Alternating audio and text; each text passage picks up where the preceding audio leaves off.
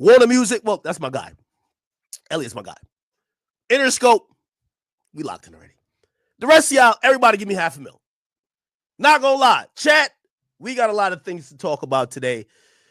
Unfortunately, I told all my partners, because niggas hit me stressing. Yo, Ak, yo, you making us look crazy out there. We dropping hits. And I'm like, hits? But niggas ain't feeling it. What you mean they ain't feeling it? What they got to do with me? Nah, you make it. So I'm back. Okay? So for the next time y'all need a 2-week break, tell the whole industry this. I need $500,000 for all y'all niggas. I'm sorry. Because y'all blaming me for all type of shit, but the demon is back. All right? Anyway, we are back. Chat, I appreciate you guys for having the patience. I took a vacation, my first vacation in, I want to say 2 years, where, of course, I did a little bit of work, but, like, I really prioritize, which I didn't like at first, but trying to get to a normalcy where I didn't wake up every single day and get motivated by this here work. A lot of what I do is not just driven off of making a dollar or a bottom line. It's what I'm genuinely interested in, and I'm very honored to have a impact on the industry that I'm very interested in. I was very interested in it when I was a child, to when I was a teenager, to when I was a young adult, to a grown man. So I don't ever look at it as work, but I do know at times, you have to unwind, you have to take it back. And trust me, it's been a little bit torture, but I had a good time. I did have a good time for the last 2 weeks. Try to spare no expenses. If you guys don't know, I went to Jamaica. Um, Amazing time there. Like, amazing time. I felt like I made up years of life just in experiences, because sometimes, you know, streaming is never a hard thing to do, but it does require you being either at a location or giving your time and your life to really the audience. So, I had a really good time. Anyway, we're back. And for anybody who was enjoying that, including some of the labels who I was talking to, um, the next vacation is tentatively planned for 2026, 2027. So I don't know what y'all gonna do with me until then, but we'll figure it out. Now, I'll give y'all a Jamaica trip recap in a little bit. I do know there are many pressing issues that need to be spoken about. I've been watching the whole entire landscape from the whole, I want to shout to my man Max, who's a streamer. I seen the whole Max little TJ 5-year foreign thing go down. We all know Lil Baby dropped his album. How y'all feeling about that? Y'all want to talk about that real quick? Now, I think I was very clear with y'all. I got on the phone with not only many people from QC before, but also talked to Lil Baby. And I told my man P over QC, I say, yo, I'm gonna fall back for a week. I'm good on vacation anyway. But when I get back from vacation, I definitely like to talk about your album, right? Um, just for all y'all to know, Big Ack is never controlled, and I will never be controlled. Okay. One way or another, I'm gonna pimp these niggas out. It don't matter what check they cut, it will get cut. And I don't need to play ball with them or say what they need me to say. So I'm always completely independent. And I created this infrastructure that I could always be me. So if you ever think that I got bought, this and third, and we'll even get to the other stuff, because I also, we'll get to some Drake shit as well. So number one, Lil Baby didn't buy my opinion. Okay. But I will tell y'all, and I was very honest. I said, hey, listen, when he dissed me on his album, I took things personal, because that's your platform, but I got my platform here. And of course, when you take it personal with me, I don't think you're funny to me. I don't think when I hit you with the retarded jokes and the reverse double Oreo stuffed jokes, I don't think them shit's gonna hit like you think your joke's gonna hit. So, it is what it is. But, having spoken to Lil Baby and everything, things aren't personal. And I do want to put that out there, but that doesn't negate my opinion on music, right? So obviously, a lot of what's happened over the last couple of years, especially after the diss that he dissed me through his music, his last album, I said, cool.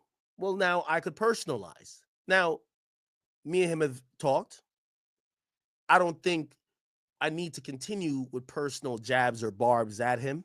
However, it doesn't mean that I love his music. Now, I'm going to be very, very blunt to y'all, okay? And some of y'all might be upset. And for y'all, first of all, I do want to say, Lil Baby fan pages, y'all are the weakest fan page in existence, okay? Y'all ain't at the level of NBA YoungBoy fan pages. Y'all definitely ain't at a Barty B. Y'all definitely ain't at a Nicki Minaj. Hey, do you guys ever wonder why we wear these foam pieces of cheese on our heads? No. Don't you think that there's something else going on? What? Maybe to get people to crave cheesy pizza during football games? Do I look like a fool to you? I think I'd know if I was being used to sell cheesy pizza. What am I saying? It's not like wearing triangle-shaped cheese on our heads makes us walking billboards for cheesy pizza. Buy one, get one from Little Caesars. Only on Uber Eats. There are many ways to do it at Planet Fitness, but only one way to start. Come in. We're all strong on this planet. Planet Fitness. Free fitness training. Open 24 hours. He's back. It sounds like a man without a country, a man trying to make things happen. And I'll go into a qualitative review if you guys want me to. But it wasn't a good album. It was bad. Okay? Now, again, I do have unrealistic expectations for him. And I've said this to Pete. I've said this, and I'll continue saying this. Because I've compared Lil Baby to Prime Wayne. And that's a very tough comparison to make. I've taken back that comparison. Lil Baby, in reality, is never going to be Wayne. Lil Baby's Lil Baby. Okay? Me even thinking that he could go on a run like Wayne was me having some, hoping to see history being made again. The reality of the fact is this new album, it lacks so many things. It lacks originality. It lacks a cohesive message that he promised in interviews. It lacks soul. It lacks all of the things that we thought he was going to bring. It's a weak album. It's an album propped up by features. This is DJ Khaled. It's a DJ Khaled album, except you got Khaled rapping this time. And that's Lil Baby. I'm sorry to tell y'all. So I don't know if y'all want me to tell y'all different, but it is what it is. It's not that good of an album. Now, I'm going to be honest with you. I think Lil Baby, if he's going to be honest with himself, and if he gets mad at this, me and we talked on the phone. He got my number. We could text each other. He texted me not too long. But I'm going to be honest with music. I'm taking all personal shit out of it. I'm being honest with music. I think Lil Baby should be in a finding himself period. Because there's something that people are looking for you from that they're not getting. I don't know how to help you find it. This ain't got nothing to do with Gunna. This is something that people are looking within you for, whether it's growth, whether it's evolution, whether it's maturity in terms of what you're rapping about, or whether it's clarity about what you've been through that they're not getting. That's just the reality about it. If you listen to the album, you're going to see Dumb, Dumb, and Dumber, probably one of the better tracks on there, and it's because we get a Thug verse. Okay? We're not seeing Lil Baby and his growth be the thing that keeps us here. Now, this is why I'm going to give credit to his label. Because let me tell you this, and with all due respect to him, again, remember, I'm telling you, I'm taking out all the personal shit. Anything I'm saying about Lil Baby right now is say about another artist. This shit was a horse and pony show. They spent a shit ton of money in marketing trying to make this shit look good. This album wasn't a 100K album. That's a fact. I don't care what it sold. Okay? This album, I believe, is on pace to sell like 130, 140,000 first week. The reality of it is that this album shouldn't have probably sold over 100K. Now, I could show you a million things that the labels did, but I want to give credit to the label because when the label prioritizes you, you never flop. Let me tell you this. When an artist truly flops, there's a breakdown between that artist and expectation and the label. QC, no, they can't let Baby flop. Let me tell you some of these things. Somebody hit me up. Look at this. Somebody hit me up and said, Ak, oh, you getting the QC back? I'm like, what are you talking about? They said, yo, QC got a whole thing that they're running with you. But let me just show you. So there's a page impersonating me on TikTok. It's called Akademiks Rap. Okay. So you go to TikTok.com, Akademiks. This ain't me. It ain't me. Okay. Now, first and foremost, I just want to say This whole page ain't me. Second of all, once you look in the bio, you see shop.motown. Let's click on it real quick. See, you're about to go to a link. Let's open it anyway. It goes to Lil Baby's album. Okay. I just want to tell you the type of trickery like labels got going on. And this is why I tell you, when I tell you about me taxing these niggas, they deserve to be taxed. Because when they can't get you to come out and start loving their artist for whatever reason, they'll fixate and make some fake shit. They're using a fake page. Okay? TikTok, holla at me. Let's get this page down immediately. But it's called Akademiks Trap. This ain't mine. I don't control it. And in the bio is Lil Baby's album. If you go look at the post, let's look at the post. You got baby. Look at this. Look, all of it goes to and again, I'm definitely not mad at it because this is good promotion. But I do want to see, there's like 15 Lil Baby like fan pages, not even fan pages, like fans on Twitter who are like tweaking out. My nigga, what I'm telling you, again, I could never be bought. I don't like this album. This album it doesn't restore no feeling for me. I'm a Lil Baby fan. But Lil Baby gave me nothing for me to feel like Lil Baby's still the guy. Lil Baby feels like an asteroid that's descending to the earth. No matter how. Do you know what's really fun? Making a website on Wix. Hey, we're How Ridiculous, 3 childhood friends and digital content creators that do epic stuff from Perth, Australia. We've got about 50 million followers. We're in the billions of views, and we're a small team. We always felt like our content was all about entertainment and being fun, but there was also this, sort of professional business side. One of the things that we knew was basically essential was getting our own website, so people would actually see a proper official group who mean business and who can deliver. And we now get unbelievable opportunities to do things like film balloon popping races. Spent a bag to make sure the first week sales are good. Now, let's focus. Okay, he didn't, in my opinion, he didn't flop. However, it didn't fix the problem. You put a Band-Aid over a goddamn broken leg. So what are we going to do? The problem here is, and I'm going to say this now, I don't care if nobody likes it or not, Lil Baby has to show us that he's still the guy through music. What he's doing now is, we don't want to see you with Thug. Sorry. We don't want to see you with Thug in future. We want to see you stand on your own. That's the reality of it. We want you to stand on your own. I'm not seeing that. And at least currently, I'm looking at everything happening. And, this album for me, at least at this point, is not my favorite. I don't like it. So, I think it's working numbers wise, but I don't like it. Okay. So yeah, if you guys fuck with it, again, I don't want to really, change our opinion about it. There's nothing personal about it. I'll give y'all a more qualitative discussion about Lil Baby. Here's the problem.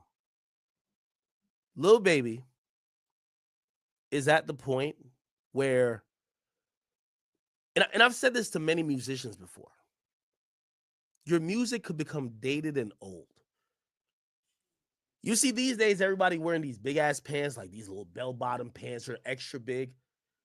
3-4 years ago, niggas was wearing pants that were skin tight. Why am I bringing that up? Because music is kind of like styles. It's like fashion. And what happens, and one of the hardest thing for most artists, is to stay fashionable through their music and stay trendy through their styles musically over time as people leave certain things in the past, right? When you hear a Travis Porter song, you think of 2010. When you hear a Fetty Wap, you think of 2014. You hear a Waka Flocka, you think of a certain time. Time is undefeated. So what's happening to Lil Baby is that his flow is very distinct. He could rap. Motherfucker could rap like a motherfucker. I like his rapping. But what happened is that, and a lot of y'all fans don't realize it.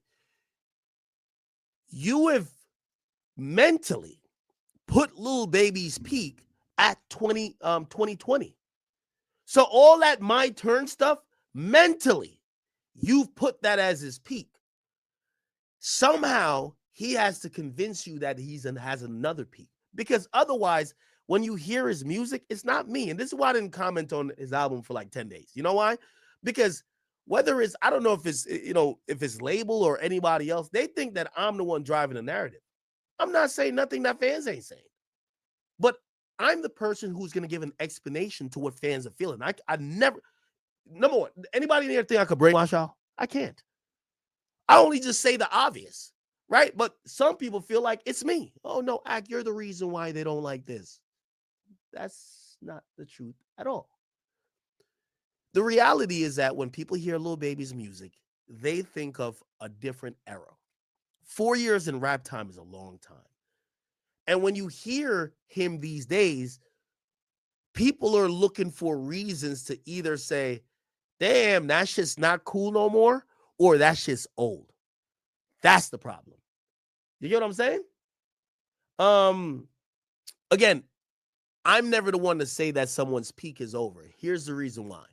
Because the artist could always prove me wrong. I don't make the records with them. Now, I will say to Lil Baby and a lot of artists like Lil Baby, and this is now constructive criticism. I think people like Lil Baby, sometimes they don't see what I see. So what I see is the current conversation. What they see is the club. When you go to the club and you get booked at whatever club, Club Live or whatever the case is, you're a Lil Baby. No one's going to tell you that, yeah, we like singing Shout My Label, That's Me. But that's 6 years ago. You're not going to get that feeling.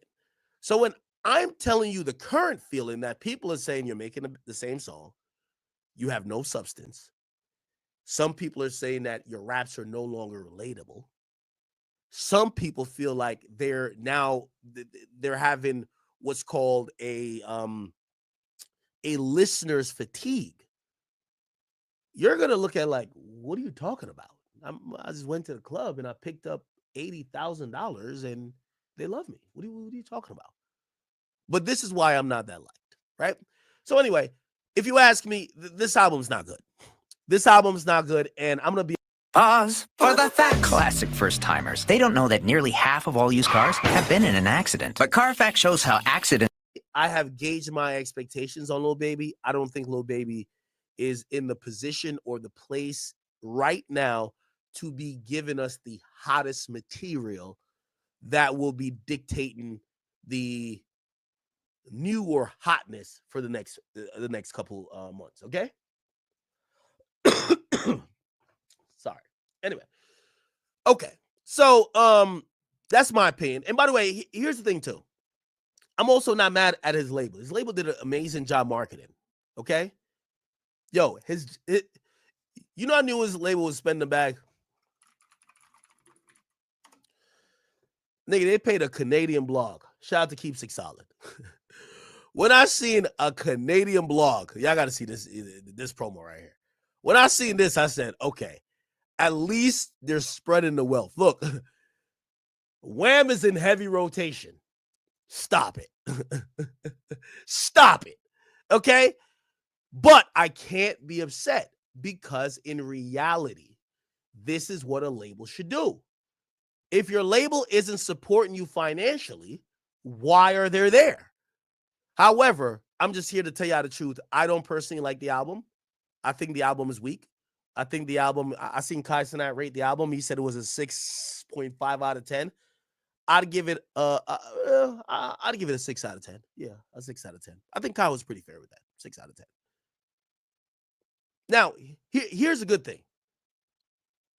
Lil Baby always has another chance. He could come back, drop some more shit. He could always try to build back that hype up. But at least currently, I'm not that interested anymore. I'm gonna be honest with you. All right. Anyway, his album is supposed to debut number 1. Bad Bunny did drop an album on Monday, so he dropped on Friday, and then he dropped a deluxe on Tuesday, and Bad Bunny dropped an album on Monday. And Bad Bunny's supposed to be at like 116. Lil Baby's supposed to be at 140 or 145. Congrats to him. Still just not the album that I fuck with. I can't even lie to y'all, man. And by the way, y'all Lil Baby fans, stop dick sucking. If y'all keep saying Lil Baby's back, this and third, this is, let me tell you this, and I know y'all would be like, well, you're a big Drake fan. Well, I try to hold him to some type of standard. I'm not just going to call mid classic. You know what I mean? Unless y'all really feel it. If y'all really feeling cool. But I think y'all know that Baby has another level he could get to. Right? Now, by the way, shoot him some bail. I know Baby says he has other albums and other projects coming out, and I can't wait to hear it. It might be the thing. You know what I mean? So, but this project right here, if I was supposed to go in on it, and I just don't want to keep, because there is a part of it where people like, bro, you're just hating, and I'm not. Let me look at this.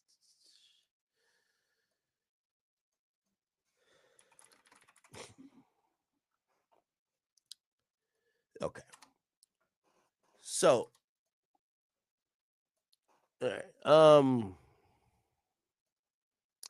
It's the extended version. I love some of the jabs. I guess he was throwing some jabs at his like baby moms. I thought those were cool. Like the Redbone with Glorilla. I like that song. I like to join with him, Rod Wave, Ralo Rodriguez. Street Colder. I actually like that song as well. What's the other song? So Sorry. That's a cool song too. I like it. What else? Dumb and Dumber. That was a little bit underwhelming for me, just because it was Young Thug's first song, and obviously has Future on it as well. But it did the job. Other than that, most of these songs, and by the way, Say Twin, I don't give a fuck what y'all niggas say. This is one of the worst songs we've heard. Like Say Twin, Say Twin is like a mental puzzle. Once I heard he said, they did what they did, we did what we did. So the whole time I'm over here computing, I said, so if they did what they did and you did what you did, what the fuck did y'all both? I don't know what the fuck this is. That's just a horrible song. Very bad. I got to be honest with you. Horrible. Okay? But there are some highlights here. There are some highlights. You know what I mean? It's just that, I feel like I got to go back to Lil Baby's My Turn and try to figure out why I liked it that much. Because all the things that I'm criticizing with now, did he used to do it or did he stop doing it? Like, why did I like that album? Because I don't like to, first of all, like certain rappers aren't content rappers. So I don't want to go to a rapper who only likes rapping about Birkin bags and motherfucking designer clothes and be like, no, we need deep content. So I'll be like, bro, he's never giving you deep content. But there was something about My Turn that I really enjoyed. Really, really motherfucking enjoyed.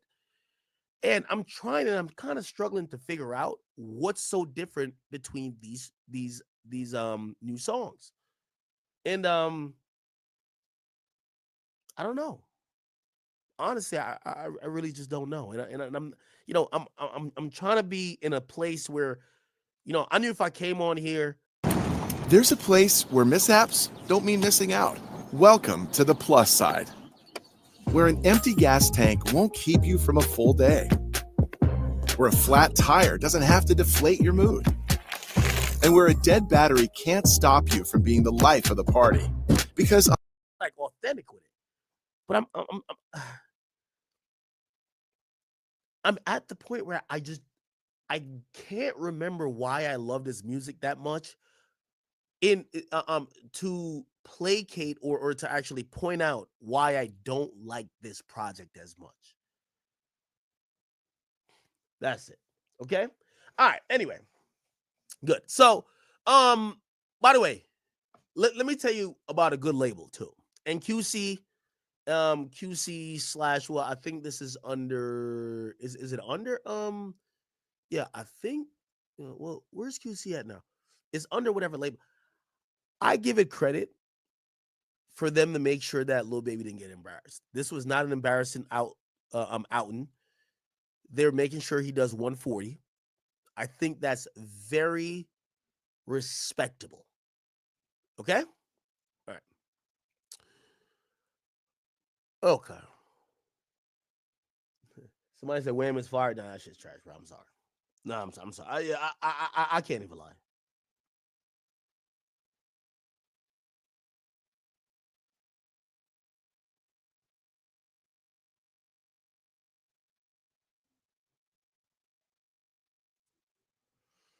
Um, I'm hating. Yo, my mom is here, by the way. Like, she is so loud. Yo, my mom just be on the phone. It was disrespectful if I told my mom, like, yo, mom, chill. I could hear her. I don't know if you can hear her. Okay.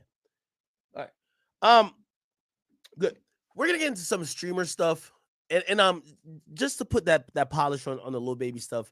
Again, man, I got no personal issues with little baby. I want to be able to give it my opinion on his music without, I don't feel offended anymore. I think I've told you the nature of the conversation. Essentially, the little baby had told me, he said, bro, I wasn't trying to little nigga you, that's how I felt. That's just honestly how I felt. So me and him, I felt personally like he was trying to disrespect me. And after I heard the album where he dissed me, I said, all right, cool. Well, I do this, and I've been doing this before he got in the game. I tell every artist, I'm probably just not the person. There's mad. I heard Future don't like me, but Future would never say nothing about me. And not Future's a goat. Like, what could maybe I could do, but I don't think Future wants Akademiks getting up on this platform every single day sitting on his name. I don't think so. Pause. I don't think he wants that, right? So I know there's a lot of artists that supposedly don't like me, but they all know keep it nice. And I'm gonna keep it nice too, because I'm a fan of you guys, right? So with me and Baby, I think we're at a mutual understanding now. However, it doesn't mean I'm gonna say that your music is great. I don't think it's great. Shit, it's not great. And when it's great, it's gonna be great. I told P on the phone, I said, P, hey, if you think I'm a hater, give me a record. Send me or put out the Lil Baby record that I'm gonna like, and I promise you I'll be the loudest person saying I love this record. Because I'm just not into personal shit. I don't know the nigga like that. You get what I'm saying? So I just reserve the ability to say I don't like your music, but I don't have to sit here and call him retarded for like, what I mean, like 4 hours, right? I don't like the song, or I don't like the album actually. Whatever. Cool. I feel like there's some Drake stuff we should address, right? There's some little TJ stuff as well. Should we get to the Drake stuff now or no?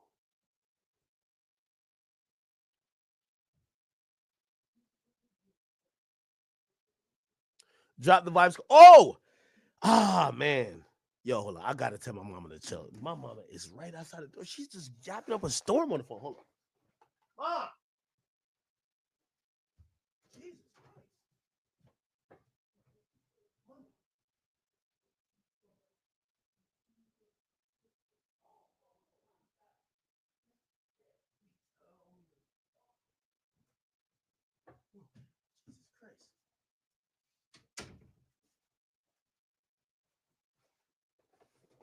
My mom there having a whole conversation. All right. So should we get into the Drake stuff, or should we get into the other things first? All right. Yeah, Mama Atkins. Yo, my mom come here and just start like fully cleaning. Like I'm like, yo, mom, it's like late. Please stop. Okay, cool. What should we do first? Should we do the okay? We could do the Drake topic. We're gonna do the Drake topic, clearly, right? There's other topics that's kind of like pertinent. You want to talk about Drake? Oh, I was giving you the Jamaica rundown. Y'all want the Jamaica rundown? Oh, the Jamaica rundown was so great. Yo, chat, I kid you not, man. I love y'all so much. I went to Jamaica. First vacation. Obviously, me and Vibes Cartel was having conversations about, eventually. Get game day deals on Uber Eats. This week, it's buy one, get one pizza from Little Caesars. All season long, Uber Eats has deals on your football favorites. Order now. And I just want to say, Vibes Cartel, which, by the way, we're going to get to Drake. if you've been watching me long enough, you should know my favorite artist of all time, all genres, is Vibes Cartel. Not Drake, Vibes Cartel. I've always told you how amazing he is. Meeting him, interviewing him, going to his concert is something that'll live in me forever. Um, I followed his journey for so long. I remember the day he got arrested, 2011, September 30th. I remember when he got convicted of murder. I remember the numerous appeals that got denied, and it took 13 years for him to be freed. And when he got freed, it was a very emotional moment, not only for what it meant for me as a fan of his, but also what it meant for a country that I was born in, if you don't know Jamaica. I went to his concert. They rolled out the red carpet. I want to shout out to TJ Records. He was really hospitable. Vibes Cartel was really hospitable. Shout out to Tiffany, who was the PR person, so hospitable. Everybody there showed me so much love, made sure anything I wanted. It was no hassle. They showered me with all the gratitude and all of the things you would expect, and way beyond my expectations. Because y'all know me, I don't really, I'm like a cheap date. I don't have too much expectations, even if it's my favorite artist. And I'm telling you, anything I wanted, they acquiesced to. While out there, I ran into my Toronto guys, and I gotta say this, man, and listen, clip it, put it every Toronto page. Let me tell you this: the realest nigga I know in Canada, his name is Bundog. That's a fact. There's no add or subtraction need to put on that. Realest nigga, period. That nigga is, somebody who, if you don't know who that is, that's Pressa's brother. I was out there with Pressa, top 5, but Bundog is a real nigga, man. And watching the respect that he got from like people from my country, and how everybody treated him, and how he carried himself, and how that's one of the realest dudes I've met. I'm not gonna lie to you. You know what I mean? Bundog is one of them guys. Pressa, of course, I love Pressa. Like, Pressa is my guy. Amazing artist. Also a real nigga as well. And of course, top 5. Straight, whatever you see with top 5 online, same way. Top 5 is a movie. But I definitely, like, my takeaway when I left, I said, man, Bundog is a guy who I seen him get so much respect from everybody who interacted with him. Not even if they only knew him now, or if they knew him from back in the day. You know what I mean? From whatever garrison we was in, from Popcorn to, he moved a certain way, and I'm not gonna lie to you, man. Bundog, one of those few people who I could be like, yo, I'll go anywhere with that nigga. That nigga official. Facts. You know what I mean? And again, I'm not gonna lie, my Toronto niggas out there, they represented perfectly. They all showed out, all looking, you know what I mean, wealthy and rich, doing their thing, moving around like gangsters, getting respect. Everybody was showing them love. I want to shout out to all my Toronto people. And by the way, it's the first time I met top 5. I met Bundog and Press a bunch of times. But everybody I met from Toronto, man, amazing out there, man. Amazing. I got a vlog and an interview with Vibes Cartel coming soon, and that hopefully, that energy will be communicated when you guys do see it. Okay. So, I had a good time out there with them, man. Yo, top 5 Bundog and Press Up. By the way, shout out to Popcorn, man. Yo, I'm telling you, I had such a good time. Hey, listen, Friday, Bundog, realest nigga, one of the realest niggas I've ever met. 100%. That guy right there, if he said it, it's law. Facts. Okay. All right, let's get to this Drake shit now. So,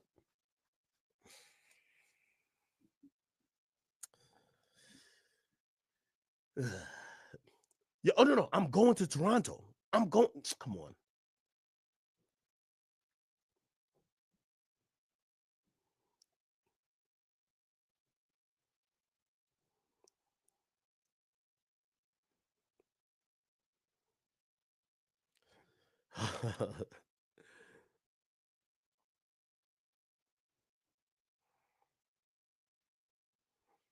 Okay. So let's get to the Drake shit. Okay. All right. So an individual, and you know, I've been seeing. Here we go. Oh shit. Whether you're setting new goals or continuing to commit to old ones, it's always the right time to make sure you're getting the nutrition you deserve. Definitely. I'm gonna. I don't care if I'm drunk as shit. We're gonna make it to 6 hours. Okay. So let's see if we could get to the shit. So essentially, give me 1 second. Sorry, just trying to pull it up there. I can see it. So what ended up happening is that there was a guy. His name is Chris. That he put out some DMs with him and Drake. Now let me see if I can find the DM. Right now, the DM was yo that he put out. Right. I'm back. This is supposedly this guy named Chris. Now let me explain this. I'm back. Y'all see me streaming Academics joint and all that. That nigga is back. I've been waiting for him for about 2 weeks to come back live so I can stream him stream. You feel what I'm saying? So Academics my favorite streamer, y'all. If y'all ain't know. You know what I'm saying? Hopefully one day I'll be on that level. But I gotta be consistent, and that's what I'm trying to do.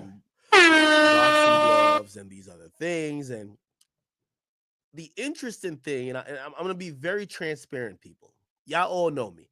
I am super transparent, and by the way, I'm glad we're even in this situation because one thing I should know about me, I don't lie, right? And this is why when I tweeted something out and I said source the boy, I usually don't even do that. Because I know sometimes people, for certain situations, I won't even put that he told me, just because, like certain guys, like I know the cloud chasing method. They're like they want Drake to answer to them, right? And Drake has told me that he's like, yo, I clear it up for you, but like, bro, these guys just want a back and forth with me. So if you could clear it up, but just if you can, don't like just throw my name in the mix because these guys are cloud chasing off of me, and they want, and like he said that. You know me, I always keep it. He said that for like Elliot one time. Like, remember when Elliot said that he talked to somebody that said that Drake and Future. And I'll tell the truth. Drake said, "Yo, Elliot's fucking lying." Okay, Elliot's lying. He's making shit up. He's fucking irrelevant. And yo, I just don't want to respond to Elliot Wilson. You know what I mean? So he's like, yo, you could clear it up. I'm telling you, I never talked to Future, but I don't want to give that nigga the fucking credit because he's now at the point. This is exactly what he said to me. He said, Elliot's at the point, just making shit up. And I'm like, okay, all right. I'm not taking sides here. I'm just like, yo, all right, cool. All right, so I put it out there. I say, yo, Drake say he never talked to Future. Well, I didn't say Drake told me. I said, Drake never talked to Future, right? Now, with me and every other artist, I deal with truth. So, like, bruh, don't tell me shit if it ain't true. I like to stay in truth, okay? It just is what it is. Cool. So, I don't know why randomly I put source the boy, but it was just like, I knew people, it was my first tweet of the year. So I was just like, I know people would be like, why you think it's not true? I'm like, I don't think he would care if I just told the truth and be like, he told me this. So anyway, I said source the boy. I know I'm long-winded. Please just bear with me. Okay.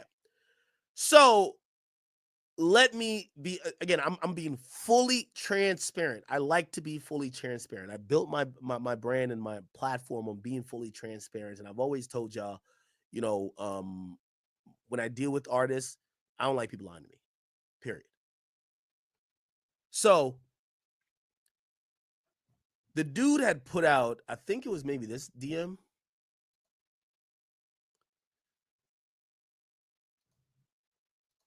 Yeah, this, right?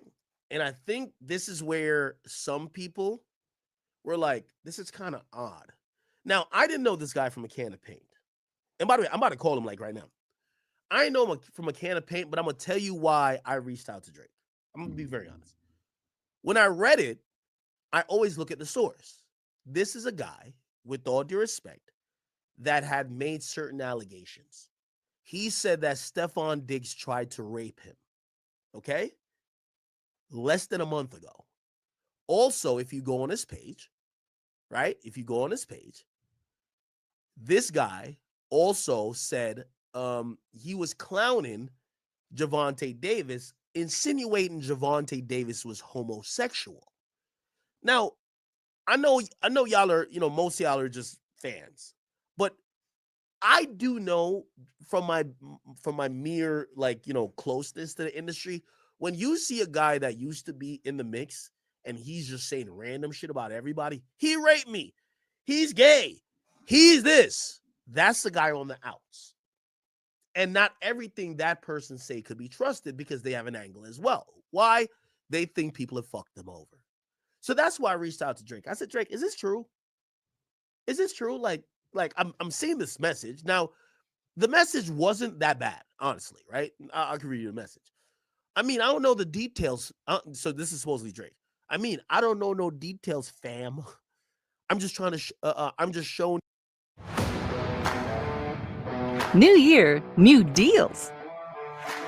Only with Pain about LeBron cheating on his wife. Not Adidas or Reebok. Nike, the company he's been with since he started. My situation, it's not no street shit.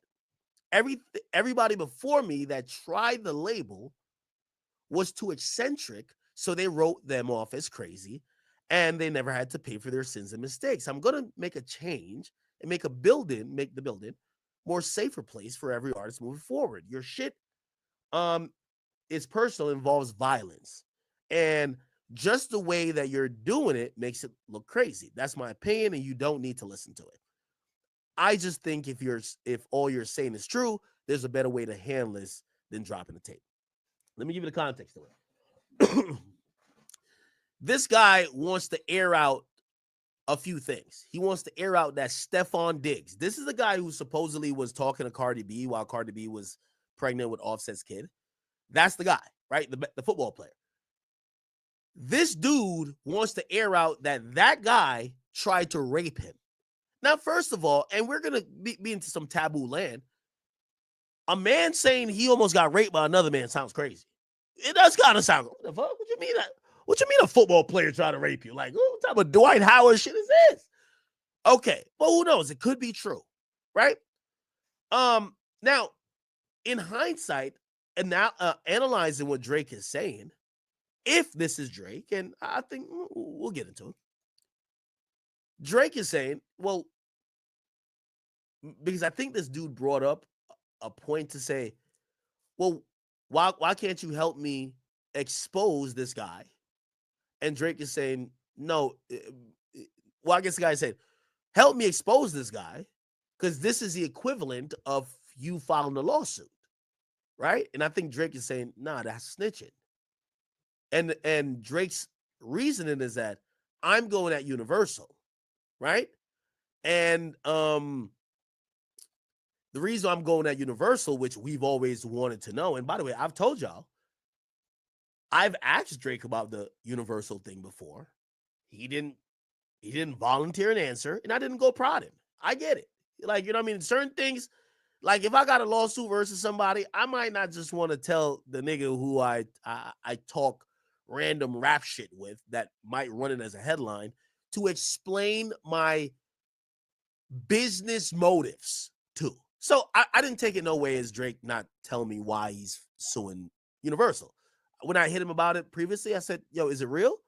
And the lack of answer, and obviously that I could pull it from the courts, it's real. The fuck? It's real. So I'm like, I get it. You don't have to, I'm not going to force you to give me a fucking statement. That it doesn't work like that. Especially when you think you're cool with somebody. I'm not going to force you. Cool. But this would have been the first time Drake ever spoke on this, right?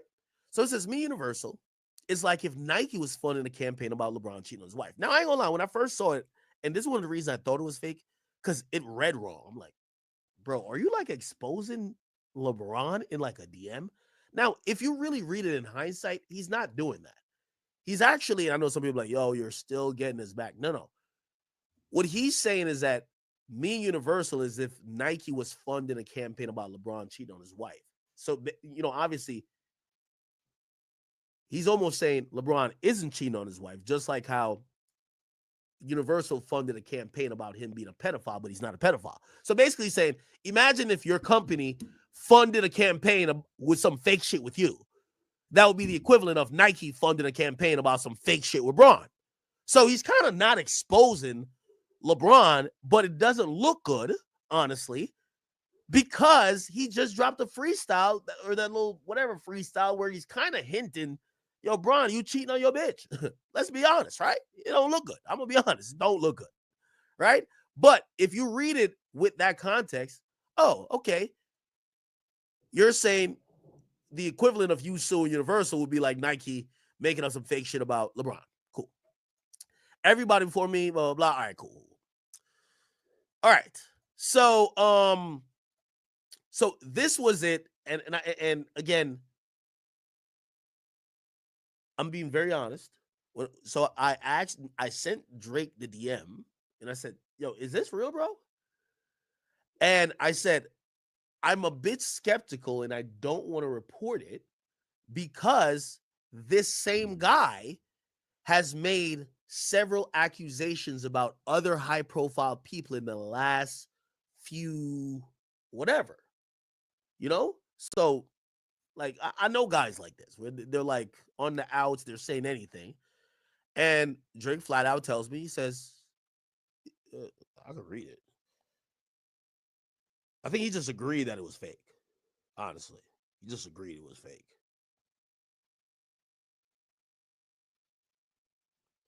I think he just agreed it was fake. I'll pull it up. Yeah. He basically, I was like, yo, is this real? Yeah, he said, no, I said, this is a fake, right? And he was like, yeah, the dude's a crash out. You know what I mean? Like, he's kind of cloud chasing, losing his mind. And he's doctoring shit up for the internet. Because he's trying to get on pages like yours. That's exactly what he said. Find your perfect domain name. And I'm going to call this dude. We got to, because this is where my journalistic integrity got to get it. And again, if there wasn't some type of controversy here, I would never call this guy. But I understand, and also my reputation is above everything else. Trust. Okay? So one way or another, we're going to have to figure this bitch out. So give me 1 second.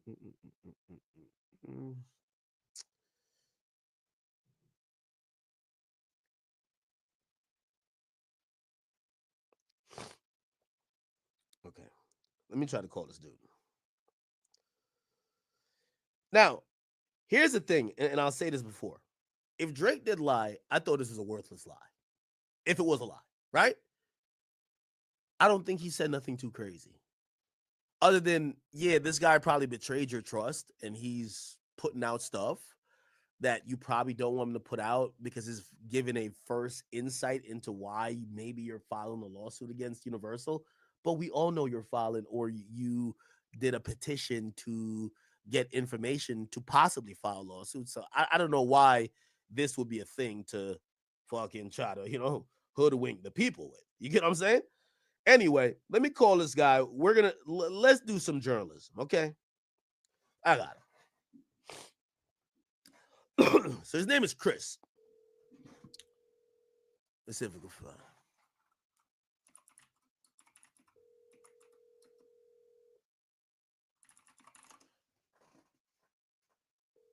What's his full? Oh, fuck. Hold on. Let me text this nigga. He don't got Discord. I'll try to get him on Discord. Chris. What's his full Instagram? Please leave your message for. Oh no, my bad. All right. Chris Blake Griffith. Okay. Chris Blake Griffith. Okay, so this is his page, right?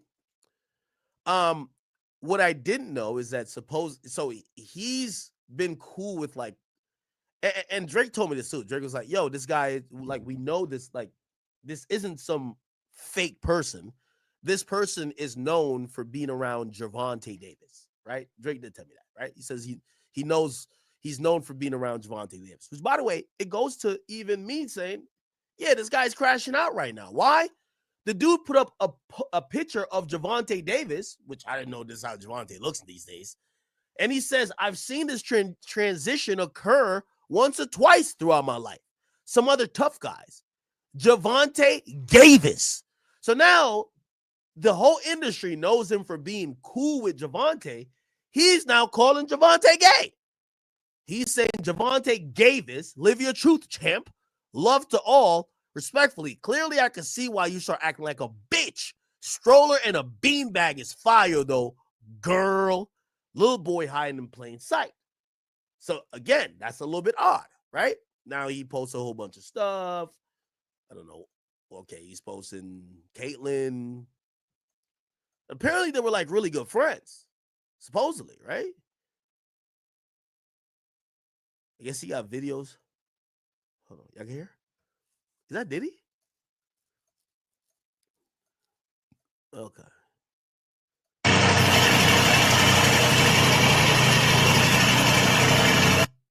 Okay, so that's the guy, and that's Javonte. And apparently this is how the whole industry knows this guy, right? Cool. So we know we could go to the Stephon Diggs thing too. Oh, he posted my tweet or my DM. What the fuck? See, that's another thing, right? like he's kind of like posting the DMs. I don't know, bro. I don't know, right? Okay. Yeah. So he then posts a Drake thing. And it says, never intended for this convo to turn public, but fuck it. Blogs hit my line and confirm the facts, so let's discuss it. So he says, I've seen him all switch on me faster than a Glock accessory. I never thought the GOAT would choose a side other than mine. Idols turn rival. He's not like us. So he posts this. Then he posts, I guess these are the screenshots. So let's read through it. But I'm trying to.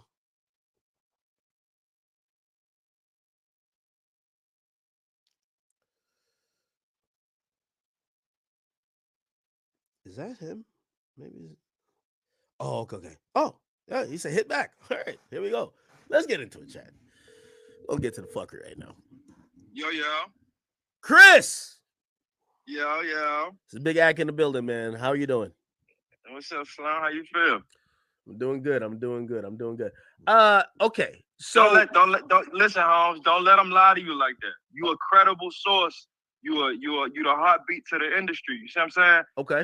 Your whole brand is built on credibility. You right. gotta tell the truth. You gotta deliver the truth.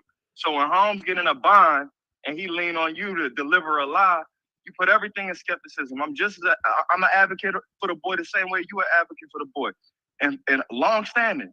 You see what I'm saying? Okay. We got real history in me and Holmes.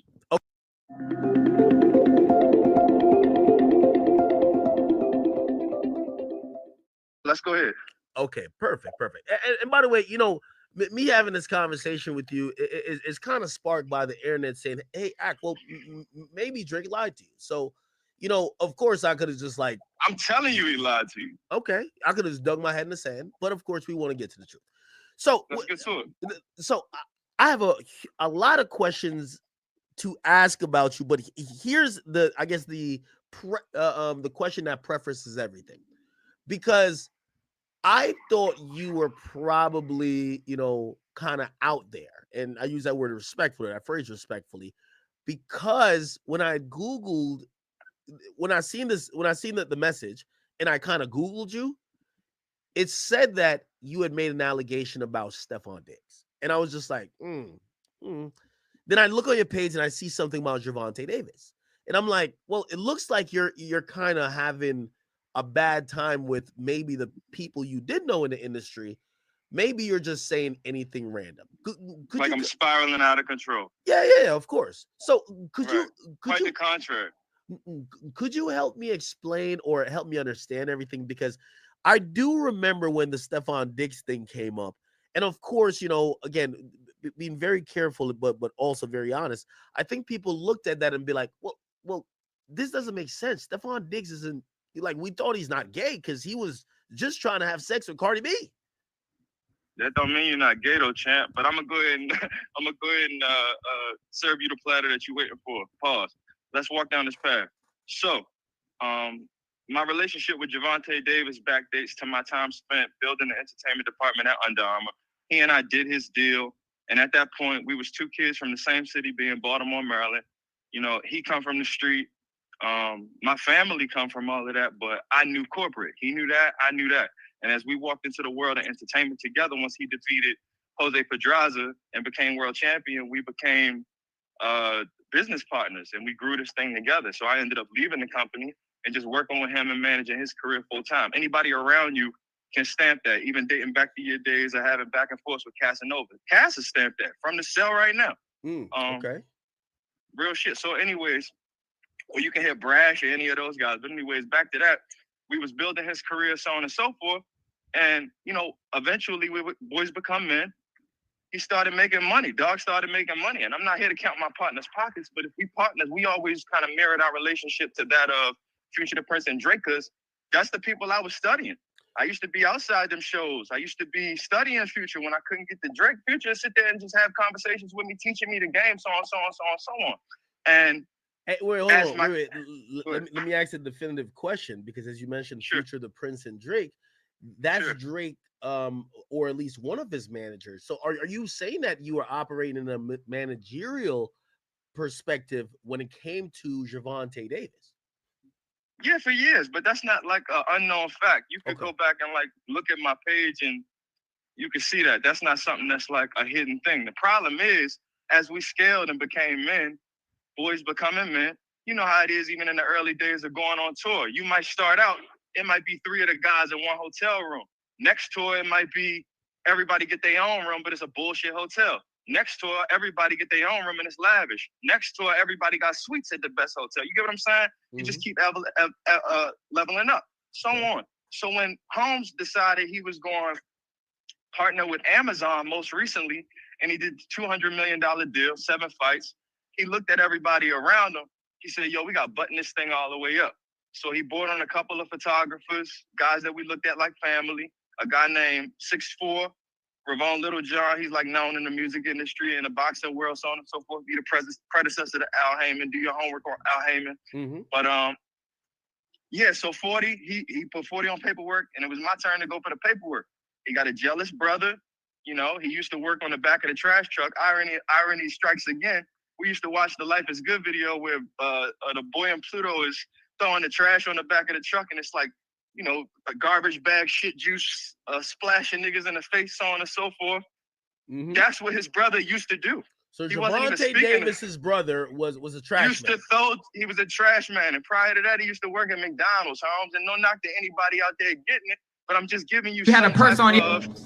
I'm giving you some type of resume on who this person was, and my resume versus his resume, we probably wouldn't even be having conversations. But anyways, He's seen an opening. He found out what my salary was going to be, and he lied to his brother.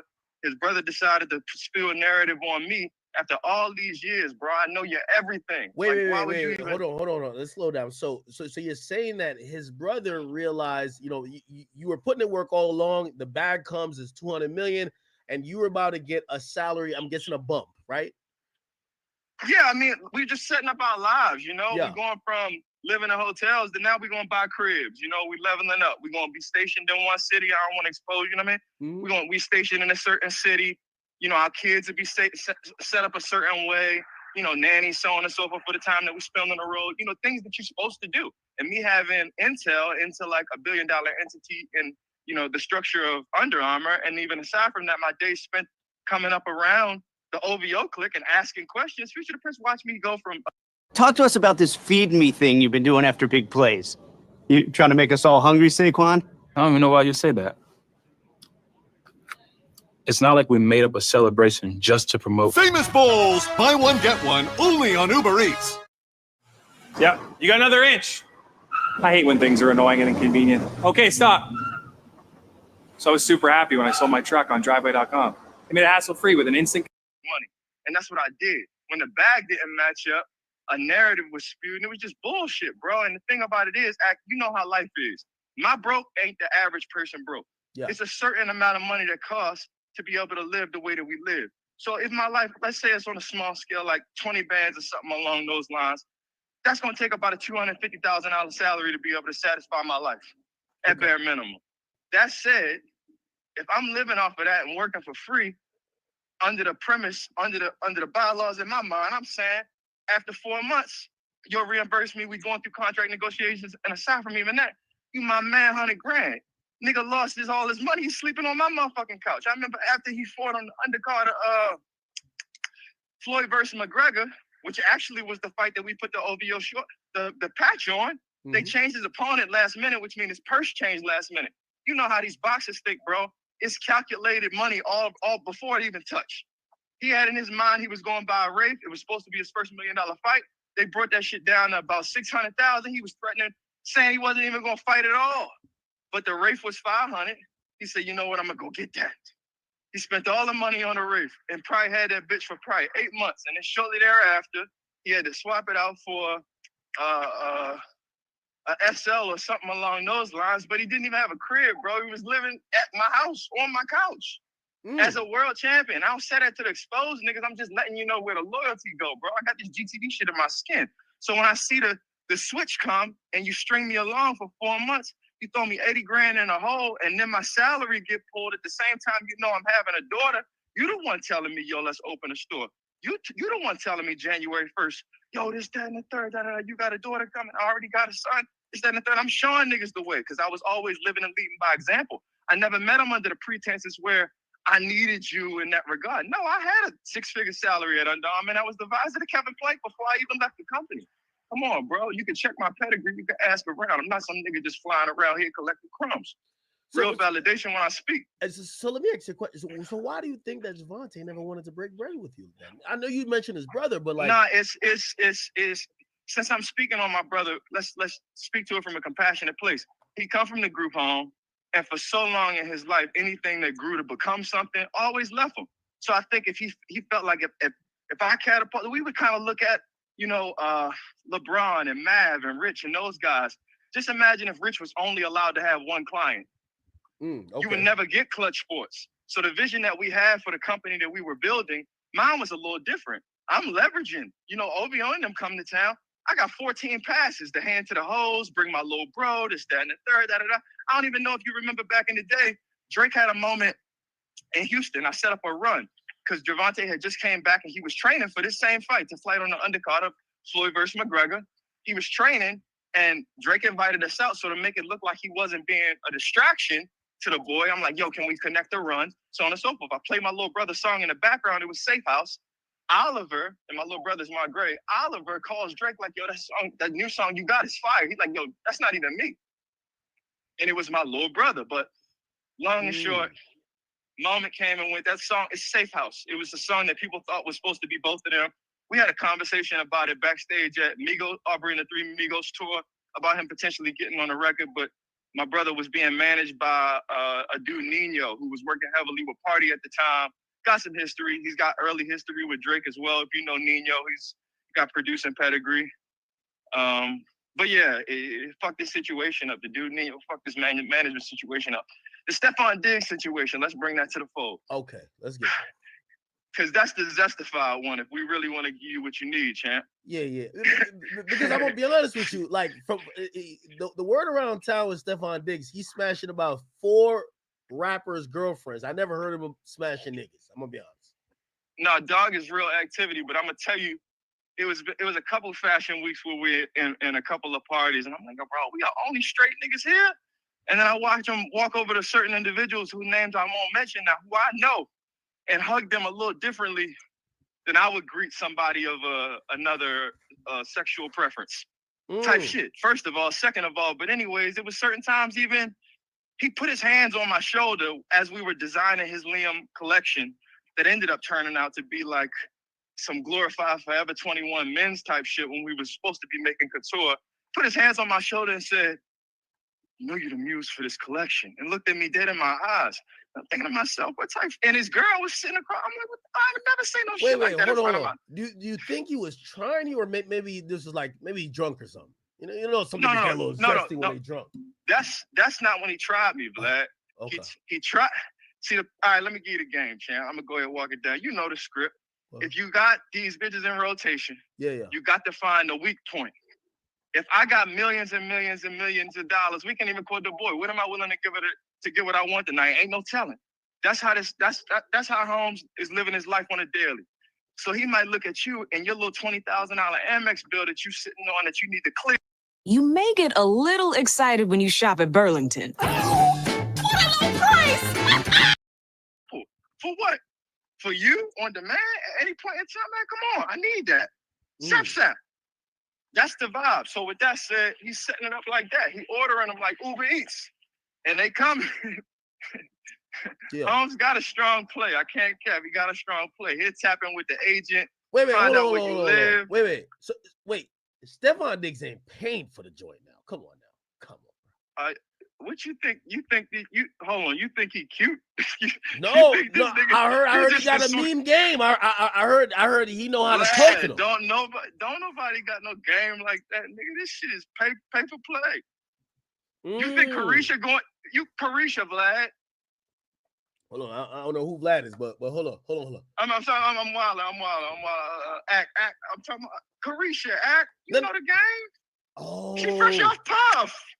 Oh yeah, that is true. That's true. But Stephon Diggs ain't got it like that now. Come on, now. Stop playing, bro.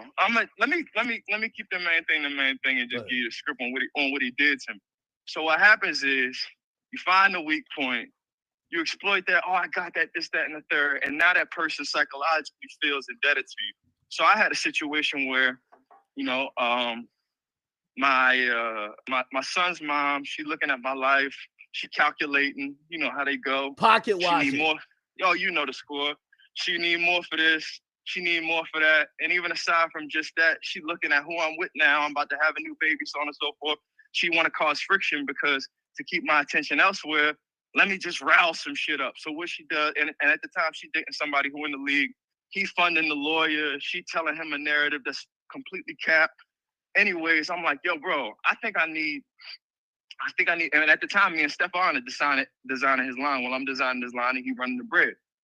He's like, yo, what's wrong with you? We riding back from the club one night in DC. He had just did the celebrity game for his charity, so on and so forth.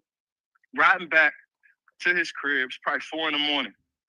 And I'm in the car. I thought I had what was something that it wasn't. And I start, my mind start doing shit, whatever the case is. We riding back. He asking me about, yo, bro, you seem like you need help with something. I'm like, bro, you got the public opinion. You got the big face.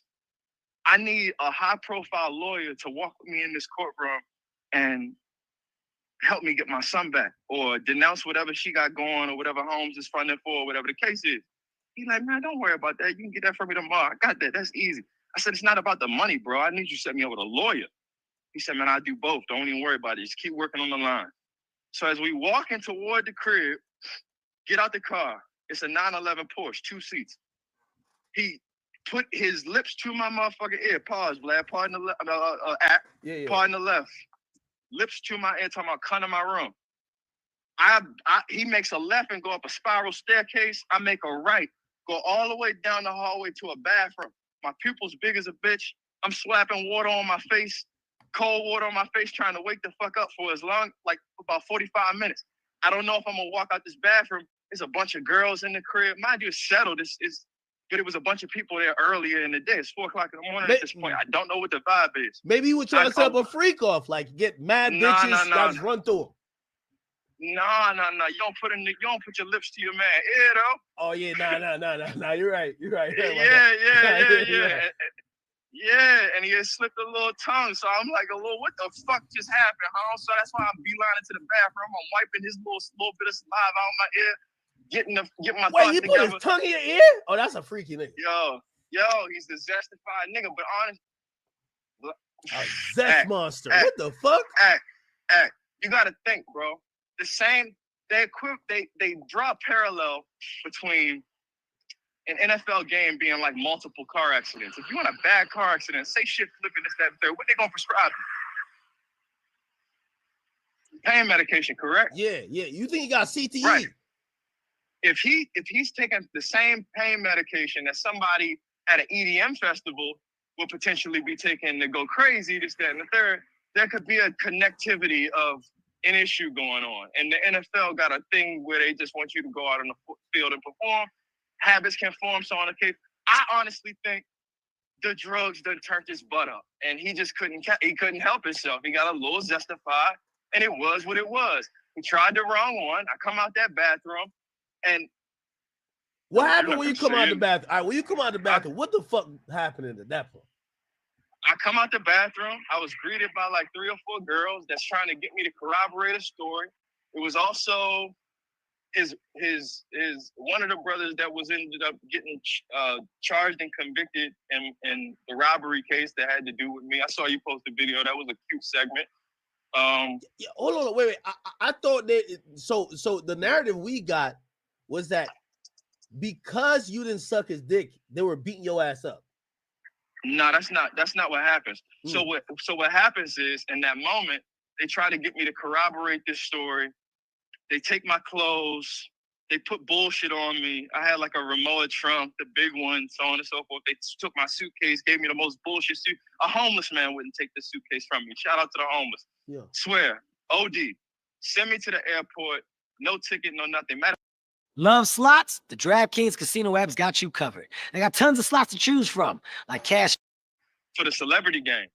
And I take that ticket to the front desk, and we were able to swap it out because they took everything from me. They stripped me, like literally, and sent me back. But why though? Like I'm trying to get the why. I now know who he is. I never knew him in that regard. He never tried me in that regard. Now you have confronted the Zest monster and oh my gosh, the boogeyman is now alive. And now that he knows that I know and I don't corroborate, it's just a walking, ticking time bomb for me to be able to do something along the lines of what you and I are doing right now. Oh. But anyways, I get back to LA. When I get back to LA, it was Memorial Day, and I was leaving my girl house, and you might not know me, but I'm known in the industry for connecting dots from the world of strategic partnerships, and those people typically tap my shoulder for like aesthetic curation, styling, if you will, but it's a little bit more personal than that. So Chrome Hearts is like a good partner of mine. We come up with exclusive pieces. They always give me access. I never had a problem, so on and so forth, which is why you see Gervonta Davis flourishing in that light as we speak right now. But anyways, back to the topic. In my bag, in my carry-on bag, since it was the holidays, I'm moving around. You know, it's LA. I might go to the club later. But in my bag, I had a shit ton of just one-of-ones, rings, bracelets, wallet chains, so on and so forth. Some of which you've seen Stephon end up walking into Monday Night Football in later on in the storyline. But anyways, I walk into my building. I get off on my floor. The first thing I see is his half brother standing right there. They say, "What's up with all that crown shit?"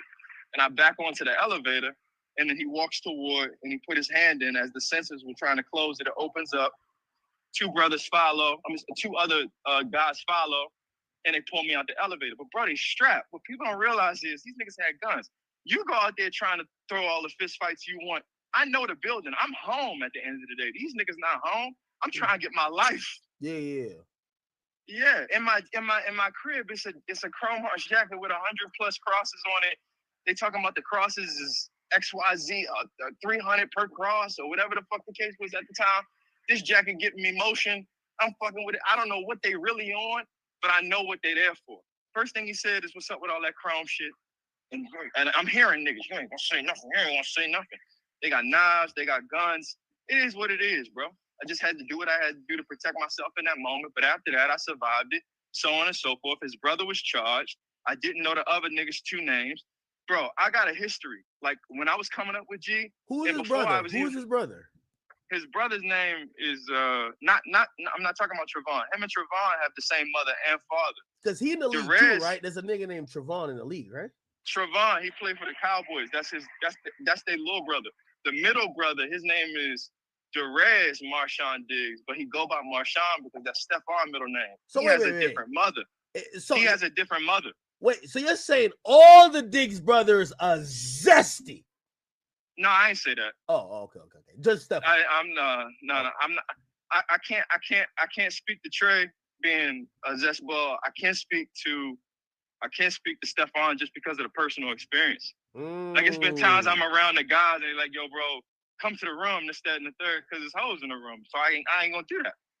Trey done hit me multiple times. Yo, bro, come to the room, this, that, and the third. I get up there, it's 7 joints. You know what I mean? It's different. Yeah. But if a nigga put his tongue in your ear, talking about come to my room, that was wild. I don't give a fuck what. I don't give a fuck what bitch in your room, home. You on different timing. What the fuck? But let's get back to the fact that the nigga lied to you, though, home. Why you let him do that to you? All right, hold on. I love Okay. Goat. Wait. I love Goat. No. We getting through all these. Drake next. Drake. Okay. So basically, in your opinion, Stephon Diggs tried you. You didn't go, but then later, because of your association and everything with Chrome Hearts, and they realized you wasn't going. They tried to press you. Had guns, knives, blah blah blah. Charges got filed, whatever. But you got off of that, right?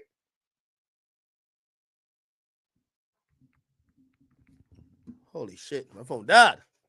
Stephon Diggs done cut the connection on us, chat. Hold on. Now, the reason why we're getting into this, if y'all don't know who was on the line, my bad, I'm charging real quick. So that's Chris Blake. This is all going to connect to the Drake shit because apparently he was trying to expose Stephon Diggs and wanted Drake to help him expose Stephon Diggs. Okay? Hold on. Why did shit not turn it on? Hold on. All right. It's back on. It's getting back on. Thank y'all for the welcome back, people. We hear the fuckery has returned. Holy. I haven't streamed in a while, so we got locked in for like a good 6-7 hours today. Okay. My bad. This is all going to play back to this whole Drake thing. Okay, my bad. All right, fuck.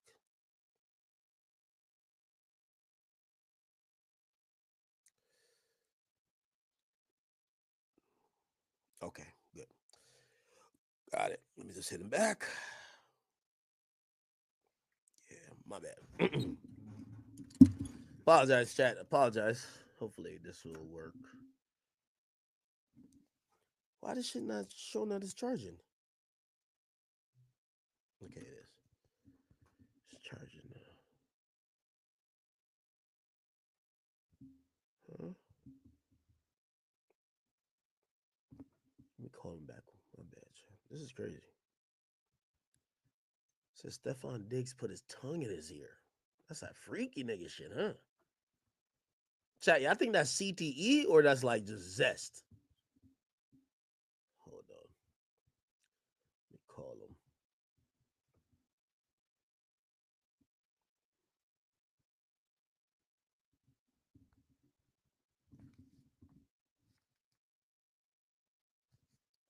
What's going on my phone? This shit just died again. Okay. All right, we're gonna get this guy back in the phone. So the key thing, and we're at a good point in the story, and I can do a recap, I guess. So essentially, this guy, like we heard the Javonte Davis stuff, blah blah blah. Even though recently he did expose, so this is him and Stephon Diggs. I didn't even know Stephon Diggs took pictures like this, but this is him and Stephon Diggs. So look like he's a stylist type slash, image consultant slash manager. He said he managed Javonte Davis. Looked like he was helping Stephon Diggs out with some either style consultancy or some type of, maybe developing a brand that, he could, bring to a bigger clothing company to kind of work with. We see pictures of him with Stephon Diggs here, right? Him and Stephon here. Looked like they were close too. And as we go up, and by the way, if we go to Twitter, actually, so if we go to Twitter, we could see the video that he was talking about. Chris Blake Stephon. So the video he was talking about ends up being this right here.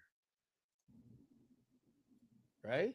So he said he wasn't beat up because he was he denied gay sex with Stephon Diggs.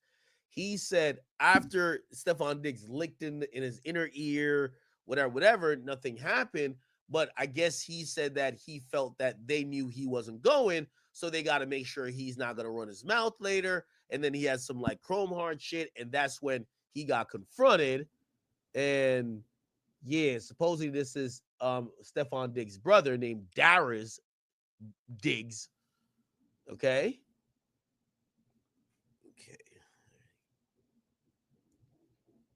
And they basically jumped him. Okay. They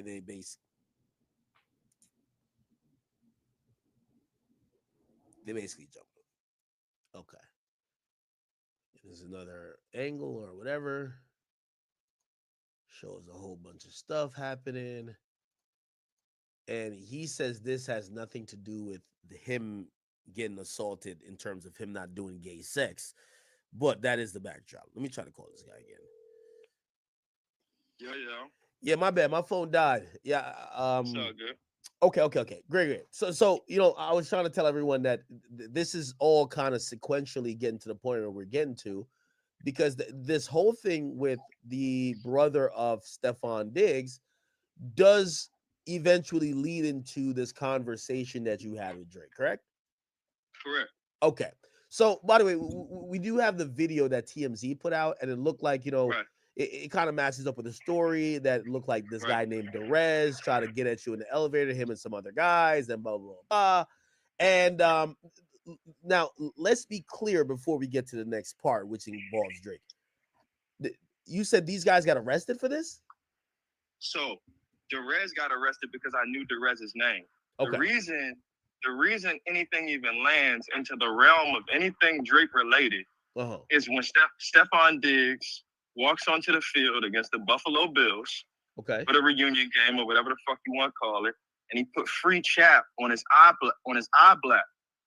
He said free who? Free chap, CHAP, on his eye black. Who's chap? That's what the fuck I said, and that's what social media said. So I go on Twitter, and my peoples is sending shit through. Yo, this the guy from the video. This the guy from the video. This the guy from the video. Wait, Chap he said, turns out. So it's chap or champ? Chap is in CHAP. Okay. But he turned out to be one of the guys whose name I didn't know that yanked me out the motherfucking elevator, snatched the chains off my neck that said my son name, threatened my motherfucking life in that elevator. I done federal probation before. I'm not going into just imagine if you worked at Goldman Sachs and two guys decided to get funny and meet you at your crib and this, that, and the third after you done revolutionized your life, so on and so forth. I'm not going back into a trick bag. Don't get it twisted. And I don't mean to fast forward shit. And I love the boy. I love the boy, bro. But at a certain point, we saw Hov evolutionize. We seen him put the tie on around like 30, 31. Eventually, he put streetwear back on and shit like that, but he became a man. I love the boy. But if you look at the No Face video, if Drake going on 38 years old, he got his arm around niggas that's fully gray. They got to be 47, 48, 49. I don't want to see thugs doing that shit. I love the boy, but that look crazy. No face with niggas that got kids. That's my age. Come on, bro. I don't want to see that from my GOAT. I want you to go grab a few young niggas that got the ability to spit like Yachty and some, and give them a platform similar to what yours was. Charge them boys up. You got the intel. You talk about making the building a safer place. Do some shit like that. Okay. So all right. So again, we want to get fully into the Drake stuff. Pause. All right. So the free chat. But it landed. The free chap shows up on the eye black. When the free chap shows up on the eye black, I find out it's a guy by the name of Charlie Jordan, who also has been involved in a bunch of other shit, this, that, and the third. At a point in time, he might be free now from what people have been sending me, so on and so forth. But at this point in time, they had him arrested in Maryland or something along those lines for drugs and guns. It was a bunch of shit. If you look at like the little tags on my story, the Justice for Chris Blake type shit, my Instagram is Chris Blake Griffith. If you look at the highlights on my story, you'll see exactly what I'm talking about as I break it down as things were uncovering in front of my own eyes. It was Instagram detectives that helped bring the shit to the light. The reason them boys didn't get charged because I didn't know their name.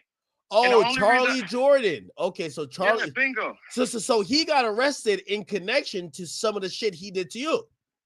He got arrested on some whole other shit. But he later got a charge for that too. Yes. Okay.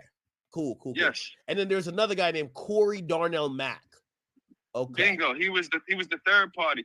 Them two boys I had no intel on until he decided to walk out on the field with the free chap under his eyes. And at this point in time, bro, it's big bank, little bank. The same way we was talking about how I go with the hoes.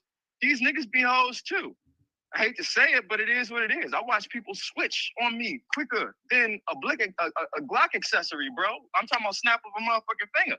So to see the boy pull the plug on me as you got to think, if I'm saying I'm close to you in the same way you come to DC and soon as you land, all the guys hit me. They want to go to Rose Bar. I'm setting it up. It's a Monday. It's a light day. CJ, Mark, Chubbs want to go out, this, that, and the third. We at Rose Bar on a Monday. It's probably just us there.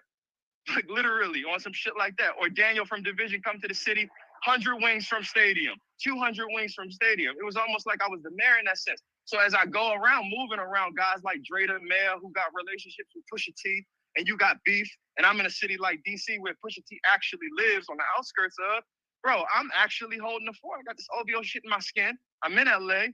I got homeboys that come from all walks of life as I'm out here, bro. I get busy. That said, if I'm around Kendrick people, this, that, and the third, I'm still holding the fence. Same way when I was around G and I was constantly waving the OVO flag, and this nigga was telling me I was dick riding because I was doing it for free because I saw the motherfucking vision, bro.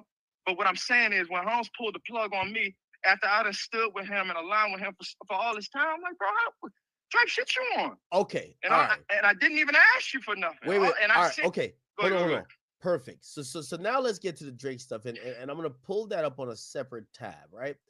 So all right. So now we get the whole Stephon Diggs thing. We get his brother. We hear about the free chap. We hear all that, right? Now we then later see you publish these DMs that has to do with Drake. It appeared that looked like you guys were having a conversation. Looked like the conversation didn't go too well. I want you to give me the context because the conversation was later posted by you. And from what we see, like I'm looking on one of your posts, you says, "Damn gang unfollowed me from college day playing blah blah blah." Explain to me what the nature of the conversation in the last couple of days was, and where the disappointment and breakdown was that led to all of this, and subsequently you putting out these DMs. Which, by the way, and I'll tell you this, he basically says you're spiraling. He says you're capping and clout chasing. Okay. Okay, great. That don't make me a liar. Okay. Yeah, no matter what you want to call me, whatever, no matter what adjective you pull out the book, whatever synonym you pull for said adjective, it don't make me a liar. And what it did for me when he called me a liar, and I'm gonna get to your point, but what it did for me when he called me a liar, it made me think about everything that everybody ever said about that man, about his writing credits. When I see 45 fucking names or anything of the like, bro, and I want to speak respectfully because at the end of the day, he's still my GOAT. I just think what he did was some Karen shit, and I always rode with him. And if you look at me like I'm spiraling, how the fuck it look in front of the whole world? What do you think is some Karen shit? That's what I'm getting to. Let me get to my point. Go ahead. In the middle of a rap beef, bro, and I don't know if it's American. I speak respectfully because at the end of the day, these boys raised me to a sense. So I just want to make sure I'm speaking respectfully, bro. You don't file a lawsuit for defamation when you said the same shit about him that he said about you, vice versa. That's it's a word for that. Come on, bro. We don't play like that. That's foolishness in the middle of a rap beef. Defamation? You want to pull that card? Do you think I thought that was sideways? That's it is. So you believe Drake doing that was a snitch move? What he's doing on the label right now is taking a flashlight and saying, "Oh, all the bullshit that you did on me, you did it for him too. I don't align with that, so now everything got to blow up." It's like watching Frank Lucas in American Gangster to a certain degree. And again, I speak respectfully. It's not necessarily no street shit. And what I was trying to relay to Holmes is my shit ain't no street shit. I don't know these niggas from no street shit. Stephon ain't no street motherfucker. He got a couple dollars. He got a couple dollars and some crash out dummies. And that's why the fucking shit went the way it went. Justified, press the button. It is what it is. Zesty sauce, press the button. So also, let me ask you, did you share these opinions before things went left? Because I think people will be like, if did you stand by him filing a lawsuit until you felt you were done wrong? No, I never. For the ones who get it done, the most important part is the one you need now. And the best partner is the one who can deliver.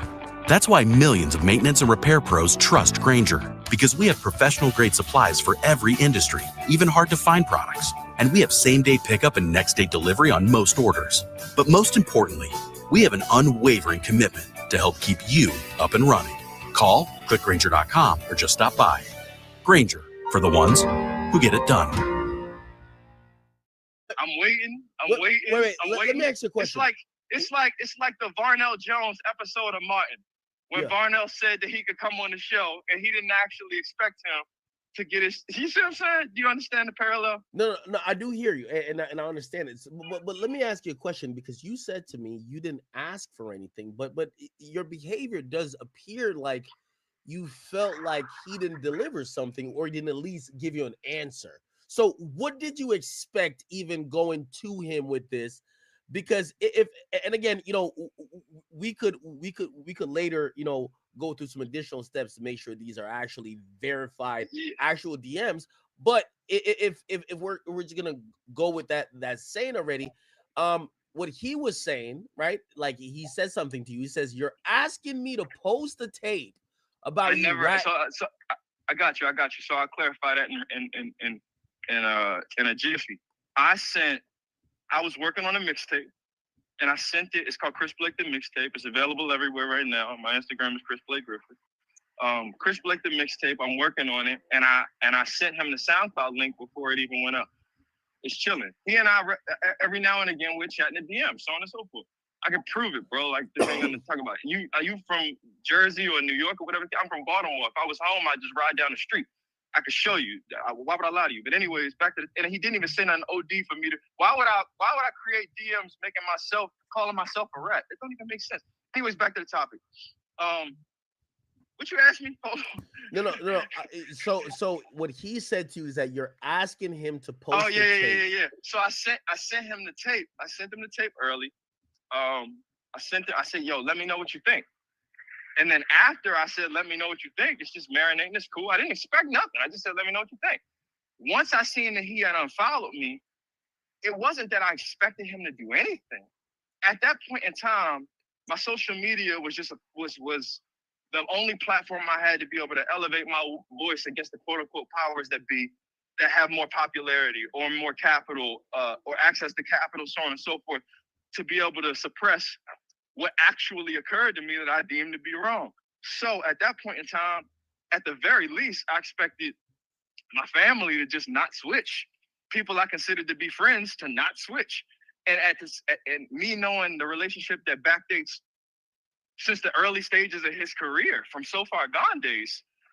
What was that relationship? Because again, I see you post a few things, but you might have to contextualize it, because I'm not gonna lie, and I'm not playing devil's advocate here, but I kind of it sounds like he's saying, if all these messages are true, right?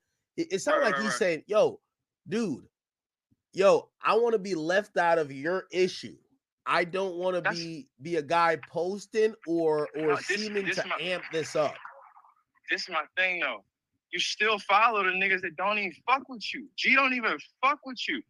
That's why I sent them the boxing gloves. Who's G? I'm talking about Javante. He followed Cash and them. He don't even follow Drake back. The reason he never signed, and every time I would see Preem, I gotta keep answering the question, because he wrote G asking for some gloves. He's like, "Yo, can you coordinate this for me?" G asked me that.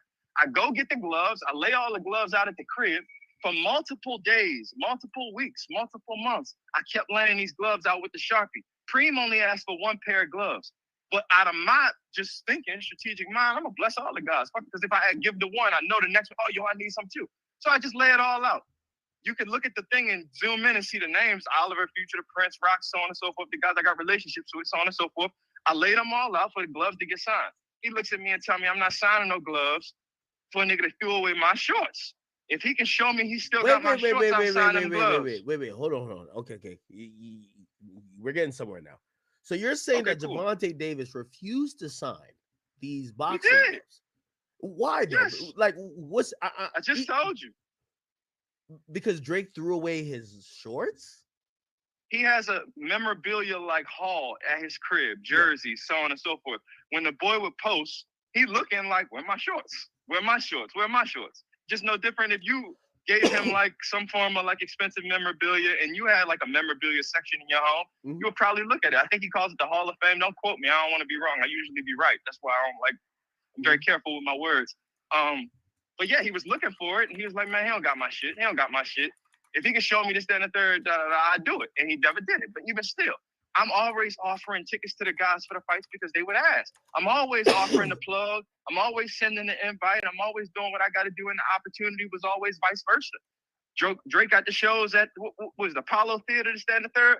I couldn't even get right myself. I'm sending Stefan's assistant. You know what I mean? Under my name, or sending my girl under my name, or my ex, or my BM under my name. It was never a problem in that regard. And we always had that kinship. It was always like that. It was always love. Even if it was me on behalf of G or me by myself, it was always love. So to be in a situation where all I really needed was nobody else.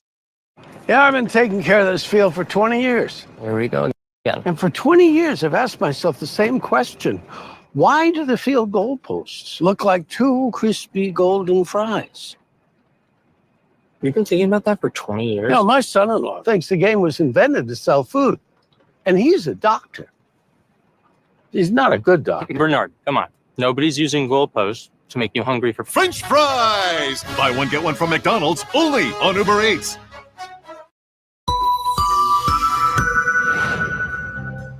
There's a better way to sell your vehicle. It's the Faulkner Trade-In Tool. It's fast, easy, and you'll get more for your car. Just enter your vehicle's information, and our network of 31 dealerships will bid to buy it at the highest possible value.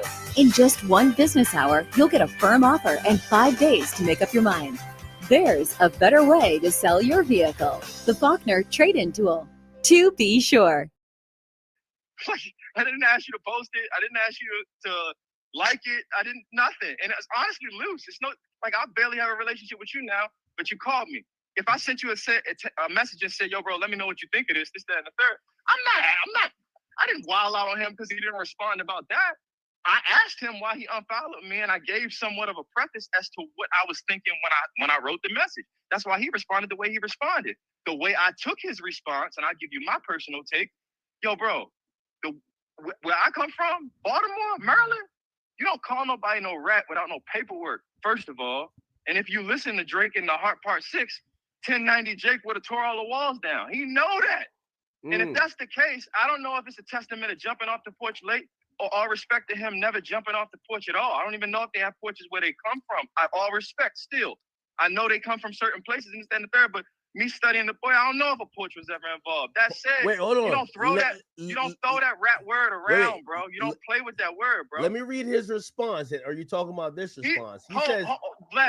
Before you even go any further, brother. I don't know if you. My bad. I'm sorry. Hold on. Go ahead.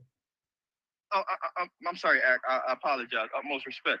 If you say I don't have all the details, fam, you don't call nobody a rat. Hey, are you talking about the message? Are you talking about the message you posted where he supposedly said, you're asking me to post a tape about you ratting on people, G? I just don't really come from a family or a friend group or a city where that's acceptable. I live by a code that's become law. We all got to deal with our own shit off of here, not telling you to be on some super gangster shit or tell you what to do. Not that message. Okay, all right. Is there another one? All right, no, the next one when he says I don't have all the details, fam. Okay. All right, bet. So he said, I don't know all the details, fam. I'm just showing you an outside perception. I think there's better ways about going about it. Then he makes him and Nike, him and Universal compared to Nike and LeBron thing. And then he says, your shit is personal. It involves violence. And And the difference is your shit's personal. You're the one that's upset that they tapped the other guy's shoulder and gave him the same pack. You remember when Kanye kept screaming, yo, Drake and Bad Bunny got the same package. It was the same package they removed from me and charged him up. All he's mad about, and I say this with love and respect, and I honestly speak from a place of subjectivity as I say this, it just looked like they pulled the pack from him and charged Kendrick up. And he don't like the way it went down. And much like how Kanye went, quote unquote, spiraling, he went, quote unquote, spiraling. You don't file no defamation lawsuit, petition, whatever the case is, in the middle of a war. on words. Come Now, on, bro. hold on. You don't do And that. by the way, you don't call nobody a rat and also say I don't have all the details. In order to call somebody a rat, you gotta have the details. And y'all stepped the gun up.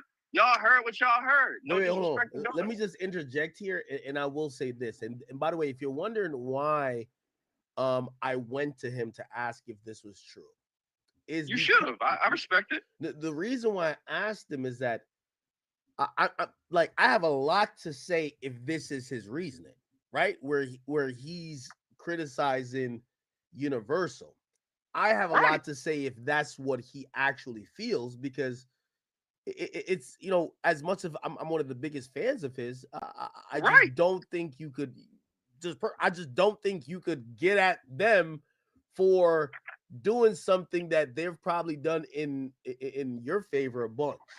So that was my point, bro. That was my point. So let's move forward under the context that I'm not a sack of shit lying to you.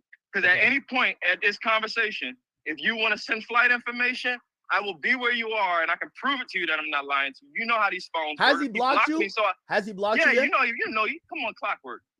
Textbook. Come on, bro. Okay, but I'm a man of receipt. Well, if he blocked you, how could you prove it? When I show you the date, the time, every single message he was sending back and forth, I was screenshotting and sending it to my best friend. Because at the time I'm in bed, laying next to my girl and my 9-month-old daughter, thinking to myself, I'm going back and forth with the biggest artist in the world right now, who just so happened to be somebody who I consider to be a mentor, and he actually gave me his reasoning as to why he went back at Universal the way that he did. Okay, so I also have to ask you this. And I was screen recording the entire time. Okay, and I have to ask you this because, listen, me and Drake have shared many comments. Oh, you called me a rat. Makes sense. You felt the I'm from Baltimore, nigga. I don't come from like a place where you just carry that. You see, you call somebody a rat in this industry. No, I get it. What's the connotation with the name? Come on, bro. Your kids got to carry that. You don't play with my name like that. All respect the GOAT, bro. Just be accurate with what you're saying. You don't put the word rat with I don't have all the details.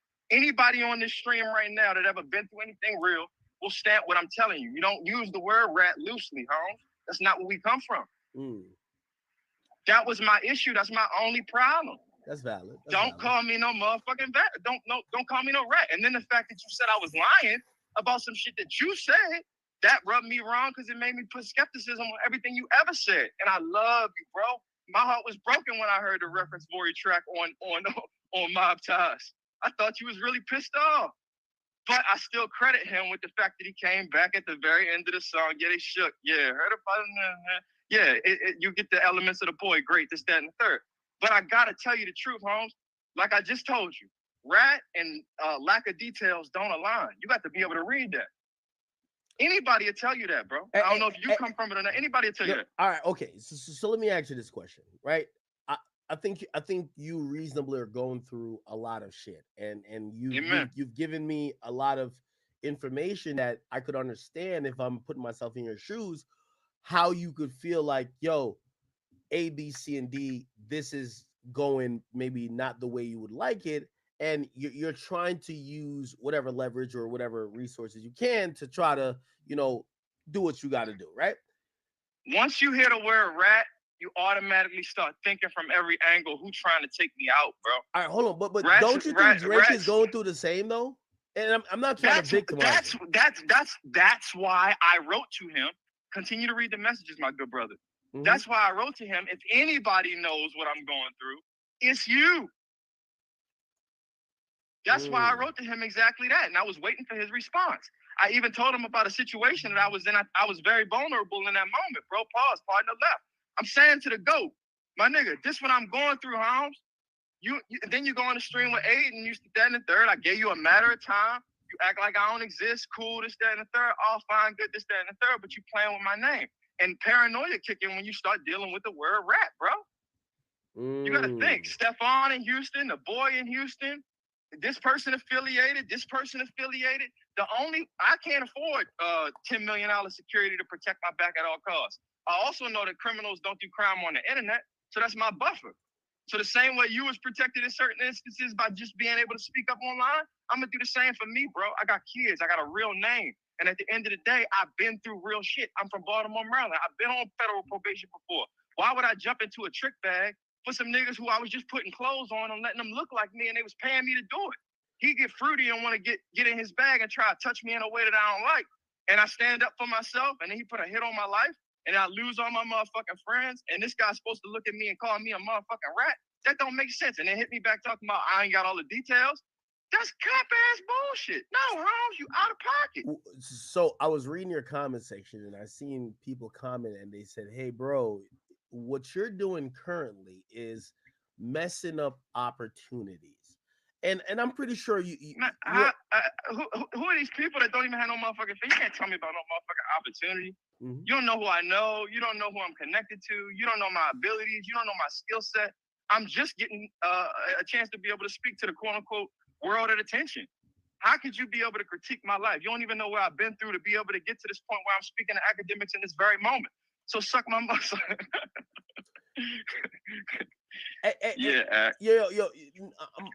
Listen, without a doubt, Drake is watching this. Whether he's watching this now or you're watching some posts. I love you, GOAT. That's some current ass bullshit though, and you can't call a motherfucker a rat if you don't have no paperwork. Do you believe that there's a possibility of maybe he sees, I don't know, sees this and be like, oh no, I get his side. All right, maybe I did tweak out, but because at this point, I think a lot of people looking like, yo, you've put him out, like you're speaking against him. What did he say that was OD though? That's what I'm trying to say. No, not the messages, but even now you're basically saying, hey, you snitched by going against Universal. I was disappointed about reference tracks and everything. I've seen the GOAT piece it up with people who have said worse. Okay. Yeah, every time that Yeezy pieced it up, he had my head inflated. If I'm quoting correctly, something along those lines. I love, you know what I mean? For a long time, bro. For a long time, he would always give me the green light to be able to come to his birthday party. His birthday 2 days before mine. I would be able to go, and that would be like my moment until my shit came. You know what I mean? My parents could have took me to IHOP by the time the 2 days later came because I had such a good time. Times I woke up in the back of OVO security cars, not even knowing where my wallet was, but I had so much of a good time, it didn't even matter to me. At the end of the day, the reverence is always there, and I'm forever grateful for the path that he sent. Even when I think about it from the perspective of me now being a writer / rapper, musician, singer, whatever you want to call it, even I think the best part of graduating from Cortiva and being a massage therapist is that I've created this whole second career for myself, and I work in a chiropractic office, but I also have my own business that I've set up, and I have my own life, and I'm an entrepreneur, and it feels amazing that I'm working for myself. Affiliating yourself in certain worlds. That's the same name that my kids got. This the same name that my daughter got. I'm Chris Blake Griffith. My son Milo Blake Griffith. My daughter is Blake Aaliyah Griffith. I carry my name with legacy, Holmes, and when you attach rat to it and then say I ain't got no motherfucking details, that's sideways. This was a business relationship I had with these boys that tried me. No different than if Universal decided to play Funny Time and start digging into his closet and taking a shovel to his past and trying to find anything to just stir up controversy. It's no different, bro. I'm not spiraling out of emotion. This is sheer calculation. Come on, GOAT.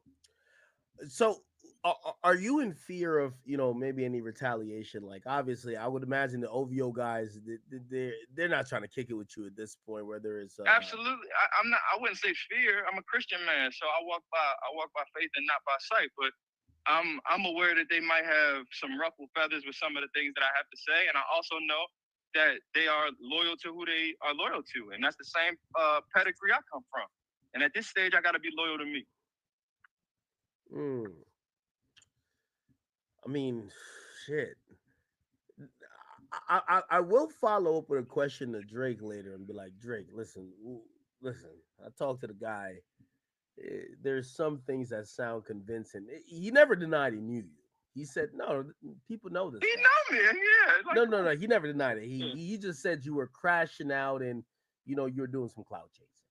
I think he could legitimately believe that. But when you take the lens and you shift it slightly differently, I think you could look at it from a different perspective as well. Anything that I'm probably going through, if I put the mirror back at him, the reason I reached out to him is because out of all people, I figured dog knew exactly what the fuck I had going on, exactly what the fuck I was working on. I'm trying to feed my motherfucking kids, bro. That's all I'm doing. This is not associated with the fact that I got to feed my kids. But I did want to hold my goat accountable at the same time. And you can't call me no motherfucking rat without no motherfucking paperwork. That's too strong of a proclamation, bro. Hey, let me ask you a question. So it's too. Go ahead. A part of him supposedly saying that to you was he said this whole thing, and he says, I come from a family and a friend group or a city where basically saying it's not acceptable, and he lives by this code of law. But it's not that. I come from that. No, well, he's saying he comes from that too. Are you not believing it? No. It's not that I'm not believing him. I'm saying he's looking at it wrong. Like, for instance, right? Throughout this call, when I spoke to you about Gervonta Davis, I had certain conversations. We touched on certain topics that could have been touchy. Do you think I treaded carefully and out of respect to a certain degree? Yeah, I would imagine. Right, and that's exactly what I did. Why? Because it's GTD on my wrist. It's GTD in my skin the same way as OVO on my skin, but that GTD shit. Wait, you have an OVO tattoo? Yeah, he know that. Oh, I didn't know. But that's not the focal point here. What I'm trying to say is the people who I've actually built my family with. I looked at GTD and Gervonta Davis and them boys like family. We a decade and plus. We having disagreements and things of that nature right now. We might never speak again.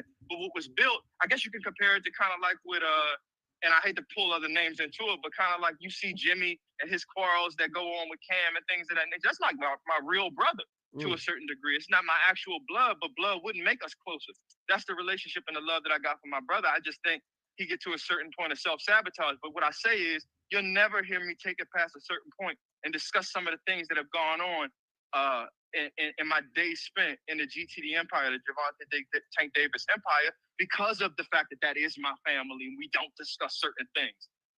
These niggas I don't know about, they not even street motherfuckers, bro. I compare it to gold mishaps. It'd be no different.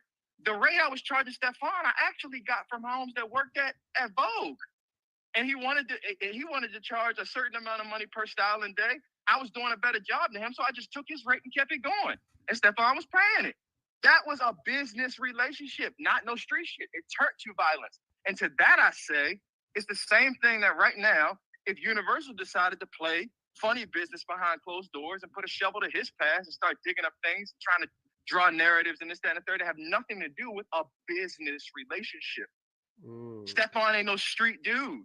He done had street dudes around him that he didn't even know was street dudes that I knew better than he knew because I actually was doing quote unquote street shit with him. I can speak to it now because it's all in our sight. But you'll never hear me take it past a certain point because I survived all that, bro. I'm just not going back into a trick bag. So the same point when he decided to quote unquote whistle blow on Universal, I'm a quote unquote whistle blow on these motherfucking Zestifieds that decided to take my life because like, hello, here I am fighting for my motherfucking life, home. And they drawing narratives preventing me from actually getting work done. That's a problem, bro. And then when somebody who I consider to be a friend is calling me a rat and just so happens to be one of the biggest platforms, both to the world and behind the scenes. Same way he said he know me and people know this guy, this, that, and the third. People have conversations. Same way he can think I'm spiraling is probably because he spoke to somebody that's like, yo, dog off his rocker, or this, that, and the third. Hey. Or Gervonta not around him, or this, that, and the third. Something along those lines. Go ahead, champ. Tell me, why is an accomplished architect shoveling coal here in Philadelphia? I'm assuming everything's on up and up. I'm like, if Drake was not trying to own up to something, maybe it's because while he was explaining something to you, LeBron's name came up, and you know, I don't think he wants to, you know. Bro, from a PR perspective, bro, it's so many different ways around that personally I would have navigated differently. If I would have been his team, he could have looked at me and said anything other than the fact that I lied. Anything other than that would have worked for me. He could have said I was having a one-on-one conversation with somebody who I deemed to be a friend. Be careful who you trust in this industry. Anybody will turn on you. No new friends. Some shit like that. You could have spent it from that regard as opposed to saying a nigga lied. That's cap.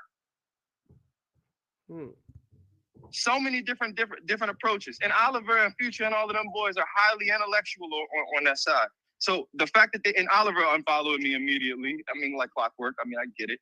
But at the end of it, and y'all go look up that song, that Safe House song by Mark Gray and Drake on SoundCloud. It's not actually Drake, but it's Mark Gray. It's a running video on YouTube. If anybody want to just do their homework, you'll see it. Me, Drake, Rocks, and Javante. Hey, by the way, do you think that, I mean, you had one of your captions that basically say "not like us." Some people might be like, "Wow, that seems very disloyal." Like, as soon as you get in a problem with him, you're now claiming, his biggest ops song that's dissing him. Bro, listen to me. He called me a rat. A rat. I've seen him piece it up with people who have done a lot worse. You want to pull every manuscript of Kanye bars or Kanye interviews where he spoke ill of the boy, whether it be with Justin LeBoy, whether it be with Nori, whether it be with, bro, I'm probably as well versed in Drake as Drake.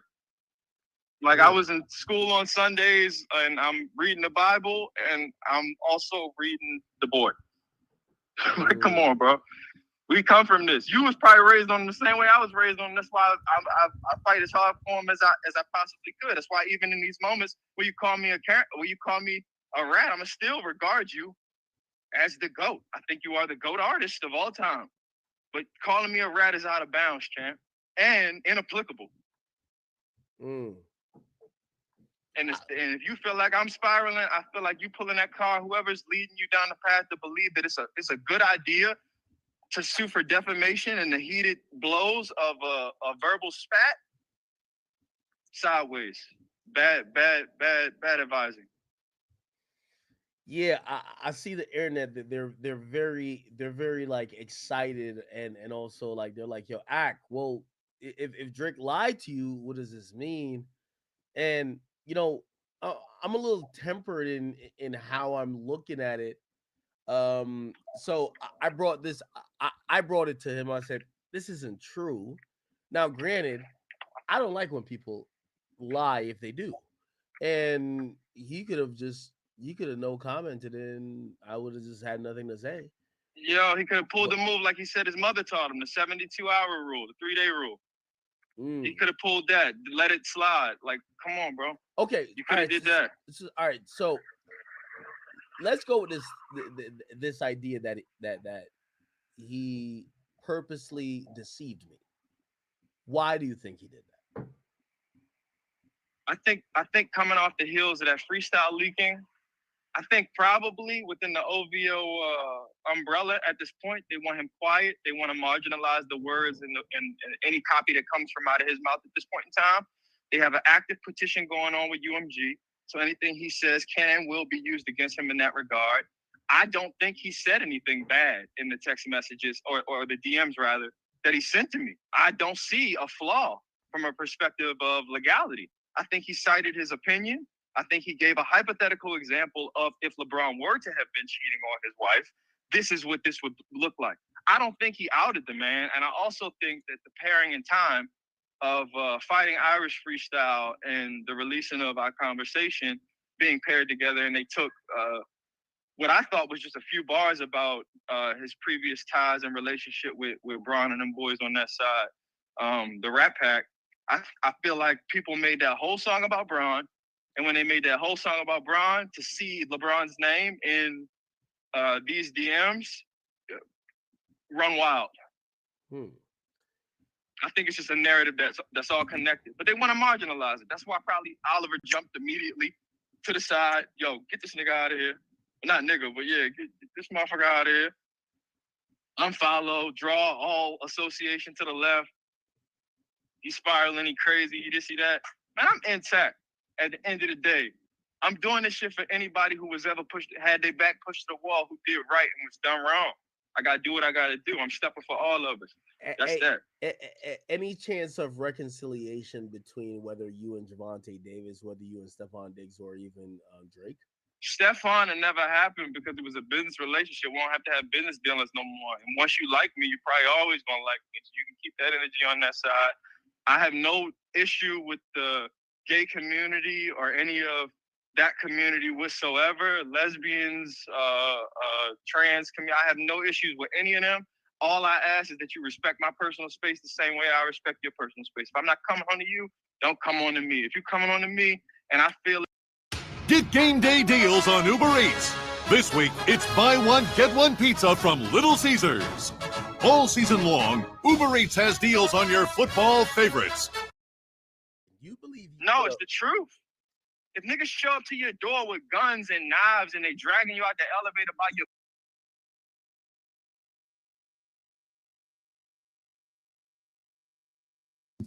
Yo, Tony TV, what's up? What's up, my brother? You still there? If you still there, like, what's up? Talk to me, man. I just seen your message, bro. What's up, Tony TV? What's up, my guy? You still there? Let me know what's going on. What's up? Are you there, bro?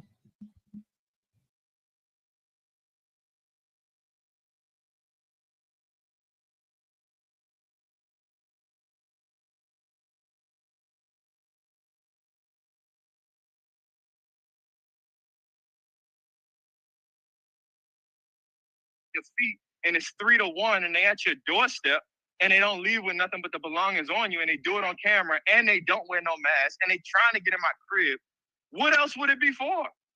And I ain't spoke to them since. What else would it be for? I would never show up to somebody's house with a gun with 3 of me for no reason. Like, come on, it don't make sense. Those are all calculated decisions. And the dudes that came and pulled up on me, 2 of them was wearing a Baltimore exclusive clothing line. So I know what city they come from. Steph from up the street, PG County-esque. I'm from Baltimore. I know the line. Shout out to Off Tour and Dovell. Yeah, that's that. I could calculate. But in that moment, God being my compass, I was strategic enough to get myself up out of there. And I'm suing my building for premises liability, and that be that. The reason Derez even got pulled in is because his dumbass played in the NFL, and the video got leaked on TMZ before my family could even see it. I mean, hear about it from me. Javante called me from the cell. Javante called me from the cell about the motherfucking video as soon as it came out. That was the first person that called me when he was pent up in Baltimore for that little stint that he had. And we had a good conversation. We talked life. We talked manhood. We said, yo, they want us divided. And we had just got through another quarrel. People try to divide and conquer us because together we are a superpower. Rox even hit me. On the tape, I say, Rox just hit me say he hate to see the family go bad. The OVO club that they confirmation shit that we had. I mean, I thought we was. I'm like his future prince. Sent you $100,000 contract signed on my print.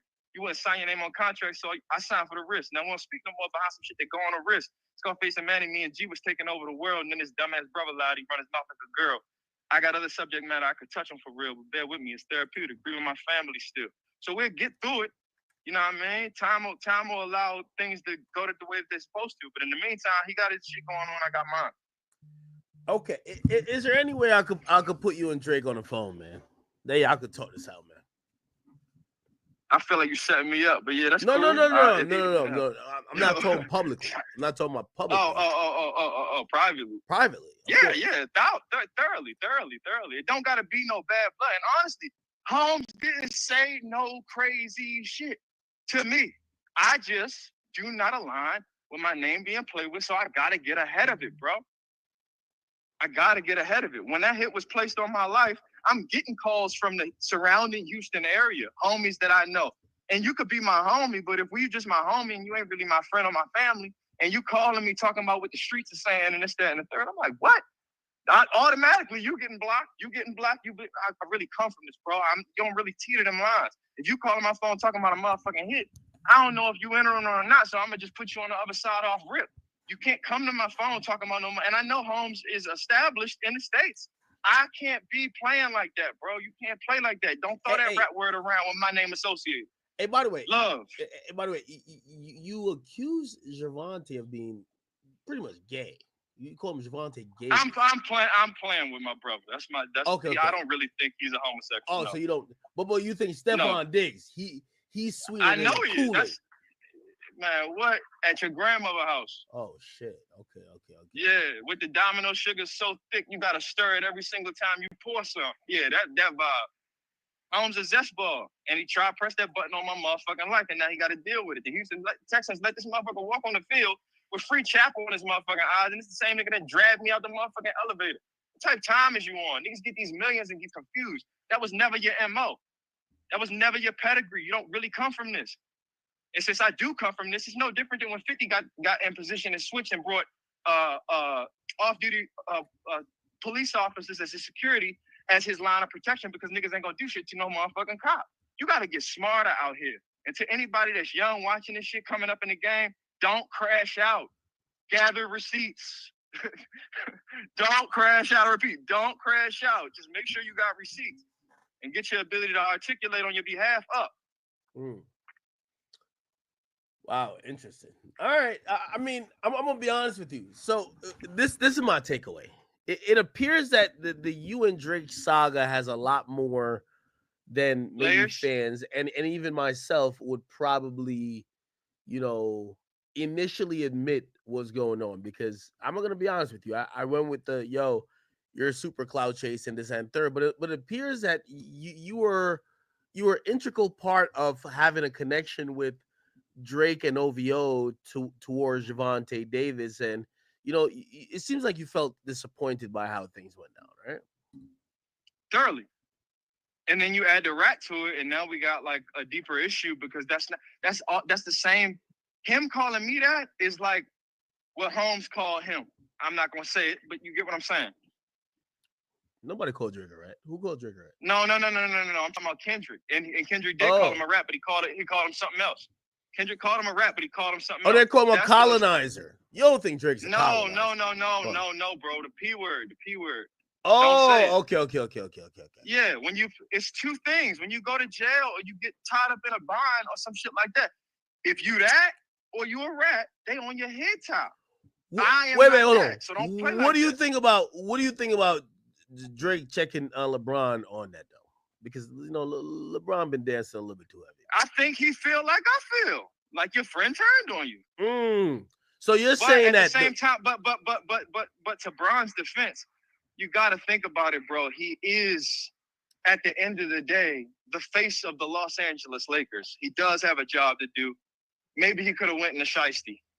Wait, that job got nothing to do with him showing up at Kendrick's show. Come on now.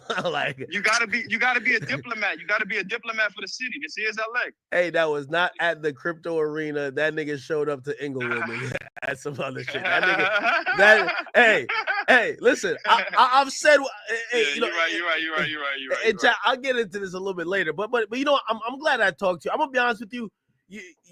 Your credibility is boosted because I'm gonna be honest with you. I did believe, Drake, that you were just cloud chasing and crashing out. You kind of are crashing out, but you do have you have a reason why. You have a reason why because you feel you were wrong. And I mean, shit. If somebody's standing up for whatever they believe in because they feel they were wrong, I don't know if that's necessarily just a random crash out rather than someone saying, I'm just not going for the shit no more. So it is what it is.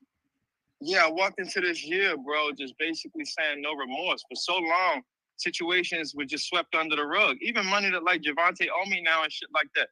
It's people that's like writing me on behalf of their team that I know are owed money. Because Holmes don't pay no motherfucking body. I love my brother. He just don't pay no motherfucking body but the hoes. And it's like, come on, bro. At the end of the day, somebody got to eat. And once these niggas get kids, or you get a girl to start asking you for shit, or you just wake up and want to be a man and provide for yourself in a different regard than you were doing before, you start realizing these dots ain't connecting and the time spent away ain't making sense. If I do a training camp for 3 months and my monthly bills is $5,000 a month, that's supposed to be $15,000 covered. At the end of the 3-month camp, I get a check for $12,000, and I'm happy because I got a lump sum of $12,000. But in the grand scheme of things, I'm still $3,000 short. That's bullshit. And I spent time away from my kids, my family, my this, that, and the third for a look. You look up, and now you 7 camps in, and every time the business scale, you still at the same pay grade. That's not my narrative. I'm just saying it does exist around that situation. That shit is fucked up. It's not okay.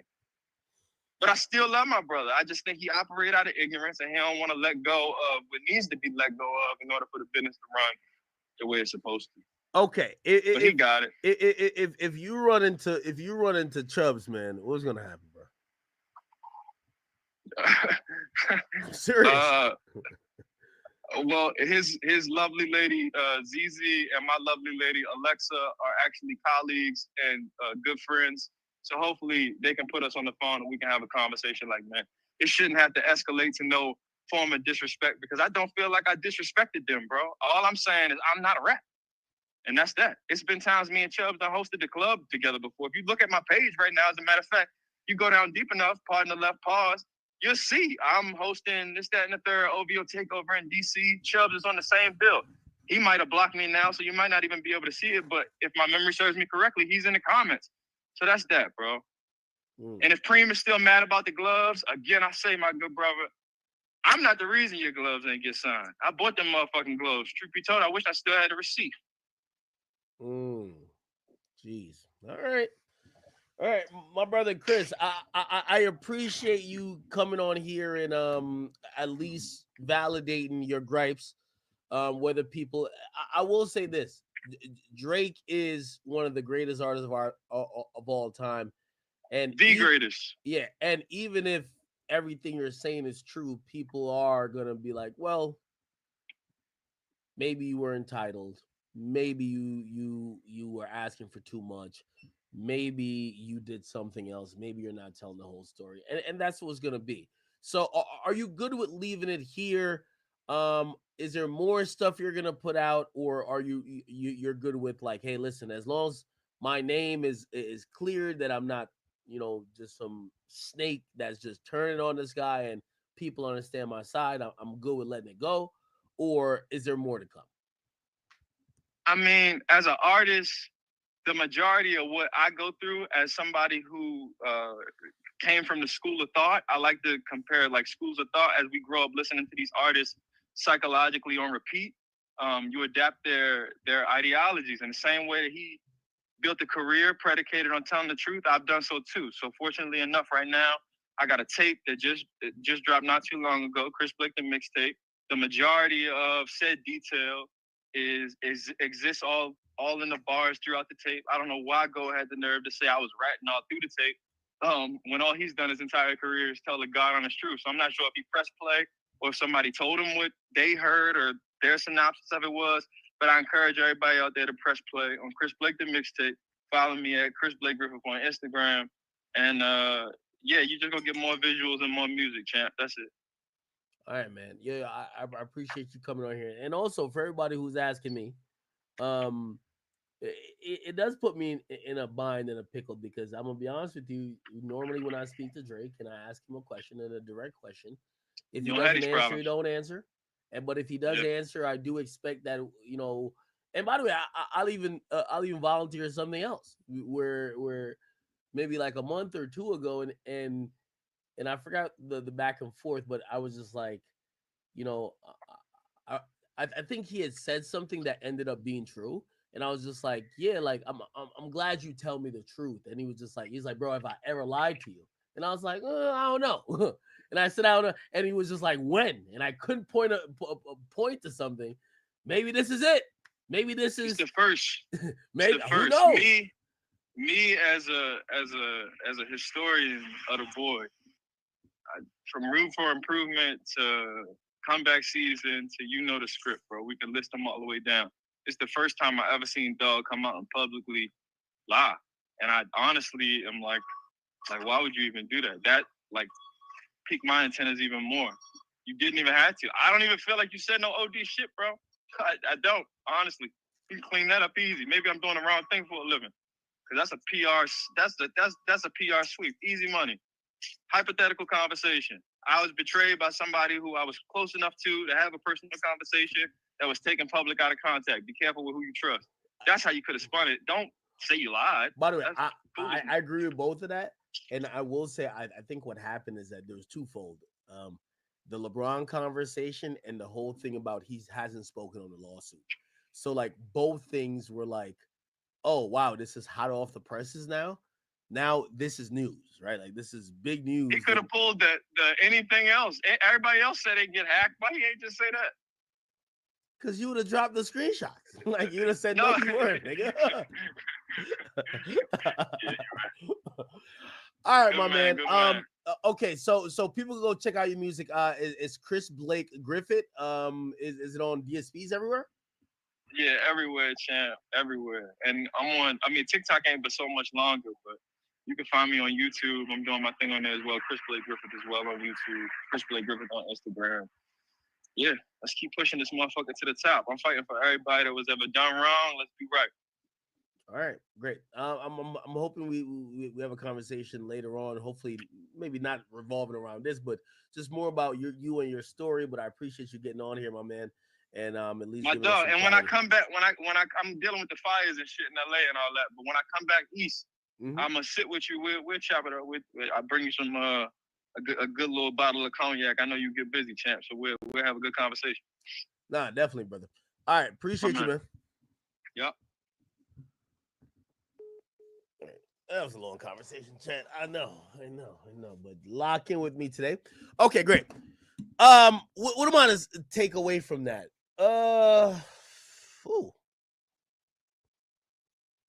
Tells me that him and Drake had a let me just start with the obvious. If Drake lied, that was a really stupid lie, right? Stupid lie. You know, I do understand the position Drake is in. You know, I've been the person encouraging Drake that he needs to seize all of his fake relationships, right? I'm pretty sure Drake is very paranoid, where maybe he has spoke to people, sent a voice note, he might have sent a text, and if those people can't cash in on whatever they felt that relationship was worth, maybe at this point, they might put that out. That might put Drake on edge. Who knows what he said about whoever, right? It could have been him saying A, B, C, or D. Somebody maybe have it in their DM. But I don't think the way to handle those things is to say, oh, I never said it. Right? Honestly, just truthfully, if you ask me, it's to say, hey, listen, yo, this is a guy I trusted. This guy's mad and he's putting out personal shit. All right, we don't give a fuck after that. We just don't. I'm sorry. He's a human too. Like, I'm pretty sure Drake talks shit about everybody to somebody. We got to be honest, right? He might be talking shit about me to somebody. Who gives a fuck? If he thought the conversation was private and then that person switched on him and that person wants to go put some shit out, for me, I don't think his way of handling it should be saying, that's not true, if it is true, or saying, oh, that's fake news, like on some Donald Trump shit, or just being oblivious to maybe something that people could prove, right? I don't think it was that big of a deal. When I first looked at it, even when I asked him about it, I thought it was a bigger of a deal because it felt like someone was putting out information where he was snitching on Braun. Now, granted, if you've listened, have you listened to this new song, Fighting Irish? Now, so for everybody who's on Twitter, and I know this is what you want. So let me say this, and I'll say this to Drake too. Yo, Drake, whether you lied to me or not, you know, for me, it's a negligible thing because I sourced you. So I would have, number one, I would have immediately sourced you if I found out it was a lie. But as long as I source it, I don't give a fuck if you're lying or not. The person who's going to get attributed with the lie is you.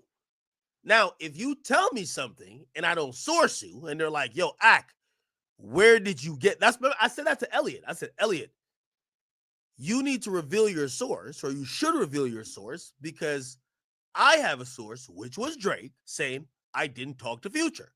So if you had a source that lied to you saying Drake talked to Future, out the nigga. And if Drake had told me, yo, don't tell him, don't say it's me, but ABC with this shit, I would have immediately just out the source. So I know people like, I'm not Drake's bitch. I'm not his girlfriend. Okay? Rappers lie. Me dealing in music and me covering music, rappers lie. Here's how I treat it as a journalist. When you lie, I tell people you lied. Or I don't have to go back to Drake to be like, hey, did you have to? No, nigga. Yo, I heard that. Drake can't say, oh, I never told Ak that. Can't say that. So if anybody lied, it's Drake lied. I'm good. I don't give a fuck after that. That's up to y'all. If y'all want to trust him, y'all trust his word. Or if y'all don't want to trust his word, y'all trust his word. Then I ain't telling him to lie to me, or I ain't telling him the truth. You told me something, I put it out. I sourced you. That's it. Now, I know people want me to have like this really like crying relationship. I said what I said. Drake told me A. The nigga put out B. I'm not looking at that at like that serious. I do kind of personally believe that Drake was trying to fall back from that because it didn't look good. I don't personally think he had to say he never said it. But that's what he chose to say. If you want to call Drake a liar, call him a liar. I told you these rappers need to be accountable. I don't give a fuck. As long as y'all don't say Akademiks lied, because I've never lied. And that's what I always tell people, don't tell me a motherfucking thing that you know will be going out to the public, because when the public do come back, I point it right back to you. Whether it's you, young boy, Playboy Cardi. You know how many times Playboy Cardi done told me some shit? I done said it, and then his fans get mad at me like I just made it up out of thin air. No, Cardi told me. Go get mad at him. These are rappers. Rappers lie. When a rapper gets born, the first thing they learn is to lie. Let me tell you that right now, in case you never knew. Yo, Cardi, when we dropping? Yo, I'm finna drop. Okay, I'm gonna go tell the fans. Yo, we're coming soon. Ah! Yo, bro, it's 2025. Yo, it's 2025, gang. Like, what's go? Yo, Cardi told me. I'm sorry, Cardi told me. He over there. That nigga over there. He see all the shit. He read DMs. He over there, my nigga. I'm sorry. I don't know what to tell y'all after that. Okay. So I know some people are like, they want me to be super upset.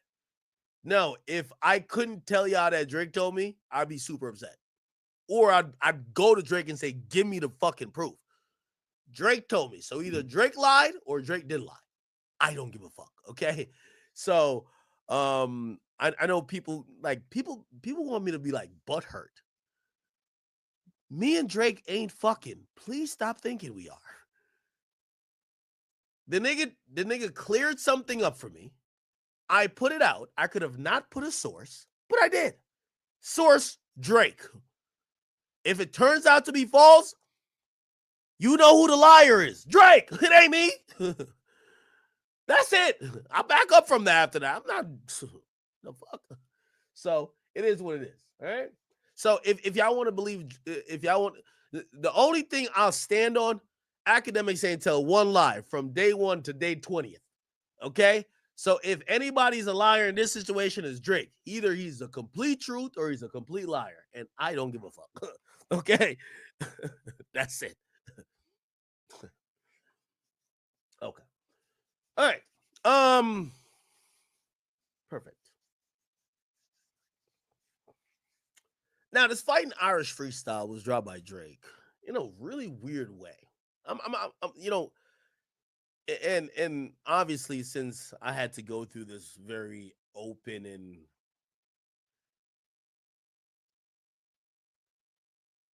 transparent explanation of the whole Drake thing, and I even call the guy, right? I should say this when speaking about this freestyle. I haven't talked to Drake about it. This ain't no intel. And I'm gonna be honest with you, some of this is more of me than Drake. I'm pretty sure if I asked him, he probably would say something. But who gives a fuck? Like, I have a thought in my mind, and rather than even opening an opportunity that he could lie to me or even say something that might not be the truth, I just know what it is. Drake can't drop music right now. I don't know what he's thinking, anybody's thinking. I know the fucking music business. I don't give a fuck if you're the El Don Dada. You're playing with Universal, ain't a motherfucking thing coming out. That's a fact. Like, what do I got to say about that? Right?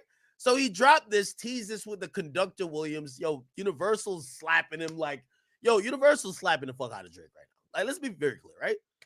Oh, you think you're going to put this out in a 20-minute vlog in the middle of it? I know it ain't CDQ while you think you're playing with us on a motherfucking petition level where we're paying hundreds of thousands for. No, you're not putting shit out. So they essentially took it out. Some people believe that this is going to be a part of like some, what do you call it again? Scary hours. I'm telling y'all right now, if you a Drake fan, buckle up. You ain't getting nothing till these petitions go away. The first sign of us getting Drake music, and by the way, I'm not saying that definitively, successful Drake music.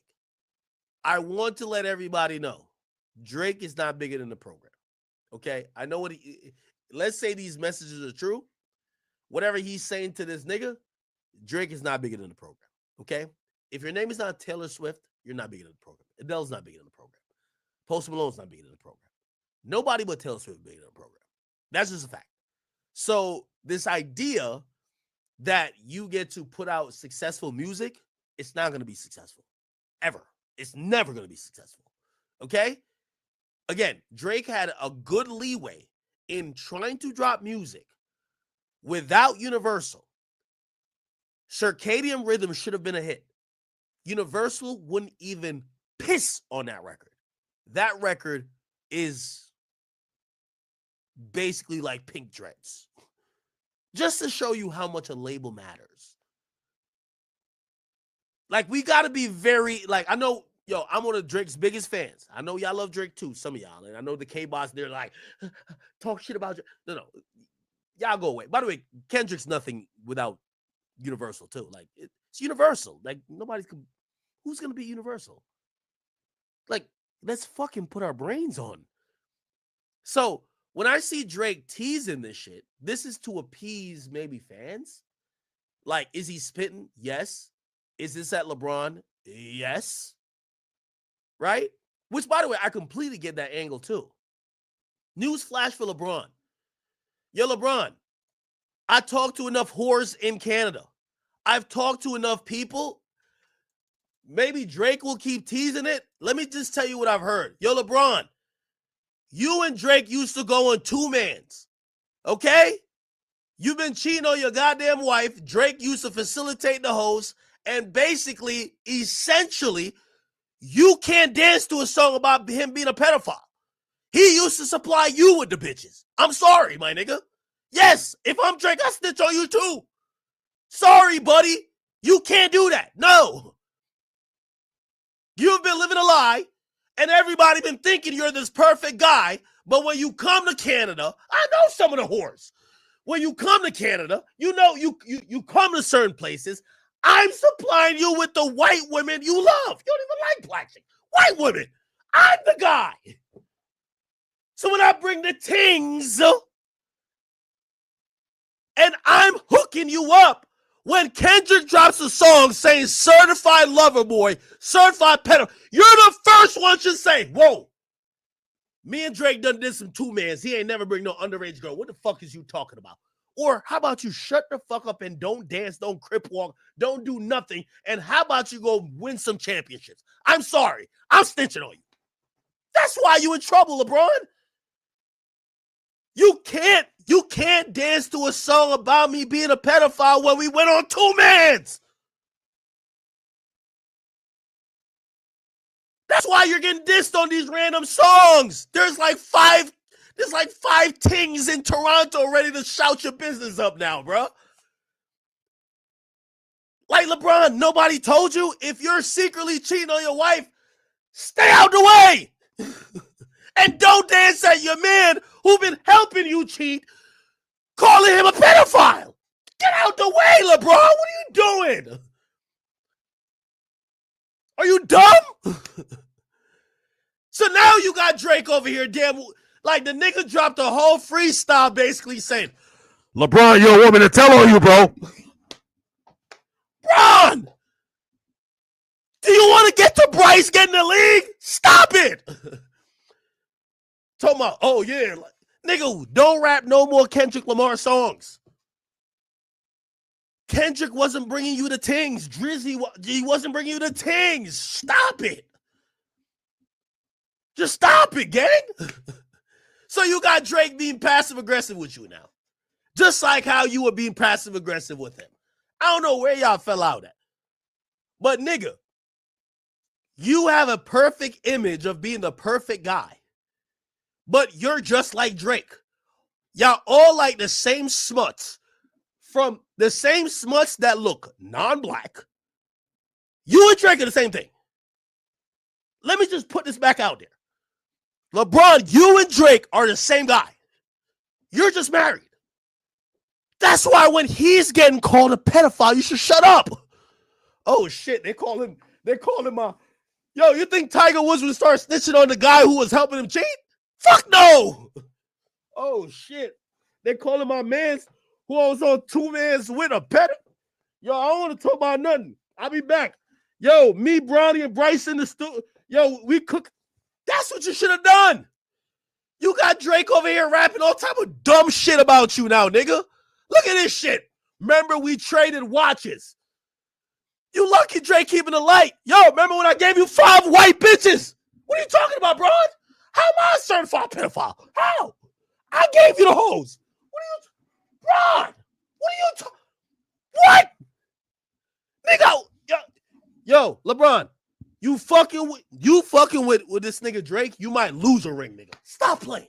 Stop playing, bro. Stop playing. Don't you see Drake is in crash out mode? The nigga dropped a song called Fighting Irish. He tatted you on his chest. Drake ain't never had a pectoral muscle in his life. He tatted you on his fucking chest. He done served you up with all the white milk. Dr. Umar would be embarrassed that you could, all them little Persian joints, Moroccan. He done hooked you up. All of a sudden you hear a West Coast nigga talking about certified lover boy, certified. You like, no, you're supposed to shut up. What? What y'all talking about? I don't know what y'all talking about. I don't know what y'all talking about. Hell wrong with you, Bron? That's why you getting snitched on now. Bron, don't you see? What's that girl name? Nigga, yes, Jules was denying fucking you. She can't wait to snitch on you now. She's looking like, Drake, you not giving us no more checks to keep quiet? Might to tell on this nigga, Bron. Bron, let me tell you this. You might could play till you're 50, but Savannah ain't gonna let you cheat till 50. Stop it! Stop it! You and Drizzy can't go at it. That was your man's. I'm sorry to tell y'all. Oh, y'all mad now. Look, see? Yo, I don't agree with how Drake giving it up. I'm gonna keep it a bean. But if the man I was helping cheat on his wife start dancing the songs, call me a pedophile, I'm snitching on him too. I'm snitching on you too. I bet. Say less. Oh, word? Certified lover boy, certified what? I bet. Nigga, I'm gonna have all the hoes I done let you fuck at the front side seats at the goddamn Laker game, nigga. Let's see if you and Anthony Davis could go win another chip, nigga. Fuck out of here, nigga. What? No more dancing. Kendrick shouldn't even be in your repertoire, nigga. Fuck is you talking about? It is what it is. Y'all niggas keep acting dumb like, what is Drake trying to say? Yes, Drake dry snitching. You damn right. Yo, hey. Yo, LeBron, remember I hooked you up with mad hoes. That's what the whole song is about. Look, this nigga just rhyme into rhyme. Yo, analyzing behavior patterns. It's somewhat suspicious. Niggas was never happy for me. I'd run up the digits. Or maybe when I'm breaking records still and as I guzzle a Guinness. Or maybe when I'm in my 5th Maybach because the color was different. Remember when we traded watches? I gave you the Arabic dial, maybe the number edition. You wouldn't even check up on my son like you was a pedia. This nigga called you Adonis pediatrician. Yes, I'm snitching on you, bro. Sure convinced the gang that it was rooted in love when it isn't. Show me how different we are. There's but yo, LeBron. The secret you've been had is the worst secret everybody in the industry doesn't know. That's why we all been looking at Drake to be like, you gonna snitch on him or not? Yo, he dancing on your grave. You gonna snitch on him or not? Yo, the only thing we could blame Drake for, Drake, stop the half snitching. Full snitch. Full snitch. Let's get it. Slit. What the fuck is y'all talking about? Nigga. LeBron worse than Offset. Now I'm playing Offset. I love you. Let me stop. Let me stop. Let me stop, chat. Holy, chat. My bad. Nah. Let me chill out.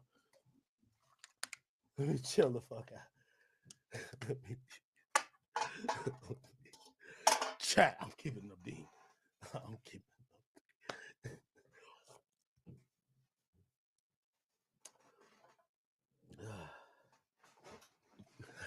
my bad, chat.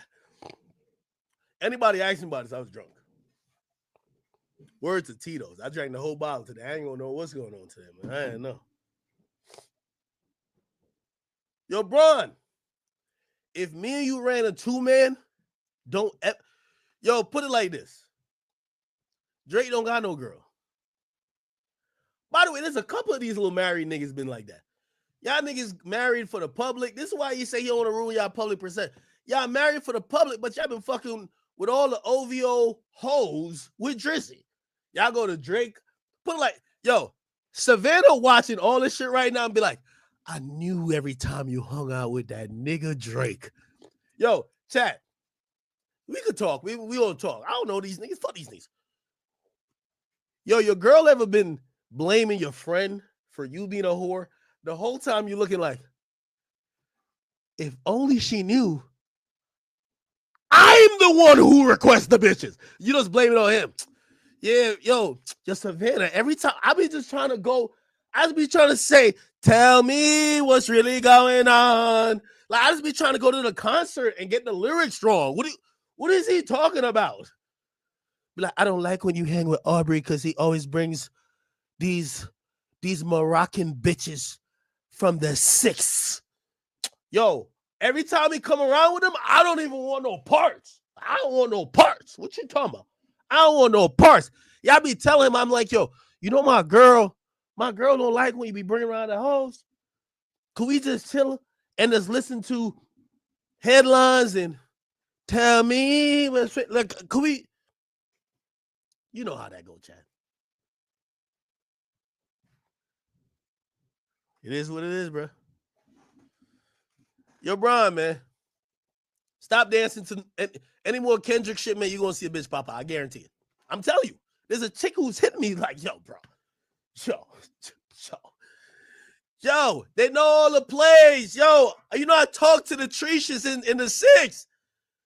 Bro, they say you come to town. They take all the phones. They got you in the back room. Yo, come on. Stop. I ain't trying to stitch. But Drake half snitching, so I'm just full snitching now, right? I'm playing. LeBron, you got to leave this Drake. Drake is down to crash out over this shit. Leave this shit alone, okay? Nigga, you got 4 rings in the NBA and 1 in real life. Unless you trying to get on some Melo shit, Melo had 1 ring in real life. His shit got took back.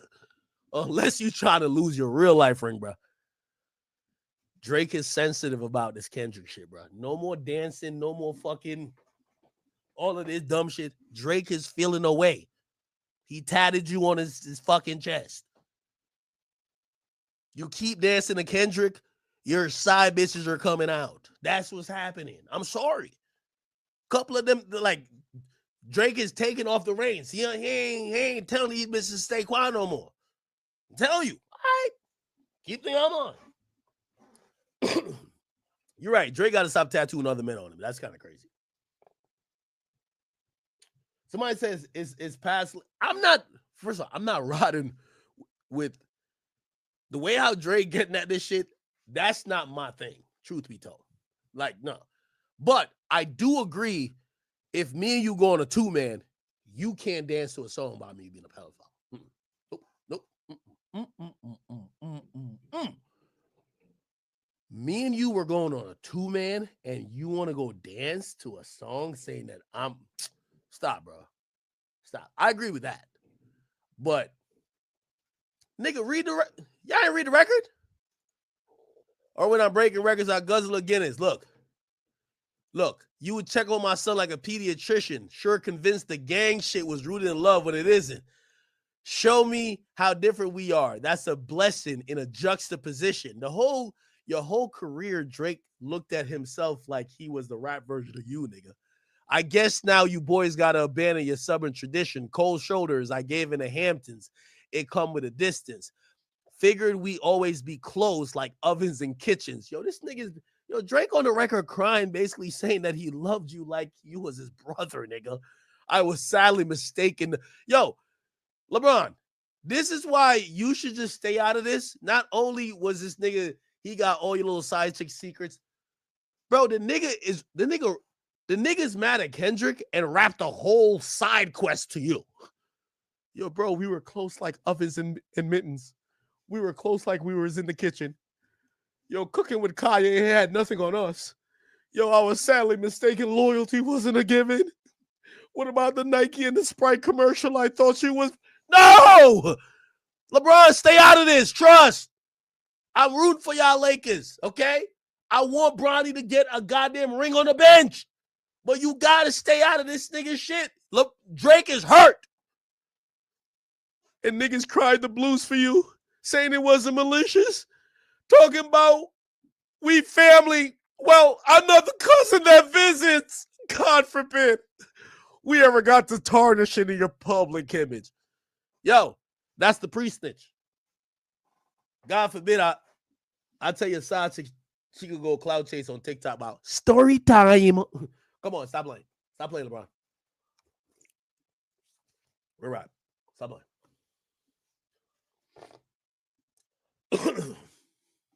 Stop playing. This shit's crazy, chat. Told my cooking with Kai don't got nothing on us. What the fuck?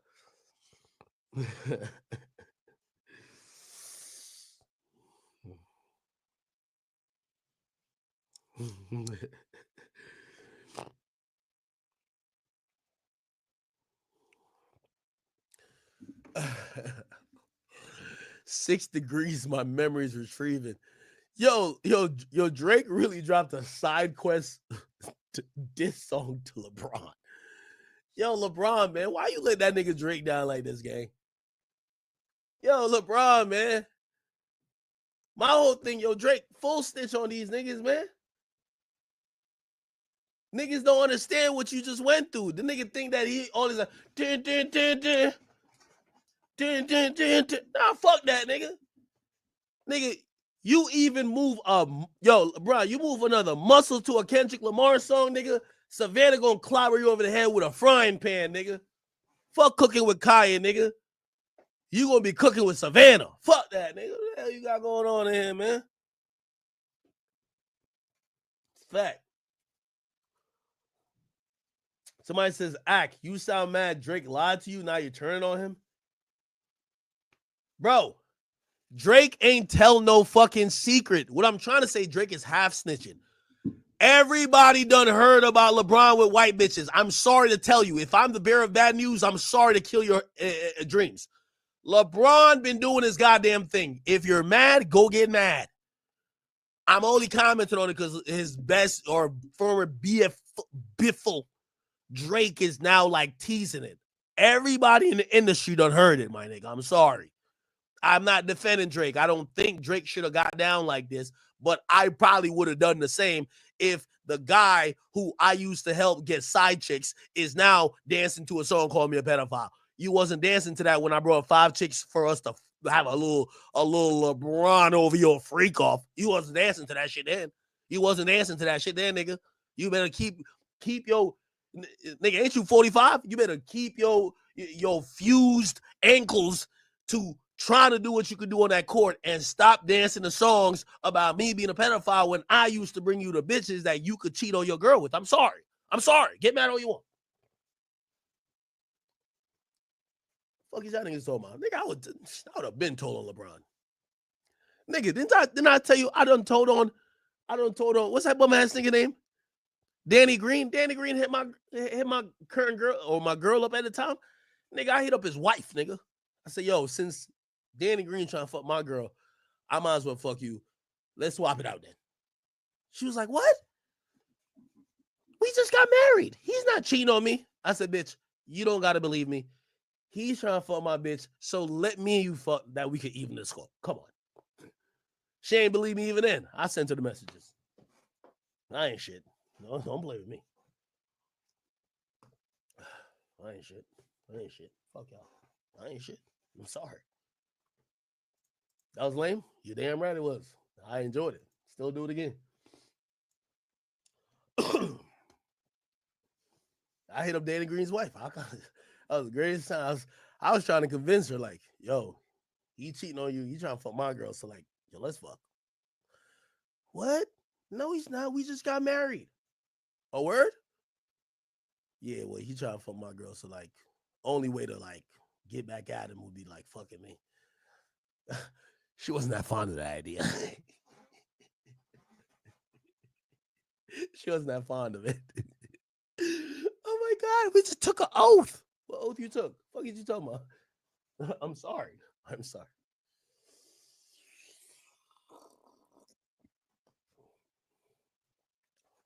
All right, I was drunk. LeBron never cheated. Cool. Bro, are we dumb? Like, Drake is basically damn near threatening him to say you cheated, right? Are we like stupid? I'm telling y'all, the word on the street is Dr. Umar would be highly perturbed. Highly perturbed. You can't share the Superman human genoid with a Caucasoid. Yeah, anyway. All right. I love LeBron, man. I want LeBron to win the next championship. Like clutch sports. Do I look like a nigga who give a fuck about that? I've been trying to find Jay-Z's next side chick. The next play Jay-Z play with me, nigga, I'm gonna have Beyonce hitting that nigga with all type of shit in the crib. I'm gonna find the next Becky, Karen, the brunette Karen, nigga. I ain't gonna lie. They might try to kill me over that one though. Oh well. Anyway. Yeah, Drake has snitching on this. I ain't gonna lie to you, and I respect it. You're not gonna dance to no song and call me a pedophile when I used to provide you bitches. I'm sorry. Nope, not gonna happen. And by the way, also here's the thing too, yo, Drake got that little thing about him where he's like, yo, I'm a street guy. I'm like, okay, Drake. That's what he was telling the Chris guy. He was like, nah. Like, look at this message. Look at these messages. Look, yo, I just don't really come from a family or a friend group or a city where that's acceptable. Well, Drake better than me. I come from the place where this is recommendable. Yo, this is recommended where I come from. So my heel come. I'm like, yo, damn. Western Road Flows is like this. I'm like, shit, let a nigga go dance to a song to I'm whatever. Shit. Yo, Drake over here talking that my bullshit. I don't really come from a family or a friend group or a city where that's acceptable. I live by a code that becomes law. Where the hell Drake from? Because I ain't get the memo. I ain't come from there. What the hell? I'm like, all right, people. It's a little jokey joke. LeBron, we love you. LeBron, I'll take everything back if you win a championship. If you win a championship, I will personally take everything back. Savannah, this is all. I think Savannah know what it is, bro. Kobe Bryant wife knew what it was. This shit, come on, gang. Like, yo, bro, if you think Savannah is just chilling in the crib on some. Did y'all see LeBron when he was playing and he saw them little snow bunnies right there? Sitting there by the Lakers game, nigga. Man, LeBron almost turned to Jordan Poole. They said that nigga sat out for like personal reasons. That nigga almost jumped from the 3-point line. I'm like, oh my God, LeBron is back. How's LeBron jumping like this? Don't tell me he got that little blood infusion surgery that Kobe got when he went to like overseas right before, you know what I mean? Get that last bit of your prime. No, Okay, I'm done. I'm done. I'm done. I'm done. I'm done. This is not real. This is all a joke. All right.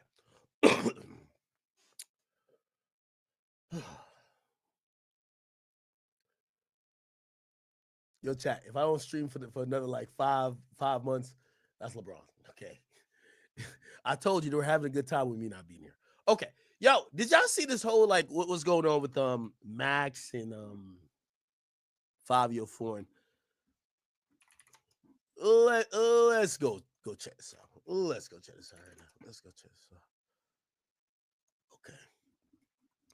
Black Boy Max, little TJ. Oh, okay. Let's see if we could get to it. All right.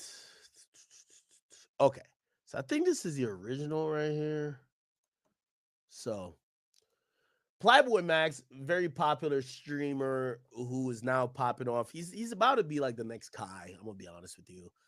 Except I'm gonna be honest with you, he might have a bigger relevance. And I'm not saying this to disrespect Kai.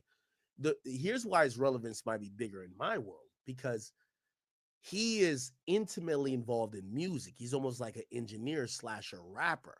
And I'm telling you right now, like, just to, I love to tell on everybody. There was a point where labels were offering 80 to 90,000 for Kai Cenat to react to a particular song, right? They wanted to get the reaction, and they were going to then spend 100,000. So it's a $200,000 thing for Kai to react. They give Kai basically damn near 100,000, or they would offer. I'm not saying he took it. They would offer him 100,000 to react to a song if it was favorable. Now, granted, 100,000 is a hefty thing to say, nigga. Even if you don't like it, do a little dance, act like you like it. Then they're gonna spend 100,000 to market it, right? So it's $200,000 to basically promote that there's this new song or a song that's kind of going up already, but Kai likes it and blah blah blah. Okay. I remember when they were offering Aiden $40,000-$50,000. I don't know if they offer Speed like that, because Speed does really like eclectic stuff. But I definitely know Kai, 100 grand. I know when it very first started out, they offered like Aiden like 30, and I think it went up to like 40, 50. And if you wonder why all these blog pages post Kai's reaction or whoever's reaction, I'm not saying those guys are paid, but I've told you before, labels these days focus on marketing their reaction, whether it was paid for or not. Okay. Now, the reason why I say Max is really going to be up next, and he's might have a bigger impact than Kai, is because Kai is the biggest streamer, but he's not necessarily just a music guy. He's a culture guy. He's a funny guy. He's a amazing streamer. I call him the Kanye streamer. Max is doing something that these labels would kill for. He's having a stream, or partially part of his stream, that's focused around music. So when people come to his stream, they want to see people. Yo, he did Song Wars. I appeared on one of his Song Wars. They want to see people rap. They want to see these collabs. Like, with all due respect, this is Bass Swag right here. Not the biggest artist, but he's been in this like Slizzy movement with obviously like Cash Cobain. But people are excited to see him get in a booth or rap on Black Boy Max stream. Why do I say that? I say that because, let me tell you this, and I'm giving out a secret of all this. Big Ack, there's not one hip hop nigga who fucks with me, point blank, period. Not even close. Okay. When it comes to, by the way, we did the numbers for YouTube last year. I killed everybody, but it doesn't matter about that.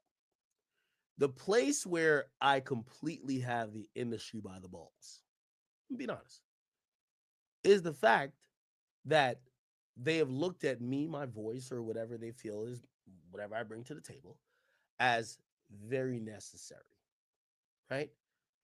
So if you think about, and I pocket watch, so y'all can pocket watch me. I don't give up the majority of my money from streaming here. I don't get it from, I get it from, I've always told you, I straight up rob the music industry. Rob them. Like, put it like this. I could have robbed, I don't know where Lil Baby and QC go through these days. I could have went to them and said, yo, for me to stay quiet for a week while Lil Baby gets his shit off, I need $500,000. And you better guarantee that shit would have been paid. Y'all don't got to believe me, but I'm just trying to tell you the value, because eventually somebody's going to be in my position. And I hope you take what I'm trying to tell you as these days, these labels, what they're paying for is people who affect music. I'm one of those people. Platboy Max is going to be one of the most important people. Very important. What this guy is doing, if he tells these niggas, yo, you want whatever artist, I need $400,000. These numbers are going to sound astronomical to y'all, but music money is monopoly money. And I hope y'all understand, I'm not bragging on y'all. I'm telling y'all the facts. So when I tell you, like, of course, I do great streaming this and third, but when I tell these labels an astronomical price, they then go back to their little means and they said, well, how much do we need, Act? Well, Lil Baby and his shit can't work. He killed Meek's career. He did this. Give this nigga whatever the fuck he wants. I'm telling you, transparency-wise, how I get mine. So when I'm telling you how the label's going to view this nigga Max, they're going to offer him more money they've even offered Kai Cenat, even without without a bigger following. Why? Because he's bringing attention to music. Kai might stream a video game. He might do this. This guy's doing a lot of music shit. So Platboy Max, and I don't know if it's happened yet. I'll talk to him eventually about the business. He could do whatever he wants. These labels won't. They'll give him anything he wants. Trust me. So what's happening is that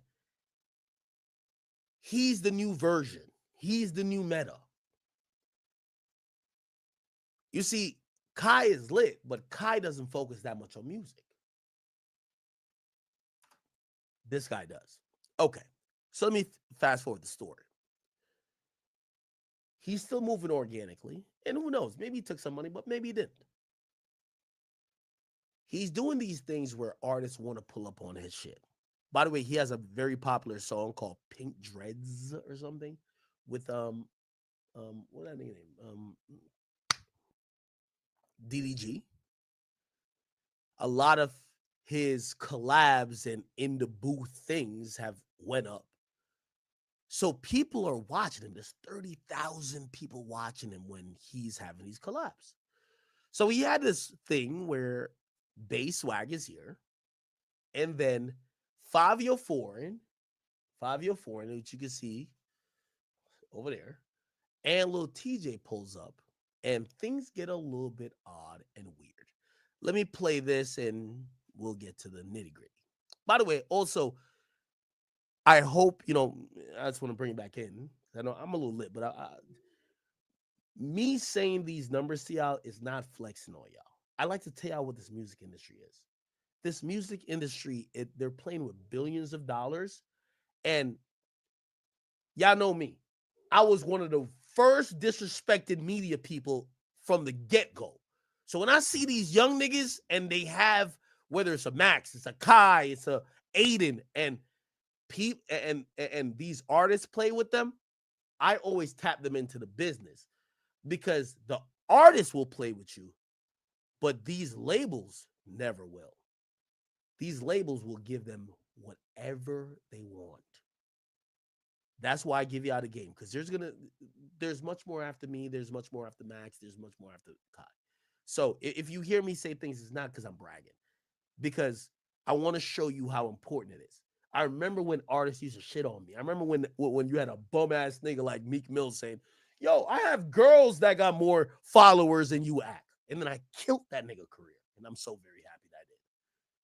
So me personally, I like to see when these streamers, even if they don't do what I do, they get their respect. because they're shaping the industry. They're shaping these guys' budgets. I know these guys' budgets. Bro, you sold 30,000, but they spent 80,000 with me. You're in debt because of me, nigga. I know the game very perfectly. So, I just try to give you a little bit detail. But anyway, so let me get back to the Max thing. So Max does this whole thing, and then Fabio Foreign and little TJ pulls up. Let me just play it. Yo, bro. Yo, you can't smoke in here. Okay, so little TJ's in the back. Max, this is Max right here. He says this is an Airbnb he got in Brooklyn. This is, by the way, my man Kyle Rich. Shout out to Kyle Rich. This is Bay Swag. You can't really see him right here. Bay Swag's right here. Is this Tata right here? Am I tripping? Anyway, by the way, super lit dudes. But I do want to also tell artists we're in the meta of streamers. So your own label don't believe in your talent that much because they all want you to get on a streamer's platform. And I'm gonna give some constructive advice to little TJ later. But anyway, so Max is in his Airbnb. He invites these guys over. TJ comes through. He's smoking, and Max is telling him, "You can't smoke in my B&B." Right? This is them right in the back. Yo, bro. Yo, you can't smoke in here. This shit gonna go off. Like, please. I appreciate you. Can you show them where, like, in the back? They cannot smoke it. Backyard, take them to the back. Take everybody to the backyard. That's what I'm thinking. Yo, yeah. Show them the back. If niggas not gonna smoke in the back, niggas can't be in them. They gotta go. That shit, man. Oh, that is Tata. It's Tata right here. I don't see Jen Carter. If you guys know 4-1, we got Kyle Rich, bona fide superstar. By the way, this is New York. So we got Kyle Rich, we got Tata, we got Bay Swag over here. I guess Cash wasn't here on this night.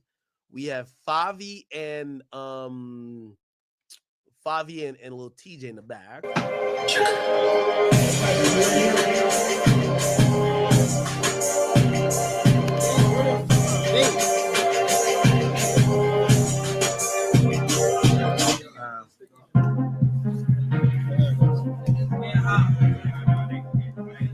But this shit hard though. This sounds hard. They have to do some judges, so I ain't gonna lie. There's too much New York in here. This shit hard. I ain't gonna lie, we gotta do some fly. Huh? Nah, this shit hard. I'ma download it. Nah, TJ vibing still though.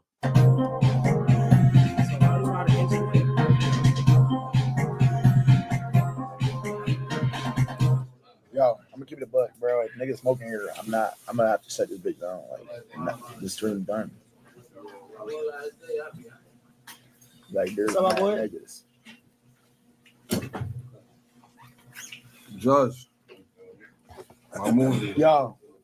Ooh.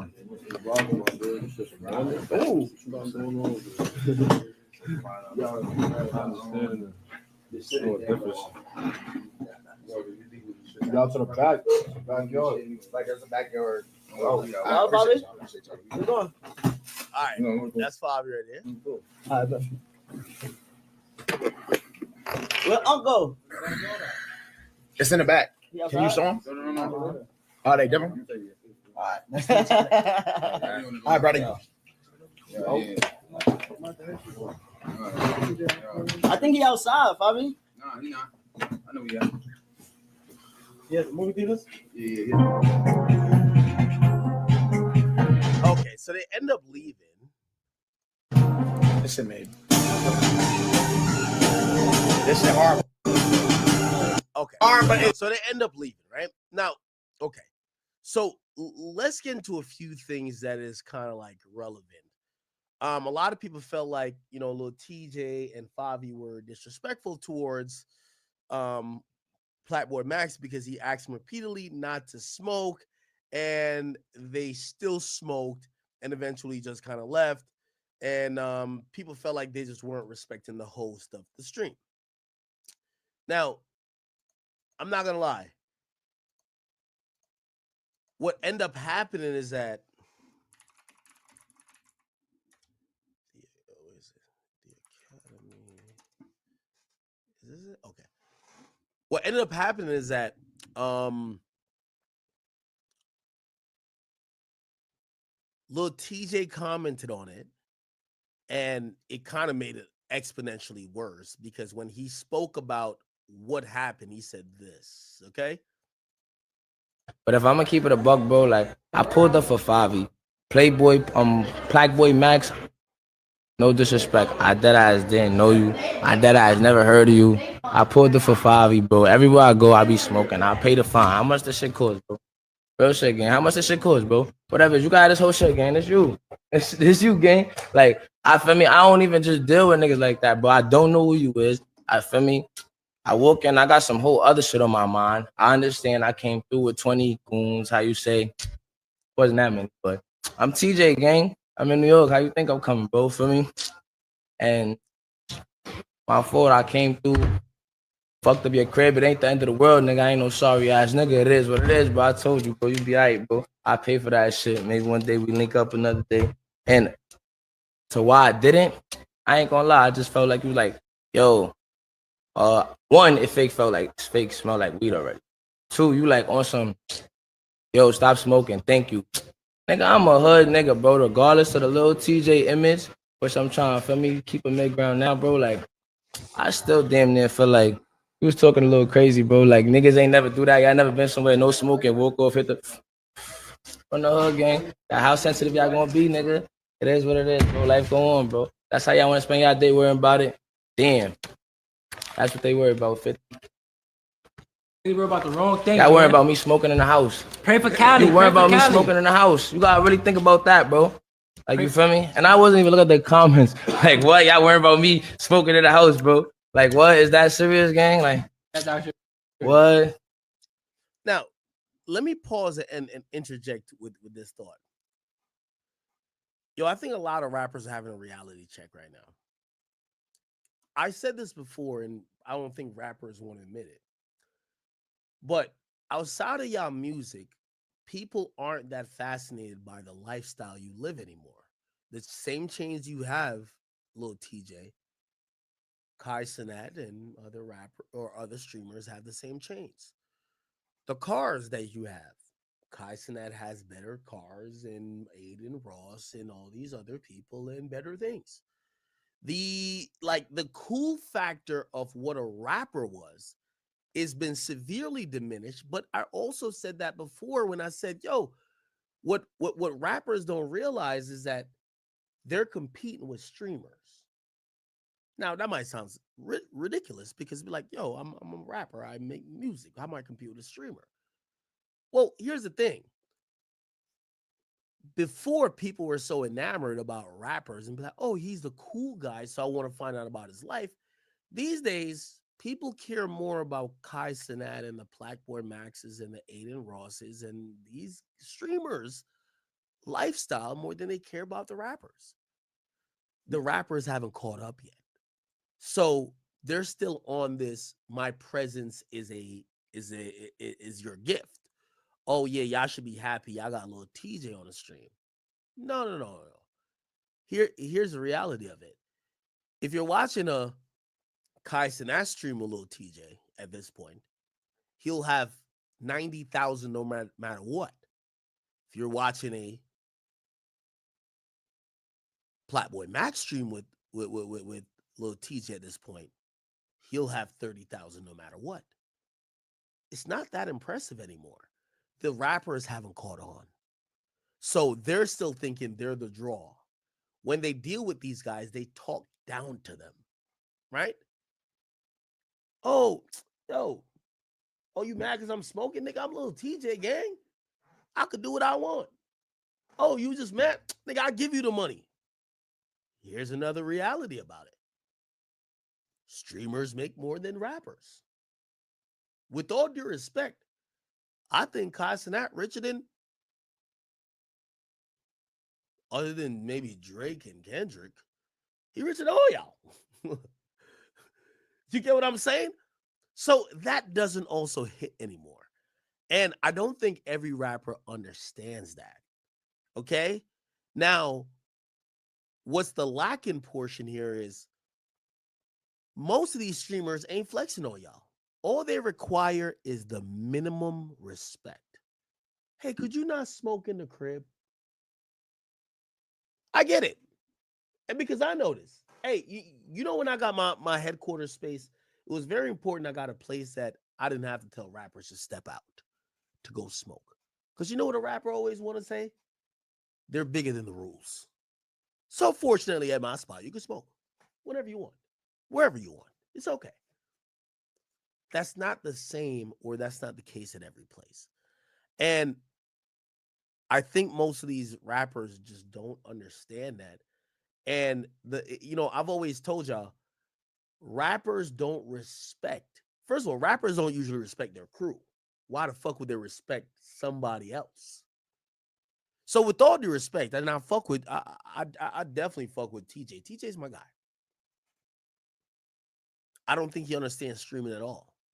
But I'm gonna be honest with you, we're at the era now, and with all due respect, even when I was talking to Baby, Baby said something during our conversation. I don't want to give the whole guy. He said something. He said, "Yo," I said, "Man, where I used to come from," he said, "Niggas like me, we wouldn't even have social media because the shit I was doing, I don't want to have no social media."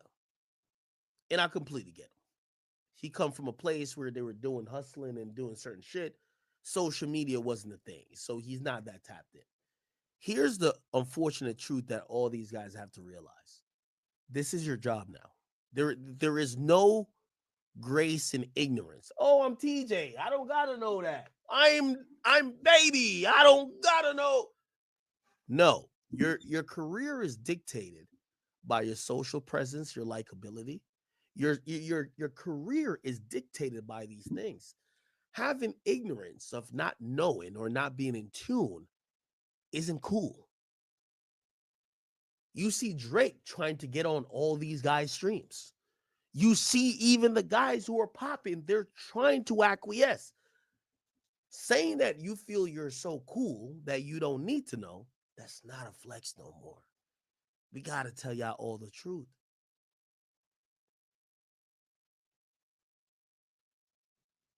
Platboy Max didn't show up to you. You showed up to him, even if it was as an extension of Fabio Foreign. You showed up to him. Even if you didn't know him, you should know what this means. This is the most attention you've gotten in a while. We got to stop trying to put down streamers. Any rapper I've seen try to put down streamers, I watch. Listen, I'm telling you, I remember the day Meek Mill looked at me on Clubhouse and said, "I got bitches with more followers than you. Who the fuck is Ak?" And I said to myself, I'm going to make sure you eat shit. Facts. Ignorance and this whole cool shit don't mean nothing. Money isn't proprietary. Let me tell you, I remember when TJ said something about Kai and Aiden. And I got on the phone with Aiden, and I tried to talk to TJ, and I was trying to calm him down. And the reason why I was trying to be instrumental there is because I know how rappers think. You see, these streamers didn't go through what I went through. They didn't go through those everyday struggle times when rappers used to show up and say, "Yo, you're a bum. You're a herb. You stream in your mother's basement." And they talked to me like I was dirt. And they would use the status of them being a streamer, of them being a rapper, and me not being the cool guy to completely shit on me. And at that point, the culture agreed with them. Ain't it ironic? These days, people be like, "Nah, don't talk to a streamer like that." The culture used to say, "Ak, you don't leave your mama's basement. You ain't shit. This guy is cool. He gets the hoes." But how has the culture changed? So I watched when those guys were like that. So this is why I operate as the bridge these days. I got on the phone with TJ. I said, "TJ, chill. Nah, it ain't like that. Chill. Yo, please, don't go in on Aiden and them like that. Yo, let's try to figure it out offline." Because I know he's not looking at it like that. He's looking at it like, I'm a rapper. I don't give a fuck about this guy. But I know the impact of it. I also hit up Aiden. I said, Aiden, bro, I'm talking to TJ. Let me try to bring this down a bit because I understand how entitled rappers are. Rappers are getting, let me tell you this. All y'all rappers who haven't been humbled yet, stop trying to collab with streamers. If your man say it, your manager say it, say you don't want to do it. This is how it works. This wasn't that big of a deal. But the audience fucks and sympathizes with Max because he's regular and he's saying something that's a regular ask. Now, this is going to fuck y'all up. TJ's not wrong either. This industry has been ran by rappers. When a rapper show up to anywhere, it could be a clothing store, it could be a studio. If it's said you can't smoke, it's usually said, yo, nobody can smoke but TJ. That's the world that rappers live in. But when they're now putting themselves in streamer world, fans don't know that. Like, with everything TJ is saying, he's not even being egotistical. That's how rappers legitimately think. I've seen it. I know it. He's not being, I know people like, oh, you're arrogant. That's how rappers have always been. But that's why I tell them rappers, stop trying to collab with streamers then. Because what you got going on in rapper world, people won't let it pass in streamer world. Bro, he paid for his Airbnb and you're smoking it. Let me tell you, engineers, producers, A&Rs has got fucked up for less. You invited a rapper and he can't smoke in whatever spot, you're getting fucked up. That's how it goes. That's how it goes in hip hop. That's how it goes. But people are now, we're in the streamer world. So they're going to see Platboy Max side. Whoa, you're being an asshole. I'm telling you, niggas done got slapped for less in hip hop. That's the funny part of how everybody's reacting to this, because I'm like, I'm the perfect mix.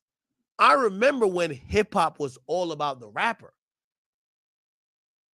Y'all are now seeing the rappers and saying, whoa, why do you have an ego? Have y'all ever seen rappers in their natural habitat? These niggas do anything. Rappers are the most disrespectful people on planet Earth. Point blank, period. That's why I'm like, yo, wait. Oh, okay. No, we just fuck with Max. But that's why TJ can't understand. He's like, huh? What?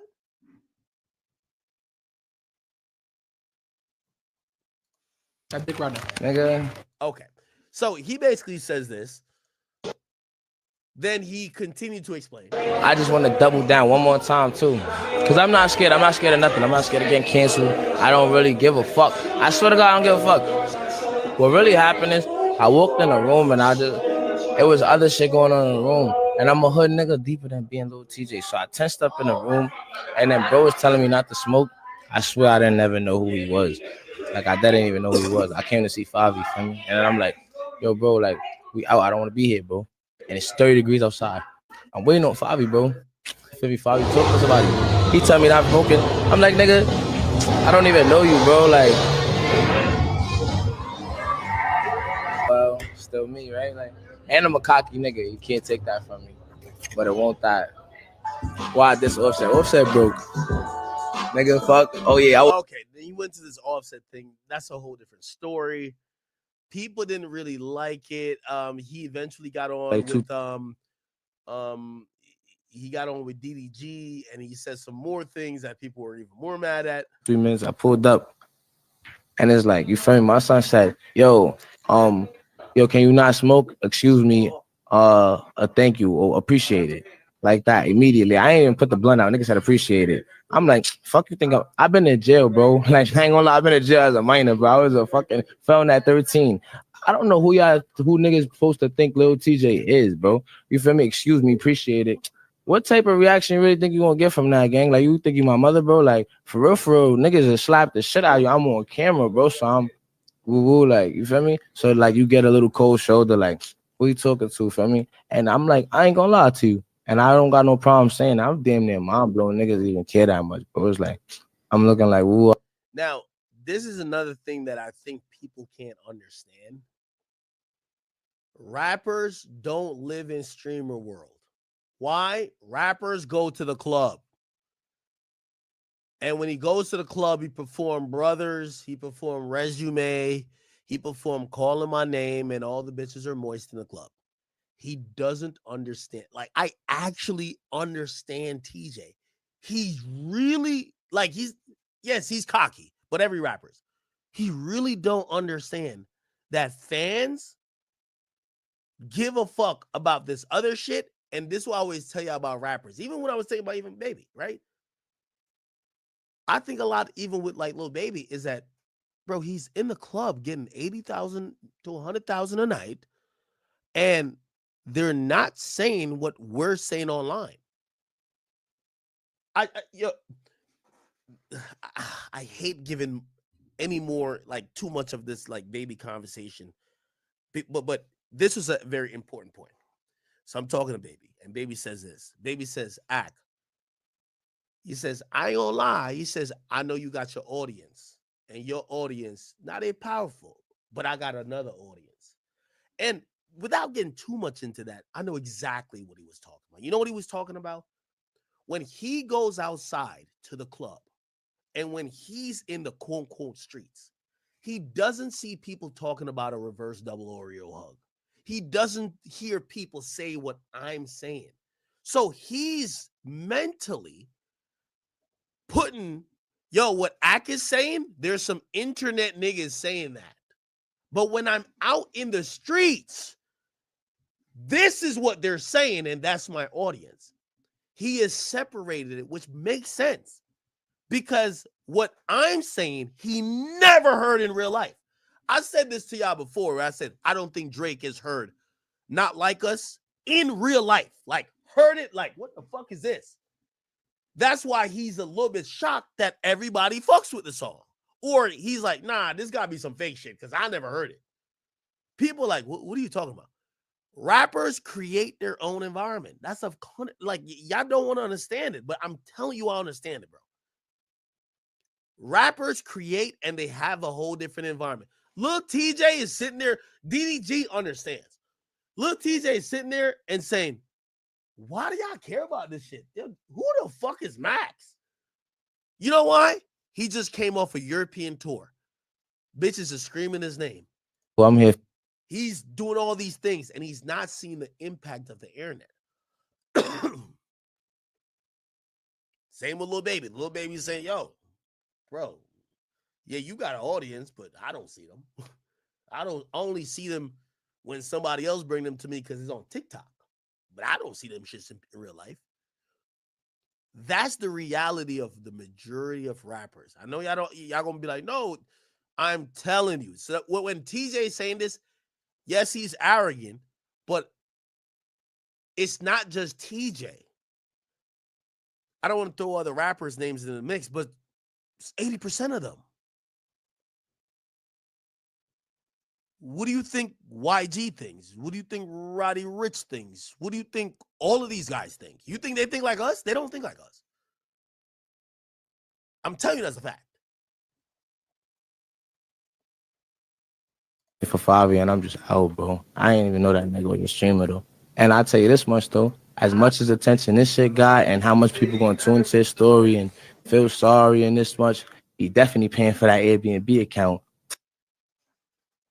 TJ doesn't know anything about the streaming shit, that he thinks, yo, for all the attention that y'all giving this, shit, man, y'all paying for that nigga Airbnb account. Max is rich. Max is getting that money.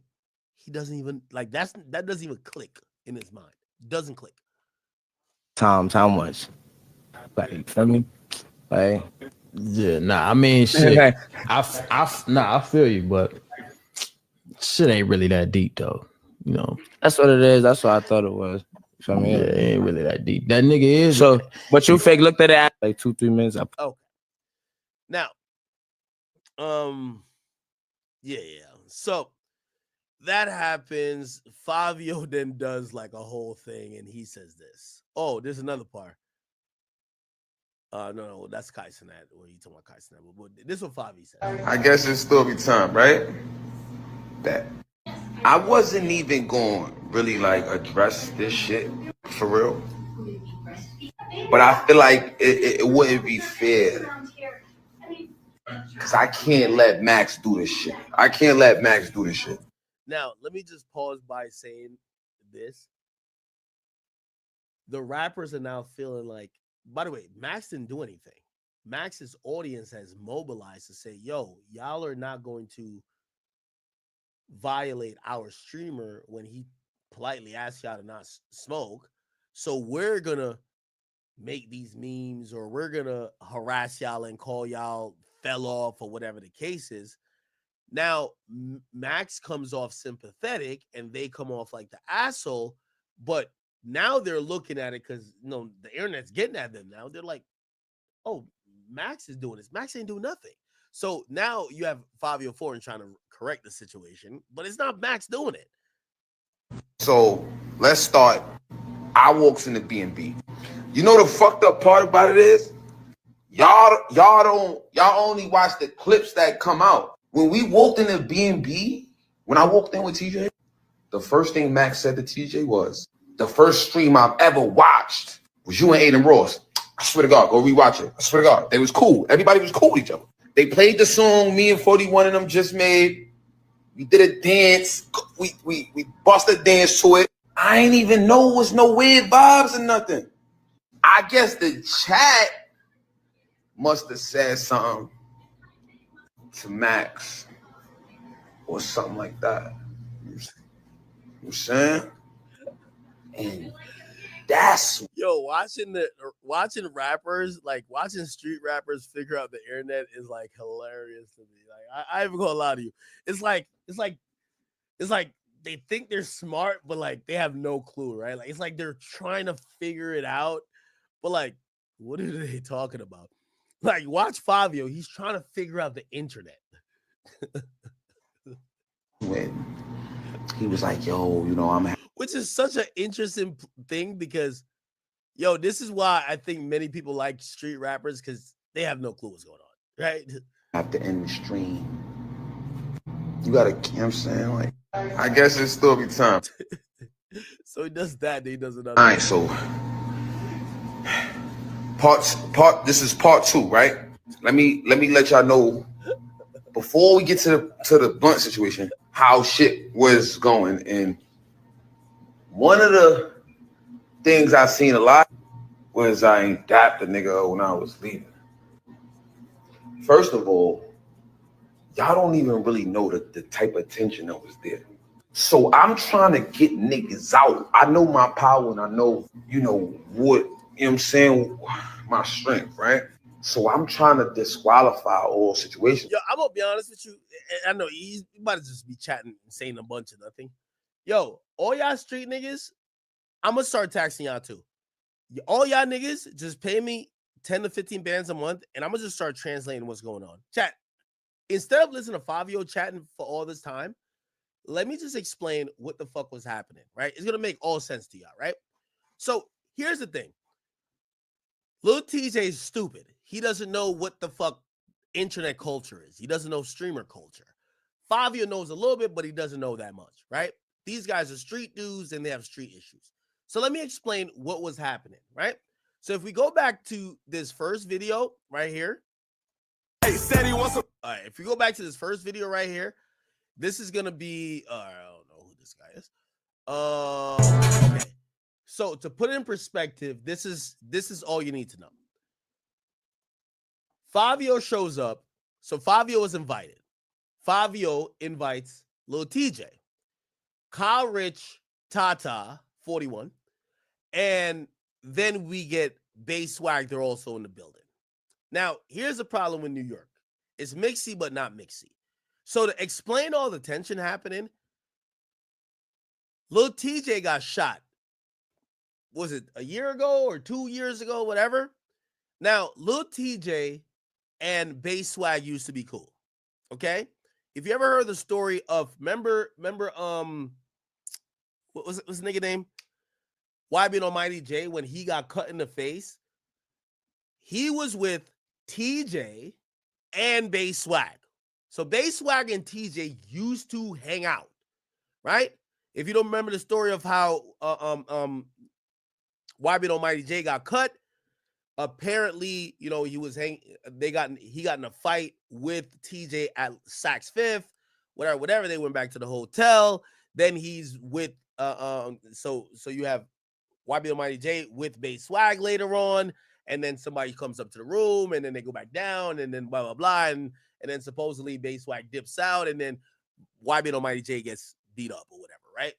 So just to put it together, TJ and Bay Swag used to hang out. What happened is that the people who TJ feel is responsible for shooting him, Bay Swag now hangs out with. Okay? So here's the tension that happens. TJ comes in and he sees Bay Swag. They used to hang out, but they now associate Bay Swag with those people who shot TJ. So there's tension. They're not even thinking about Max. They're thinking about some street shit.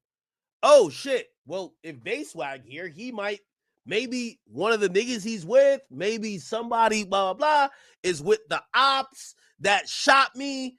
That's why TJ is here. Like, you're gonna see some awkward, like if you watch a whole stream, TJ and Bay Swag have like awkward, but not that awkward. It's not too crazy, like moments, but he's staying back. Fabio kind of peeps it. Fabio is kind of cool with both, but Fabio is trying to make sure that nothing gets staticky on stream. Platboy Max is eating his oxtail. He don't know what the fuck going on. Okay, he from the J, right? However, niggas is doing what they got to do to kind of like keep them calm and stay out of harm's way. TJ starts smoking. Max don't know what the fuck going on. Yo, could you put your smoke out, bro? Yo, thank you, bro. Thank you. I appreciate it. Yo, the alarm gonna go off. TJ's not trying to disrespect Max. TJ is watching. He's watching a whole different situation because he's like, yo, so-and-so usually be with the ops. So that's what I'm telling you. It's mass staticky happening, right? Fabio's trying to calm it down, but Max is a streamer. He's like, yo, could y'all put y'all smoke out? The fans don't know nothing about none of this. So the fans like, why are you not putting out your smoke? TJ's mind is elsewhere because he got shot. Fabio is trying to keep everybody calm. And also, Bay Swag he ain't on some oppie vibes, but he ain't no buster. He's keeping it, whatever. Max is being a streamer. So everything is happening, blah, blah, blah. And also, all these niggas in between, they're kind of watching like, what the fuck? Yeah, I get what I'm saying. So that's exactly what ends up happening. And then, of course, TJ and Favi dips. Okay? We later find that out with, if you don't want to believe me, TJ's man, Bubba. Was it Bubba? Is it Bubba? He explains the whole situation, right? And he says this. Against Max, bro. Max the streamer. He don't even know who Max is. I'm gonna keep it a buck, chat. Until today, he didn't know who Max was. We walk in the spot, we see Bay Swag. Boom. From there, energy change. Energy, you know what I'm saying? We didn't even have to say nothing to each other. The whole gang didn't have to say nothing to nobody. We walk in the spot, we see Bay Swag, chat. The whole energy changed. Every time we see that face, usually it's the ops. You know what I'm saying? We're not gonna say too much, but usually when we see that face, it's the ops. Okay. I'm not gonna say too much, even though I'm saying too much. Bay Swag used to hang out with TJ and them, and now he hangs out with the people who TJ is blaming for him getting shot. Now let me tell you something about Bay Swag, chat. You know what I'm saying? I'm not no day room nigga. I'm gonna let it be known.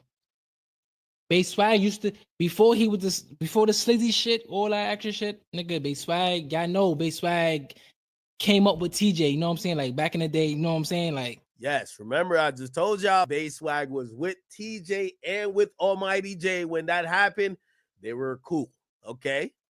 When TJ was coming up, Bayswag was with us all the time. You know what I'm saying?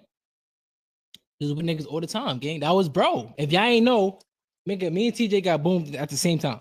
We was in the same car. For me, the same. What you know what I'm saying? Boomed means shot. Okay. We both got boomed, gang. Right? Boom. TJ in the hospital. You know what I'm saying? You know what I'm saying? You got niggas pulling up. You got family pulling up. You know what I'm saying? TJ, you know what I'm saying? But guess who's one of them niggas that was pulling up to the hospital? You got it. Bayswag. He was one. Okay. I think you guys again, I know you're smart. Essentially, they you know, they're not beefing with Bayswag, but Bayswag was there when TJ got shot, and he was fucking with TJ while he was shot. He was fucking with TJ before he was shot. So they look at him as, oh, okay, you fuck with us. But at a certain point, Bayswag's career started going off with the slizzy stuff. He's cool with like Cash Cobain. And what ended up happening, a certain other artist or whatever took him on tour. So he's been fucking with TJ's ops. So TJ feels away. Yo, damn, you was with me when I got shot. You know who I'm blaming for me getting shot. And now you're hanging with the guys who I think got me shot. So when he walks in, he's not thinking about Max. Now the whole internet is like, no, it's Max. No. Yes, TJ's a very cocky, arrogant guy. He's a nigga from the Bronx, like a lot of them dudes are. But he's over here kind of watching the situation because he got shot. Now, clearly he can't say all that shit, but I'm going to say it, right? One of them niggas pulling up to the hospital, gang. Yeah, it's shot. He was one of them niggas pulling up to the hospital, gang. Like, I'm saying, like, pulling up, buying bro boxes, you know what I'm saying? Trying to help bro off the bed, like, you know what I'm saying? Like, bro hurt. He trying to help bro off the bed. Oh, yeah, fuck them niggas. All that, gang. You know what I'm saying? Like, that's bro. He with the family. He with auntie. He met auntie and all that. That's bro. You know what I'm saying, chat? That's the bro, gang. That was the bro. You know what I'm saying? As y'all see, Bayswag was the bro, you know what I'm saying? But now you see who he with, chat. You see what he be doing, chat. Nigga be on some, like, yo, like, what? How you do that, gang? How you come to the hospital? How you meet the family? How you do that and then you fucking with the ops, gang? You supposed to be our man. You fucking with the ops. That's dick riding shit, nigga. You're a dick rider. Nigga. Now they're calling Bayswag a dick rider because Bayswag has supposedly now hung out with the ops. Dick riding, gang. That's what I can't put it in any dick riding, gang. Like, what the fuck? So boom. Niggas. Now, do I think that Max knew all this drama? I'm pretty sure he didn't. He probably just invited niggas. And he probably told them who was gonna be there, right? So maybe this is Fabio's fault. I'm pretty sure he said, yo, Fabio, pull up. Yo, and then Fabio was probably like, who's gonna be there? Oh, I got 4-1. Fabio don't got no problem with him. And Bayswag. Fabio don't got no problem with him. But Fabio fucks with TJ heavy, right? So Fabio tells TJ, I guess TJ was trying to link Fabio. He's like, yo, come through. TJ comes through. He's trying to fuck with Fabio. He doesn't know who Max is, but then he sees, he's like, oh shit, yo, why that? Oh, what the fuck? Now they're not gonna make a big scene about it, but now this is why everybody doing weird shit and doing, yo, I'm gonna just smoke over here to avoid interacting with that nigga too much. But then Max is like, why y'all niggas smoking in my crib? See Bayswag, that's when the whole energy kind of swing. I'm a streamer, so I know what's going on. I know. Somebody said Max said he didn't invite Fabio or TJ. I thought he invited at least Fabio. Who Max was. TJ didn't even know who Max was, bro. He wasn't really trying to be on no disrespectful shit, gang. It's just the energy. When we seen that nigga, gang, when we seen Bayswag, gang, the energy already changed, bro. So Max was on some, like, when he was telling niggas to stop smoking, I just felt like he could have approached it a little better than how he did it. Okay. All right. And Max kind of like finalized by saying this about it, and then we'll move on. Talk to y'all about this shit because I don't really give a fuck to see any clips. Let's talk about this little TJ 504 shit. So, little TJ 504. For anyone that don't know, last night I did 5-star. I did mad like in the boost. Not mad in the boost, but I do this thing where sometimes I do multiple in the boost in one stream. You feel me? Call it 5-star sessions. Who was yesterday supposed to be? Yesterday, who I invited was 4-1 and Trippie Ray. I invited 4-1 and Trippie Ray. Now, Trippie had a music video. So his was always a maybe, but 4-1 was confirmed. Now, I also invited who? I invited Pink Dreads, a.k.a. Pinky, a.k.a. my nigga D-Lou. D-Lou, let me mute y'all for a sec. D-Lou is Basswag's artist. So he pulled up with Basswag. When Basswag got here, he stayed at the door. I went over to the door. I don't know if y'all remember during the stream yesterday, I left the stream to go to the side when we was looking at beats with 4-1. When I went and talked to Basswag, Basswag was on the phone with, I think, one of his guys or whatever. And he said, yo, Fabio in the area, I think he with D-Lou, he could pull up too. It'd be like good for New York, etc. I'm like, okay, cool. But I told him, yo, please don't pull up deep. The rules was always, yo, please don't pull up deep. You feel me? It's cool. Come on, go ahead and slide. It's fine. But please just don't pull up with all these niggas. That's the only problem. I was about to say no to the whole shit because they were saying they might be with mad niggas. And I'm like, nah. But then I was like, you know what? It's all good. Show love. Pull up. Y'all remember Fabio pulled up before TJ. Fabio was in the building before TJ. Feel me? Shit was cool. Dap ups. Came with some niggas. You feel me? Some girls on the side. It was all good though. It wasn't too OD. Fabio then calls TJ and shows him to me. You know, now I've never talked to TJ. You feel me? So despite what I hear about a person or what goes on, if I never talk to somebody, I'm not going to sit here and be like, you know what I'm saying? I'm going to just treat them and greet them how I would treat any person I never met before with respect. So I said, what's up? To TJ, you feel me? I said, say what's up to stream. And y'all remember that. Not to my knowledge, because nobody told me this. TJ pulls up with some of his bros. I did not know he was pulling up. I did not invite him to pull up. But he pulls up. I guess Fabio told him to come. Okay, that's fine. Which is not fine, because you should tell me that, because this is my shit. But whatever. Niggas pull up. This stream was for 4-1 and Trippie. But now Fabio and TJ here, which is cool. Because everyone cool. As long as it's good vibes, it's cool. Niggas then proceed to start smoking in the B&B when, as y'all know, since the first day I had guests, you cannot smoke in this shit because I'm gonna come on, man, Max here. Hey, listen, yo, Max, with all due respect, again, I agree with the whole B&B no smoking in there. But, bro, don't come to New York with them and do the mixy shit. This wasn't a smoking thing. Because in reality, and this is where fans are stupid with, niggas could have got their heads knocked off there when you're inviting too many niggas that don't fuck with each other.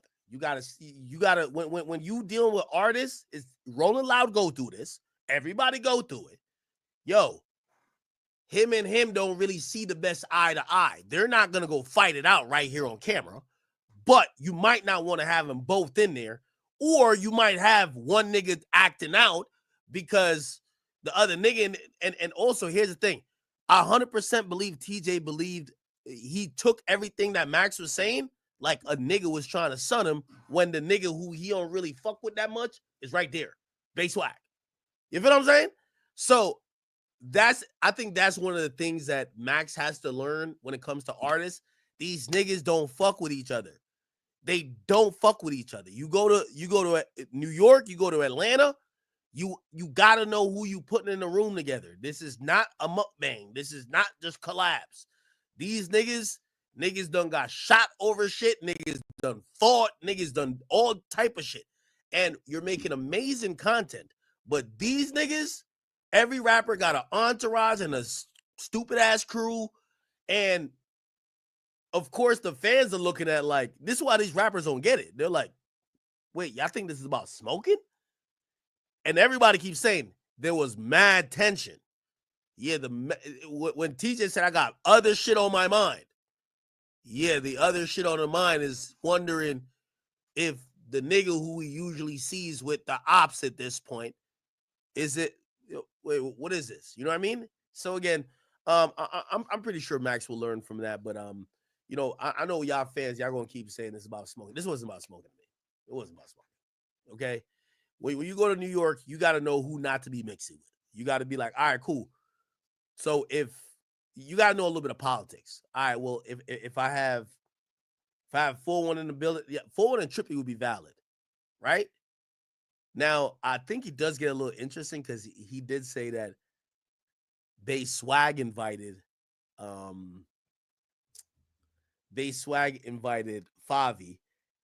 and Favi should have knew not to bring Trippy. No, not Trippy. I mean, Lil TJ, if he knew Lil TJ felt that. It's just mixy shit, bro. Rappers have issues. Surprise, right? Rappers have issues. Okay. All right. And you know, all is well that ends well. Nothing violent happened. You know, of course, I just want to remind people of real life shit when it comes to rappers because people are arguing about smoking, and I'm telling you, TJ came there with 20 niggas. If shit could have went extremely left otherwise or afterwards, that's not what we want. So let's just keep that in mind and just exercise better decisions, rappers alike and also even streamers alike. All right, cool. Let me see what else been going on in this bitch.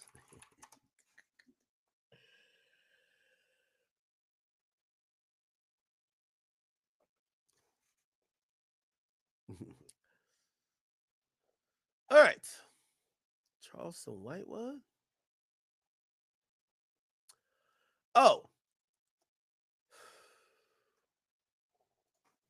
Did y'all see that Meg Thee Stallion?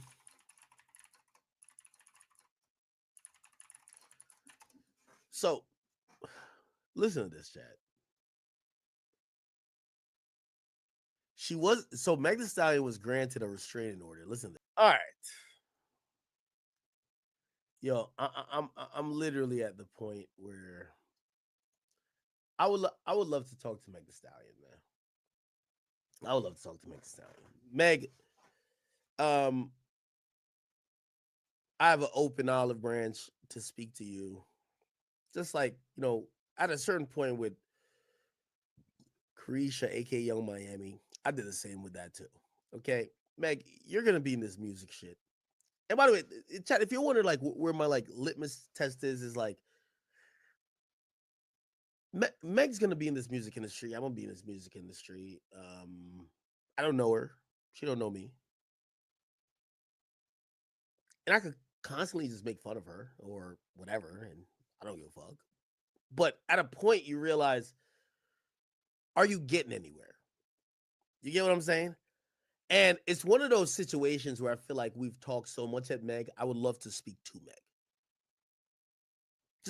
And it doesn't have to be publicly; it could be privately. Because I really feel like Meg is doing some of the most horrific things for her career. Now, I'm not the one to speak on if she's doing things that's going to help her mental peace, but for her career, it's just so horrible. Like, I'm literally sitting here and just watching Meg torture her own career where she's saying things or constantly trying to recreate this like victim aura that I don't think people are going for. And I feel incredibly sad for her. She's saying she fears Tory's going to shoot her again. And I personally don't think that's what it is. I think Meg is tired of criticism. I think she wants to not be reminded of this incident. Okay? And I think she's gotten past this victim like angle where she wants to be a victim. I think she just doesn't want to be reminded of it anymore. But everything she's doing constantly reminds us and makes us feel like she was a liar. That's one of the reasons I would love to talk to her, because I'm like, what goal do do you want to get out of this? Tory's locked up. He got sentenced to 10 years. I just don't get it. So she got this civil restraining order, and she says she fears that Tory's going to shoot her again. And I'm like, yo, Meg, like you're making this worse for yourself, because it feels like your only path to redemption is to try to still attach or try to punish this guy, which he's already being punished. He's already getting time in jail. I don't agree with how she's doing certain things in the sense of Tory got found guilty. It's not on you to keep him in jail, and it's not on you to make sure he gets further punished. You got the verdict that you wanted. Let the prosecutor or the judges or the court system deal with Tory how they will.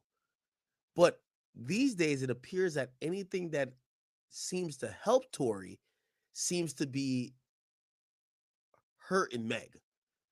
So if Tory wins a small portion of what could be his appeal, Meg feels offended. And for I just can't understand that if she's trying to get past this, and also don't want the vitriol that comes with some of the people who believe that Tory's innocent. No matter what she says, some people are going to believe he's innocent. So that's one of the reasons I would love to talk to her, because I'm trying to understand what her goal is. Like, what are you hoping to get from this? Tory's in jail. Even if he does get out on appeal, there's nothing you could do. He's fighting the court system. He's fighting the process, which is appeals. He's not fighting you at this point. You got your verdict.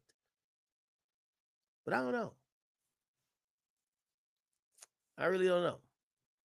So she testified in a live setting, well, via live stream, and she said, yo, I think he's going to shoot me again. And I'm like, what? I just don't understand it. I honestly just don't understand it, man. I was in court when Megan Thee Stallion testified about why she wants a restraining order against Tory Lanez. The judge issued the restraining order, and it's effective for 5 years. It expires on January 9th, 2030, and that's after Lanez is eligible for parole. He's currently in prison for shooting her in July 2020. Lanez's lawyer says he just wants to mind his business, and he's not having any contact with these third-party bloggers like Milagro Grams to harass Megan. But Megan's lawyer said that the facts show otherwise, and she talked about payment receipts between Milagro and Tory Lanez's dad. The judge, Richard Bloom, said there's ample evidence of harassing conduct dating back to at least July 2020. He did say he didn't see a lot of evidence of recent conduct, but he said that the conduct from 4 years ago, after she was shot and before he was convicted, is still enough evidence to support a restraining order today. Megan's lawyer also said that really there should have been a 10-year criminal protective order issued at Lanez's sentencing, but it was overlooked. So that made it pretty easy for the judge to see a reason to issue this civil restraining order. I was in court when Megan Thee Stallion testified about why she wants a Okay. Now,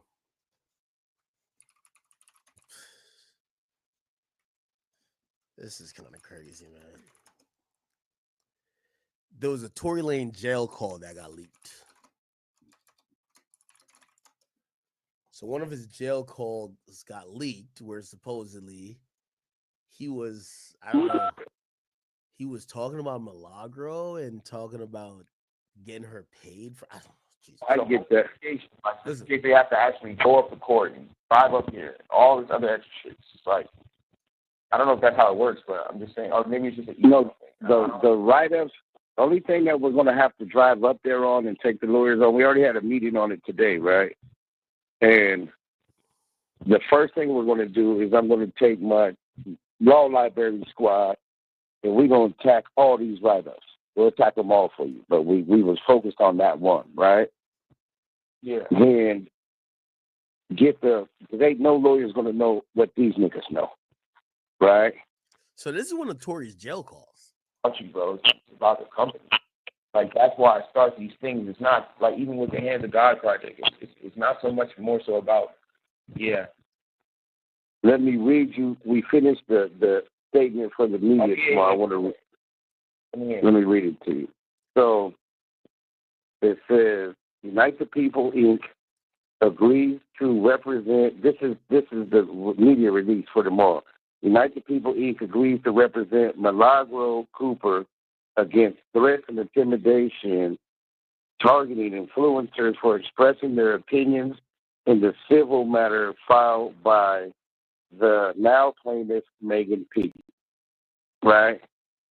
It says, that's just the headline saying, there is a recent filing from Megan Pete, an individual plaintiff, naming Milagro Elizabeth Cooper, an individual, as a defendant. Unite the People, Inc. is a nonprofit law firm that promotes social justice throughout the United States, as well as provides affordable legal services to the underserved community, as well as multiple other services, i.e. mentoring programs for the disadvantaged youth, empowering young women, mentoring programs, assisting the homeless, veterans, transitional housing center, right? It just tells a little bit about the company, right?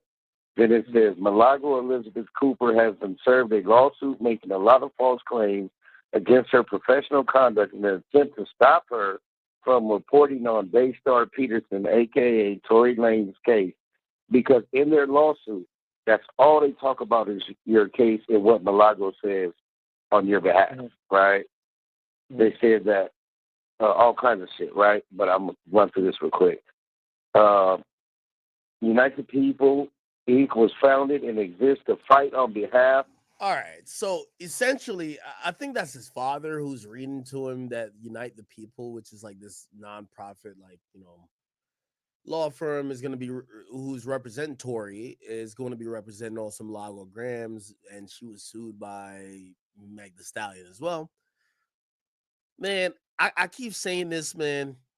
I get that Tory and Meg are involved in this and embroiled in this like really nasty back and forth. And even though she got a conviction and Tory is convicted, she still wants more blood. I just suggest to Meg Thee Stallion, bro, you a black woman, Milagro's a black woman. How about y'all try to speak to each other, man? I want to speak to Meg. Like at this point, like I really don't understand it. Like, how is there so much hate? You know what I mean? I get it. You think that Milagro or anybody else, shit, maybe she's thought me at a point, right? Speaking for Tory. No, there's just people who feel like Tory's innocent, right? And it's not, maybe some people are trying to kick her back in, but I think some people, they just fall on the other side, and that's natural. So I don't know, man. I feel bad for this whole Meg Thee Stallion situation because she's showing up in front of the judge and crying and, oh my God, they're trying to kill me. The next time Tory might kill me. And I'm like, whoa, is this like PR or does she really think that, like, with all due respect, I hope Meg Thee Stallion don't think that, okay, yeah, we might think that Tory didn't do it, but we wouldn't sit by with Tory trying to kill you. You know what I mean? Like, bro, I don't know, man. I really just don't know. But anyway, they're going extremely hard, and they're using some of Tory's jail calls, and they're saying that Tory is still harassing Meg Thee Stallion, and the judge clearly agreed, even though the judge said, no, I don't think he's been harassing you since he got locked up, but before he got locked up, we think he was saying some shit. So they gave this civil restraining order, which I think that's crazy, man. I think that's crazy. The disadvantaged, the small, and the powerless against these Goliath organizations, corporations, or celebrities that want to push around and bully the Davids of the world, i.e. the people. Unite the People, Inc. will not stand by and let an intractable justice system or a billion-dollar corporation ran by popular celebrities take advantage of the small guy in an attempt to silence someone from their First Amendment right of freedom of speech. Unite the People, Inc. has agreed to take on the defense of Milagro Cooper, as well as any other social media influencer, journalism platform, journalist, podcast, or reporter of any type that has received this lawsuit against them or any other form of bullying/harassment. He was hip-hop's- silence them from their right of freedom of speech. Any such influencer, media person, or organization who has been or received a threat and attempt to silence them from the same organization or corporation should contact Unite the People Inc. immediately. Okay. So hold on, is this a... All right. And Bob, I gotta go upstairs for 1 second. Hey, so I'm gonna give you an update on Lil Durk's thing, and then we're gonna get into the FS1 of Rico. Have y'all heard about that? Whole bunch of shit going on when it comes to Fox Sports 1 and all the bullshit that been going on there. I want to go through that kind of methodically.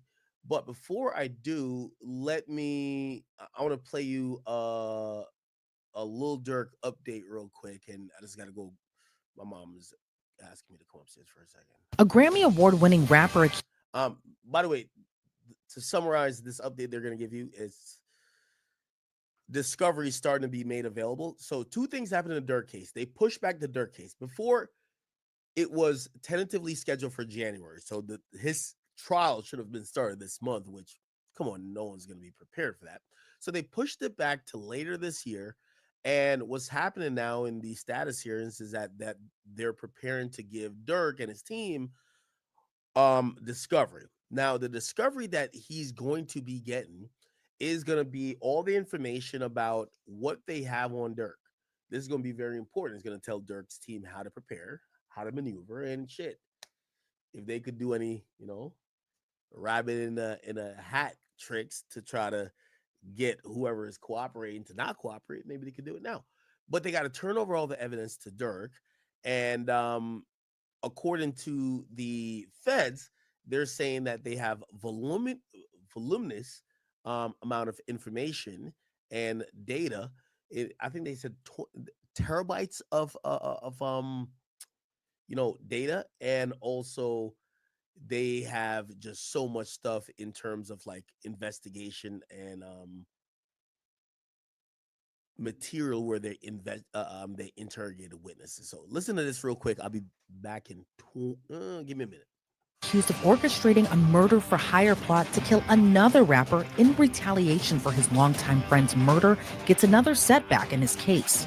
Durk Banks, better known by his stage name Lil Durk, has been behind bars since October, accused of being the mastermind behind a plot to kill Georgia rapper Quando Rondo, whose real name is Taekwon Bowman.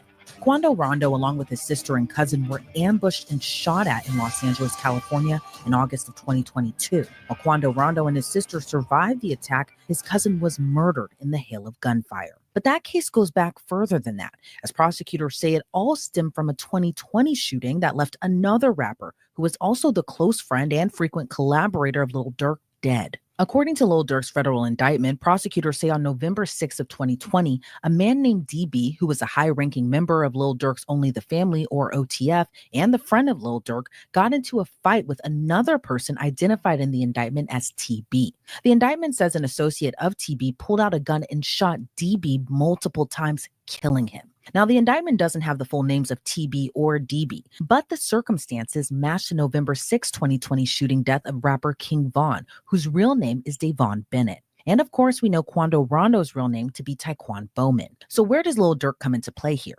Well, federal prosecutors say after King Von's murder, Lil Durk wanted revenge. According to the indictment, Banks made clear in coded language that he would pay a bounty to anyone who took part in killing Quando Rondo for his role in King Von's murder. That all came to a head nearly 2 years later on August 18th of 2022, when Banks, his alleged co-conspirators, and co-defendants tracked down Quando Rondo to Los Angeles. The indictment names Banks' co-defendants as Kevon London Grant, DeAndre Dontrell Wilson, Keith Jones, David Bryan Lindsay, and Asa Houston. Prosecutors say on August 18th of 2022, after the men learned where Quando Rondo was in LA, at the direction of Lil Durk, Wilson, Jones, Lindsay, Houston, and another co-conspirator traveled from Chicago to Los Angeles to murder Quando Rondo.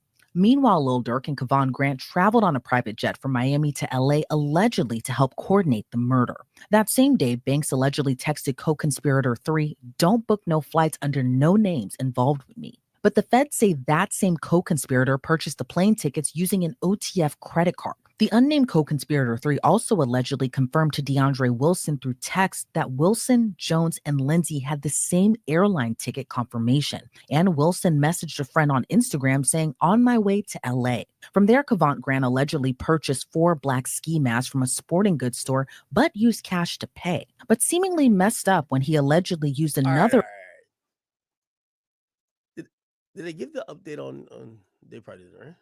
Hearing of these alleged acts. Attorney and former prosecutor Safa Robinson Ferrer orchestrates something terrible like this, that you might try a little harder to kind of cover your tracks. They say cash is king.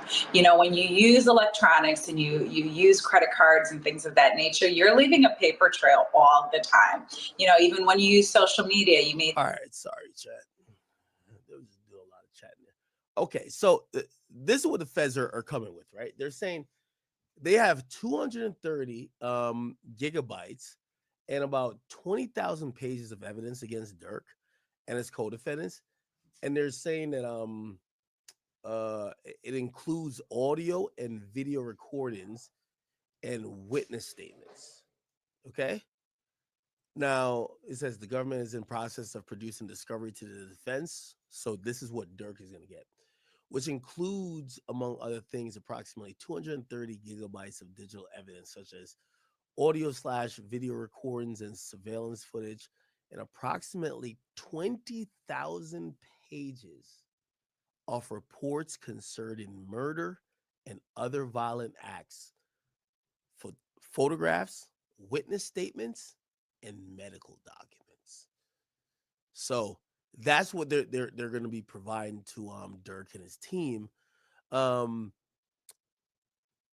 What's going to be interesting, if you ask me, is going to be the digital evidence, not necessarily surveillance, but it's going to probably be, hey, this is an interview we did with confidential informant, this guy or this woman, and those people are implicating you. Those people are saying that they had a conversation with you and you told them you'll pay them $40,000 to kill somebody.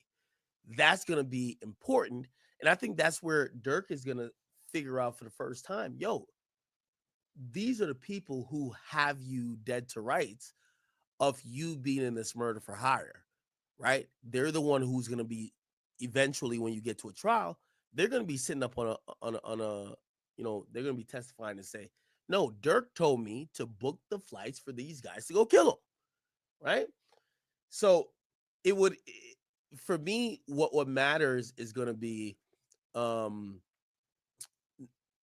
it's not going to be the surveillance footage. It's going to be interviews, all these interviews, and also maybe any wiretap info that these guys have on Dirk.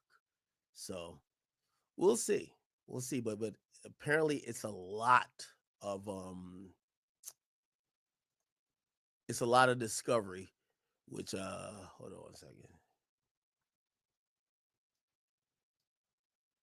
It's a lot of discovery. However, if it's ever a time that he's gonna know who's telling on him, is gonna be now, right? So, for example, if they have a wiretap, they have to provide it, right? If they don't turn over these things, what will happen is there's a potential, what we always, and I think we've just talked enough, like, criminal investigatory stuff, is there's a possible Brady violation, which means if you're not turning over, who knows? Say it's OTF Jam. We're not saying he's a snitch, but let's say him, right? Say he did an interview and he said, "Nah, Dirk did tell me to go kill blah blah blah," but then he said, "Nah, but he was joking though. He never really meant it." You got to turn over the whole interview. That at least Dirk and his team to say, "Yeah, OTF Jam said I told him to go kill somebody," but then he later said in the same interview, "I was joking." So what are you talking about? So again, all of this is going to be really important in them gathering evidence to figure out what Dirk, what could be proved against Dirk in court. And I don't know, man. It's going to be kind of like very iffy. Anyway, okay. All right. The important thing that I wanted to get to is this FS1 Rico. Oh my God. Hold on 1 second, chat. Let me pull up this FS1 Rico. This is great. It's not even a Rico, it's a Frico.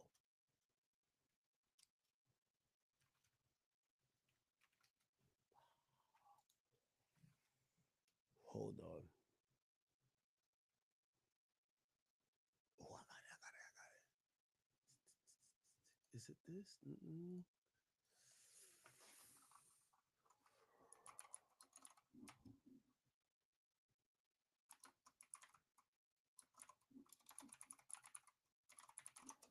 Okay.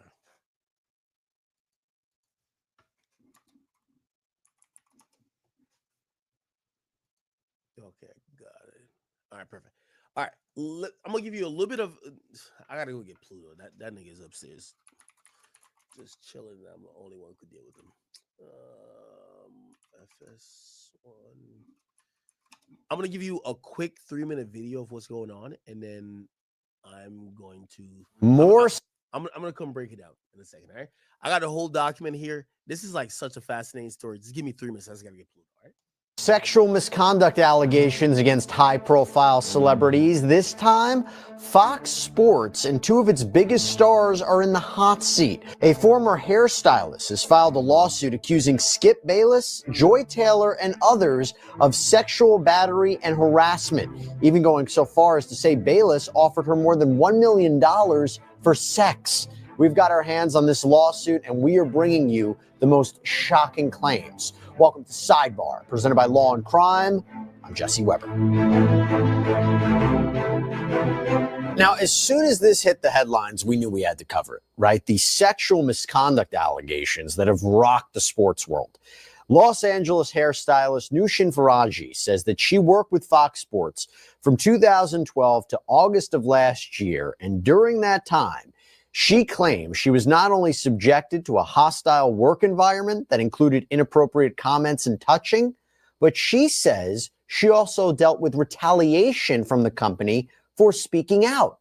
So she has filed both a class action complaint, and I'm going to talk about that a little bit more later, and an individual complaint on multiple grounds, including things like failure to pay minimum wages, unfair, unlawful, or fraudulent business practices, hostile work environment, and sexual battery. Now, in the opening paragraph of her complaint in this lawsuit, it reads, Ms. Faraji brings forth this action because for over a decade at Fox, she was forced to endure a misogynistic, racist, and ableist workplace where executives and talent were allowed to physically and verbally abuse workers with impunity. When Ms. Faraji and others came forward to report the wrongdoing, instead of addressing their concerns, Fox retaliated against them while the perpetrators and those who protected them were inexplicably promoted. This case thus represents yet another in a long line of cases chronicling the toxic culture at Fox, marked by bad faith promises and repeated failures to address a poisonous and entrenched patriarchy. Now, you might be saying this and saying, I'm not a sports fan. I have no idea who we're talking about. That's okay. We're going to give you a rundown about who the defendants are in this case and other major players as well. So we want to give you a quick rundown of this. We're going to first dive into what Faraji accuses them of. So Faraji is suing Fox Corporation, Fox Sports, Fox Sports 1 and 2, often known as FS1 and FS2, and Fox Sports Production. And as well, she is also suing Charlie Dixon, Skip Bayless, and Joy Taylor. First, we'll start with Charlie Dixon. Charlie Dixon is the executive vice president of content for Fox Sports 1. And by the way, that's apparently Fox's flagship multi-sport national network. And he is responsible for overseeing the content and production for the network and has the authority to make decisions about employees. Skip Bayless is a renowned, albeit controversial, sports commentator who's worked in print, radio, television for decades. He's worked as a commentator with Stephen A. Smith on ESPN2's show First Take. This is before he debuted his own show with Shannon Sharp called Skip and Shannon Undisputed. This was on Fox Sports 1 in 2016. And that, by the way, is where he worked with Nushin Faraji, who was part of the styling team for the network. And by the way, in 2021, the New York Post reported that Bayless had signed a $32 million contract with Fox. It's important when we talk about his wealth a little bit later. All right, now before we go any further, I have to talk to you guys about something. This is huge for me. I cannot tell you how excited I am about this, but there is a grooming line called Brickle. I've been using it, talking about it for years. They are now our sponsor here on Sidebar. I am so excited to share this with you. So I have been using their incredible products for almost. All right, man. Long problems. I'm making too much money. I got to cut it out. All right, chat. Yo, here's this story, man. I ain't gonna lie. I love the story. I couldn't wait to come back to give you out the story. This is amazing. All right. So, first and foremost, let me bring up some of these. All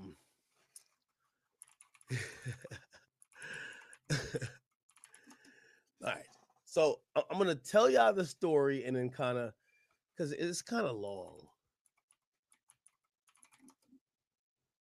This is it.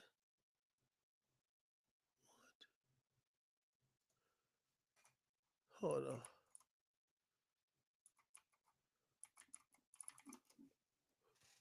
Okay, here we go. Sorry. All right. Wait.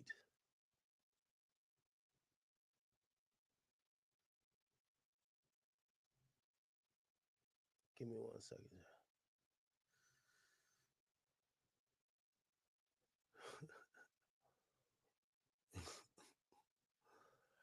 This is a hell of a story, chat. I ain't gonna lie to you.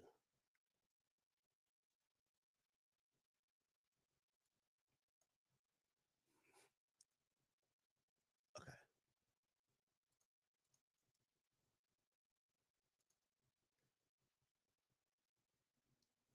Oh, here we go. I want to bring up the girl. Okay.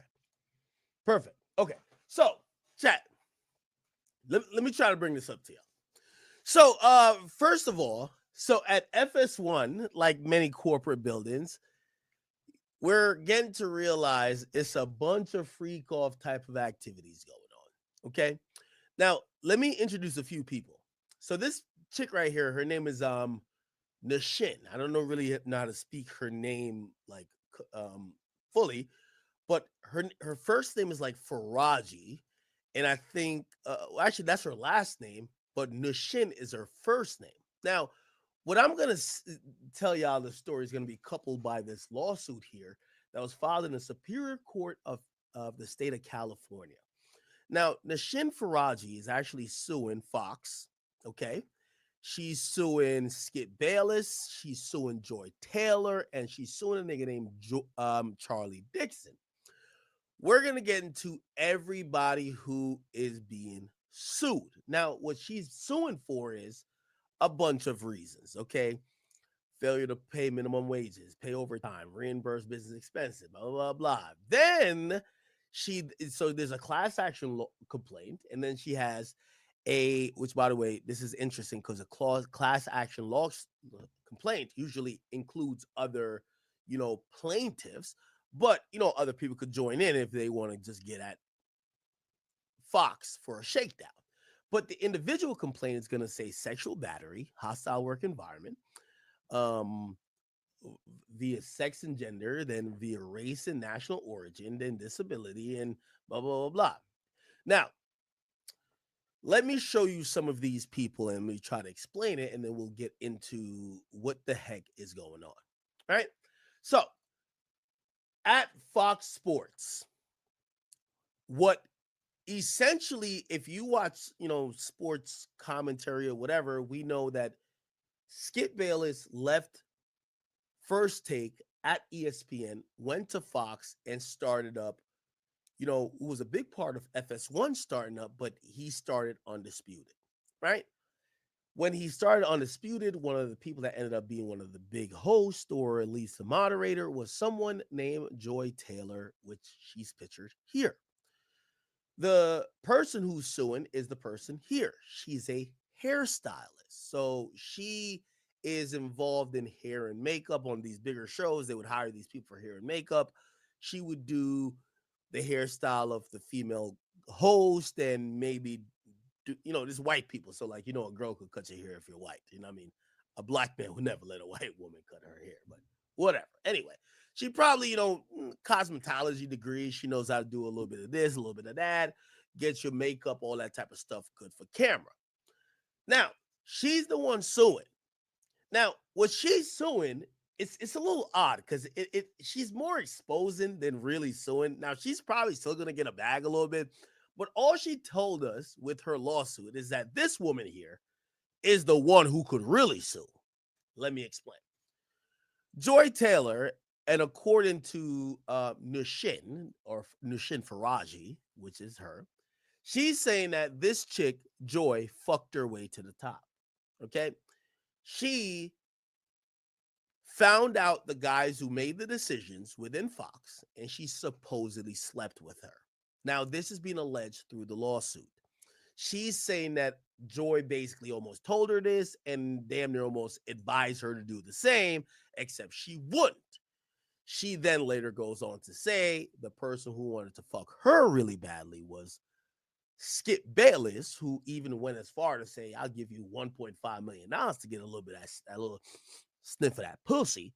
But she turned it down, and then eventually Skip started hating her because Skip thought she was fucking Shannon Sharp.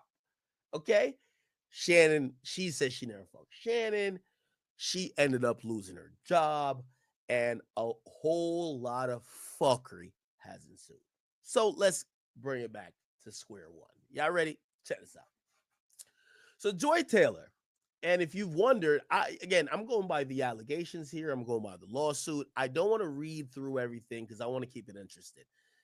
It's a 42-page lawsuit. I could read through everything and make it make sense to y'all, but I want to shorten this that you could get some semblance of a storytelling with this. So Joy Taylor, according to this hairdresser, she said, hey, she's one of the original group or one of the original staff at FS1 when Skip went over. So Skip went over and Skip started getting his people that he wanted to work on Undisputed. FS1 was kind of new, fledgling upstart in terms of now trying to affect the mainstream media and sports, and Skip could throw around his weight. She was hired as one of the people who did hair. Okay, now she said she noticed really quickly that Joy Taylor was one of them chicks who fucks to get a promotion. Why? She said Joy Taylor had no real experience in broadcasting or even being on TV to this capacity. She was a bartender in Brickell. She was in Miami just being a bartender. And essentially, she did go to school for like some type of journalism, and she wanted to expand her career, so she went out to LA. Joy Taylor was allegedly married. She had a man, okay? She had a husband, actually. She was married. When she went out to LA, she left her husband. So you know how that go. Husband it left in Miami, you in LA. Joy has the knack of finding the powerful man that makes the decisions in whatever field she's in. And let's put it like this. She know how to get it in with that person to make sure she gets what she wants. So they're saying that she left her husband in Miami. Remember, she was a bartender and a radio host, but was like a really low-level radio host. She goes to Miami, she goes to LA, leaves her husband behind, and says, how could I make it up in this FS1, hierarchy? She says, let me find a nigga that's making the decisions. You know who's making the decisions? It was a nigga named Charlie Dixon, FS1. And yes, this nigga looks weird as shit. This is him, okay? This was the guy that was the head of content, making all the decisions at FS1. All of these shows, this guy, he was the EVP of content, which is the executive vice president of content. So he get to pick who was going to be on First Things First, something speak, The Herd, whatever. And apparently Joy said, fuck all of that. I know how to get the job that I need. I'm just going to suck his dick. Okay. So this is all being alleged. I want to keep you all in the loop. But according to the hairstylist, Joy, who was married, goes to LA, starts schmoozing around, realize this guy makes a decision, sucks the soul out of this nigga. Ruby Rose ain't got nothing on goddamn Joy Taylor, okay? Sucks him into oblivion, okay? And essentially, he says, I got to put you on Skip's new show, which is called Undisputed. Now, I'm telling you the story here. We could read all this in the lawsuit, but I want to make it entertaining for y'all. So apparently, she's sucking his dick so good that he said, I got to give you a job. Oh, you want that job? I'm going to give you a job. You're going to be the moderator. Remember, this is just a bartender. She ain't really got that experience like that. She don't got that resume like that. But that dick sucking is too good for a nigga that look like he already got one eye bigger than the other. He says, I'll give you whatever you want. She wants to be on the biggest show. This dude supposedly tells Skip, yo, Skip, you got to make her the moderator. Remember, Skip just came over from ESPN. He's the big dog. Yo, whoa, whoa, whoa, whoa. What you mean this stripper? Not stripper. I mean, this bartender got to be the main chick. I don't want her on my show. Skip didn't want Joy Taylor at first. She's sucking this nigga's dick so good. I mean, oh my God. Listen, the way they describe Joy Taylor's mouth, she's sucking, yo, they're saying she could suck a fucking blow pop through a straw. You feel me? And they said that this guy who's getting sucked off by Joy says to Skip, do me a favor. I know you don't want her, but just do it for me. Leave her as the moderator on the show. So her sucking off this guy, he asked a favor of Skip, please put Joy on the show.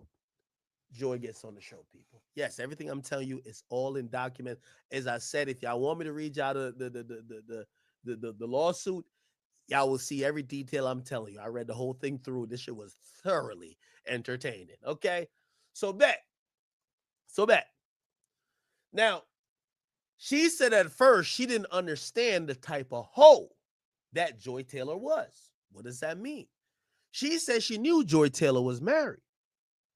She said she ain't know Joy Taylor was fucking this guy until certain things became very apparent. What does that mean, people? She said every time she would go hang out late with Joy, this guy would show up late or later.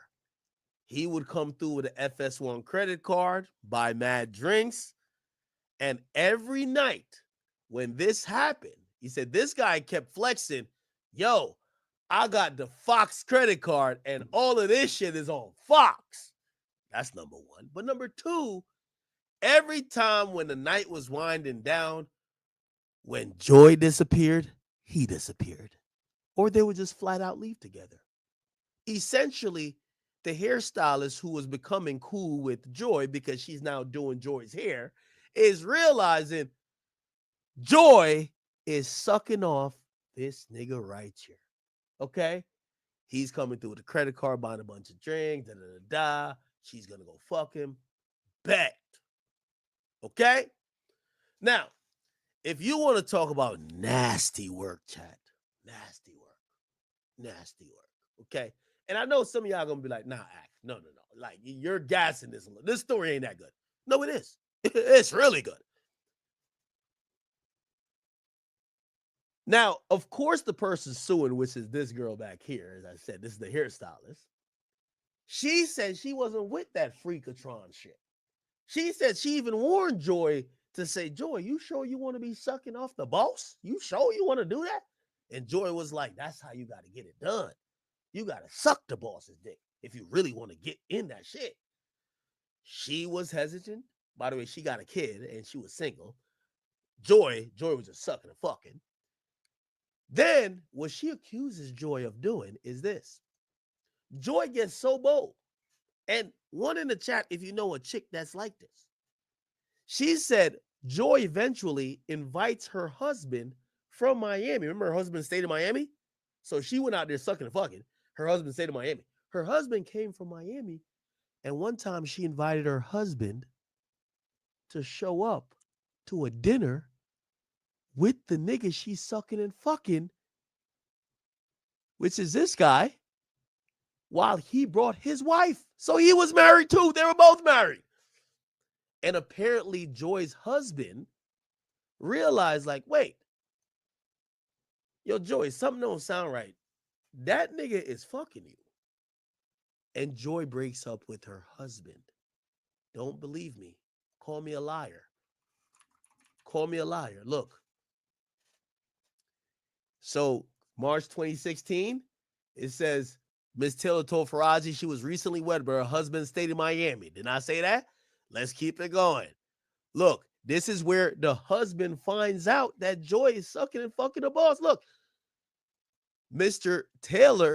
Bayless disclosed he ain't want Faraji on the show. No, disclosed to Miss Faraji. He ain't want Joy on the show. But Mr. Dixon was adamant. You know, Mr. Dixon is this dude right here. Big boy right here, this guy, right? He said, yo, Skip, do me a favor, put her on the show. He said Mr. Dixon arranged a dinner between Mr. Bales and Miss Taylor where she arrived in provocative clothing and acted in a provocative manner. When that didn't change Mr. Bales' opinion of Miss Taylor, Mr. Dixon asked him to approve of her as a favor for him. Reluctantly, Skip agreed to do a favor for his friend. Around 2016, Ms. Faraji, so the person who's suing the hairstylist attended a dinner with Miss Taylor, Joy, and her husband, and Mr. Dixon and his wife. During the dinner, Mrs. Taylor's husband became suspicious that Joy and Mr. Dixon was having a sexual relationship. Soon after the dinner, Mrs. Taylor's husband found evidence of the inappropriate relationship and divorced Mrs. Taylor. So basically, Joy Taylor's husband went to dinner and said, oh, something ain't right here. You fucking your boss. Turns out she was, allegedly, right? Cool. Let me keep telling y'all the story. So now Joy lost her husband, right? Joy is now single. Joy is throwing the pussy 1,000,000 miles per hour to a nigga that looked like this. And she's now the host or the moderator for Skip's new show. Now, Skip, you got to imagine, is thinking, yo, I'm the big dog around here. If anybody getting the pussy, it's got to be me. How this little corny executive nigga get in the box and I'm not getting the box? But that's what's happening. So Skip, who's 79, about, start kind of using his own leverage. Like, yo, hold on, man. How you fucking that nigga, but you ain't fucking me? Now, this is where it gets interesting, Chad. Apparently, apparently Skip, and I'm gonna call a little bit of cap in the story, and so I'm gonna tell you the story how I think it really went down, more than just the allegations, because the allegations just make Skip looks like complete like a creep, because it's then said that, you know, Skip doesn't really, it's not really said that Skip goes after Joy, but it says that Skip goes after the hairstylist. Now, if you ask me, I don't think he just only wanted to smash the hairstylist. I think Skip, I actually don't believe her at all. I think Skip was having a problem with control. Skip had the entire staff hired because it was his show. And then Shannon Sharp comes in. And when Shannon Sharp comes in, Shannon Sharp talks to them more. If you ever seen when Shannon Sharp ever left FS1, he's hugging everybody. He does a whole video where he walks through and hug everybody. That's not Skip. Skip is super work. He's not a friendly guy like that. So Shannon Sharp is loved by all the people in the back. Now, if you ask me, so she's suing Skip to say Skip offered her $1.5 million for sex. I don't believe that for a second. What I personally believe is that Skip started to think that this woman, who was an original hiree on his show, was starting to pick his ops, which is Shannon Sharp at the time. Skip and Shannon fell out. So Skip is looking like, yo, I got all y'all jobs. Remember, I'm the reason why the show exists. So when me and Shannon not seeing eye to eye, y'all all got to fuck with me. Y'all can't fuck with him. And he's starting to realize some people like Shannon. Shannon's a cool guy. And I don't think he was trying to fuck this chick. I think he was more trying to use his leverage as, bro, I gave you your job. Now, I'm jumping ahead of myself, and I guess like I got to bring up the lawsuit in a sense, because this woman is convinced that Skip offered her $1.5 million. I don't believe that for a second.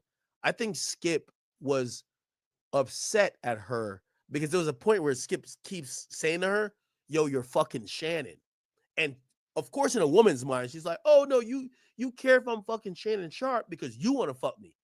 No, Skip is a work guy, bro. Like, I'm not saying he's not a man who wants to fuck women, but it's like, I think he was looking at it to say, if you're fucking my enemy, like, Skip is thinking of this like Game of Thrones. Yo, why are you fucking Shannon Sharp? I'm trying to get the whole company to get this bitch ass black ass nigga out of here. You get what I'm saying? So he started getting upset. So he keeps grilling her. Are you fucking Shannon? But she's taking it as, oh, you think I'm fucking Shannon because you want to fuck me. I really just don't believe that. I think he was beefing with Shannon, and he's looking like, I got all y'all jobs. I hope y'all not switching on me for Shannon. You get what I'm saying? That makes more sense to me. Like, who the fuck offers $1.5 million for pussy? Come on, bro. Like, even Skip Bell's not doing that, bro. Do y'all understand what I'm saying? And I could read it to y'all. I'm gonna read it to y'all in the lawsuit. So let me just end the whole escapades with Joy first. So Joy smashes allegedly this guy who is the EVP of content to essentially get on Skip's show, right? Then she smashes another dude named Emmanuel. Sorry, FS1. Because she wanted to get on another show. Now, the Emmanuel dude is this black dude in the back right here, right? So she supposedly smashes him, right? This guy right here, she fucks him. And what ends up happening is that the hairstylist who's following this whole lawsuit, she stops Joy one time and says, Joy, don't you think you shouldn't fuck two niggas that work at the same company? And basically Joy, allegedly being the hoe she is like, yo, bitch, shut up, man. I fuck everybody. What the fuck is you talking about? I'll show you that in the lawsuit. This is kind of crazy. The dude name is Emmanuel. Okay, look. It said she used her sexuality again to get on the show. Approximately 2020, they asked me for lunch. When Miss Faraji arrived as a hairstylist, she found Miss Taylor with a man, Mr. Acho, Emmanuel Acho. And Faraji didn't know Mr. Acho, but could tell that they were romantically involved. A few months after meeting Acho at lunch, Miss Faraji noticed him in the hallway at work. Faraji then later asked Miss Taylor if Acho also worked at Fox. Miss Taylor says yes, he worked at Fox, and said that she wanted Acho to recommend her for a show called Speak for Yourself. Miss Faraji became alarmed and warned Miss Taylor that she probably should not sleep with Mr. Dixon and Mr. Acho at the same time, as Mr. Dixon is a very powerful man and may become angry if Miss Taylor and became angry. Miss Taylor told her, don't worry about it. She explained that she was also now powerful, and once Mr. Dixon was no longer useful to her, she would follow through on her plan to tell the company that he had forced. So basically, she's saying that Joy Taylor had planned to let the company know that it was a Me Too situation, so they would have fired Mr. Dixon, that she could keep sleeping with this Acho guy and keep getting more shows, which is kind of crazy, but whatever. She would not allow herself to be forced out by Mr. Dixon like any other woman talent. Okay. In 2022, she started working on Speak for Yourself, and Miss Taylor requested Faraji to do her hair. So, yeah.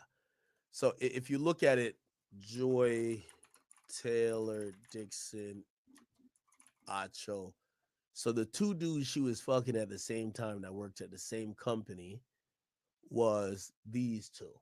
So she don't discriminate. She fucked this bug-eyed looking nigga right here, and then she was fucking this nigga right here. Allegedly. We don't know if it's true. Okay. By the way, then there was a video that this Acho nigga made that he later deleted, but this was it because people found it. Check this out.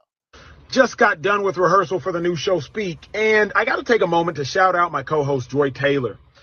A woman, a black woman, daily show, sports. Do you all realize how hard it is to get into the position that she is in?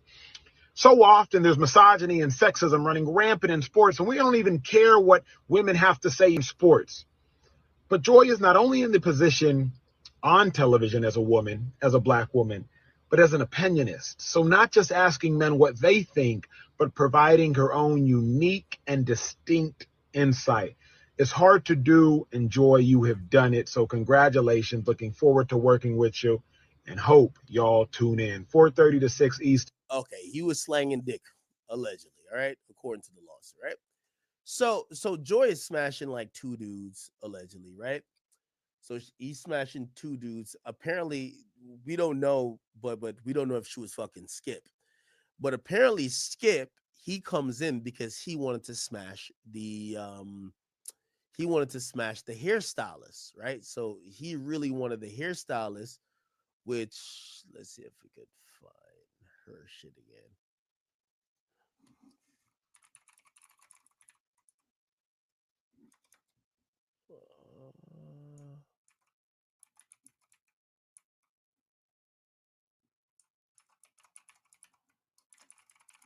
Oh yeah. So Skip was smashing the hairstylist. Or no, he wanted to smash the hairstylist. It actually says Skip didn't fuck anybody. But yeah, and then apparently this is the hairstylist right here. Right? So what was said, and now let me read through this a little bit to give you a little bit more details. This is where it says Skip was going crazy, right? All right. It says, over the years, Mr. Bayless continued to make advances towards Miss Faraji, aka lingering hugs, kisses on the cheek, inappropriate comments that he could change her life if she acquiesced to having sex.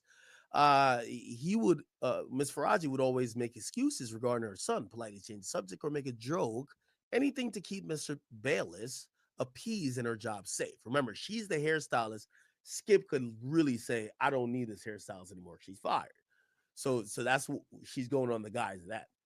In 2021 of July, Ms. Faraji developed issues with her left ovary, and it was advised that it could be cancerous. With the fourth biopsy schedule, she explained her situation to Ms. Bayless, hoping that he would take pity on her and cease his advances. Instead, he told her he wanted to be with her. She panicked and began rambling that there were cameras everywhere and that she had a child and that she doesn't want it. Mr. Bayless grabbed her hands, began kissing them, and offered her $1.5 million to have sex. She then made an excuse to leave. Approximately 1 week later, he made another advance at her. She responded, Skip, stop. Don't you have a wife? Skip then responded, ain't you Muslim? Don't your dad got like 3 or 4 wives? And Miss Faraji responded that her father was dead. And when Mr. Bayless looked taken aback, she made an excuse to leave. Supposedly her job was threatened because she wouldn't sleep with him. April 2022, Bayless texted her that she's good today. The text meant he would not be coming in for hair or makeup. Now, this is where I use some deductive reasoning, and I really don't believe this woman at all, truth be told. I believe that Skip was having a problem because he thought his inner team was fucking with Shannon Sharp. Look, so he texted the hairstylist, I'm good today. He said the text means he wouldn't be coming in for hair. And then Skip then texted her, I'm not comfortable coming down there. Keep in mind, Shannon also gets his hair done or his makeup done down there too. He says, just do what you need to do. It's okay. Faraji asked him what's wrong. That was a little bit off to me. I'm going to tell you why it's off to me. If you're saying that Skip is harassing you trying to fuck, if he says he doesn't want to come downstairs and you're working on his co-worker or workers, Joy and Shannon, why are you prodding and saying, oh, what's wrong? It seemed like you do want him to come downstairs. Remember you saying he's harassing you trying to fuck. He replied, same stuff, worse. Now that tells me I'm reading between the lines. Yo, he's not talking about her. He's talking about Shannon. Same stuff, worse. Ms. Faraji, concerned about her own job, walks into Bayless' own fitting room. So you're saying he's harassing you, but you walk to him. Bayless answered the door before she could speak and began angrily accusing her of fucking Shannon Sharp. Right? Yes. I don't think it's because he wanted to smash her. I think he was like, yo, you're rocking with the ops. Ms. Faraji tried to explain that she didn't have any feelings towards Shannon and never slept with him or any other talent member or employee at Fox. See, Bro,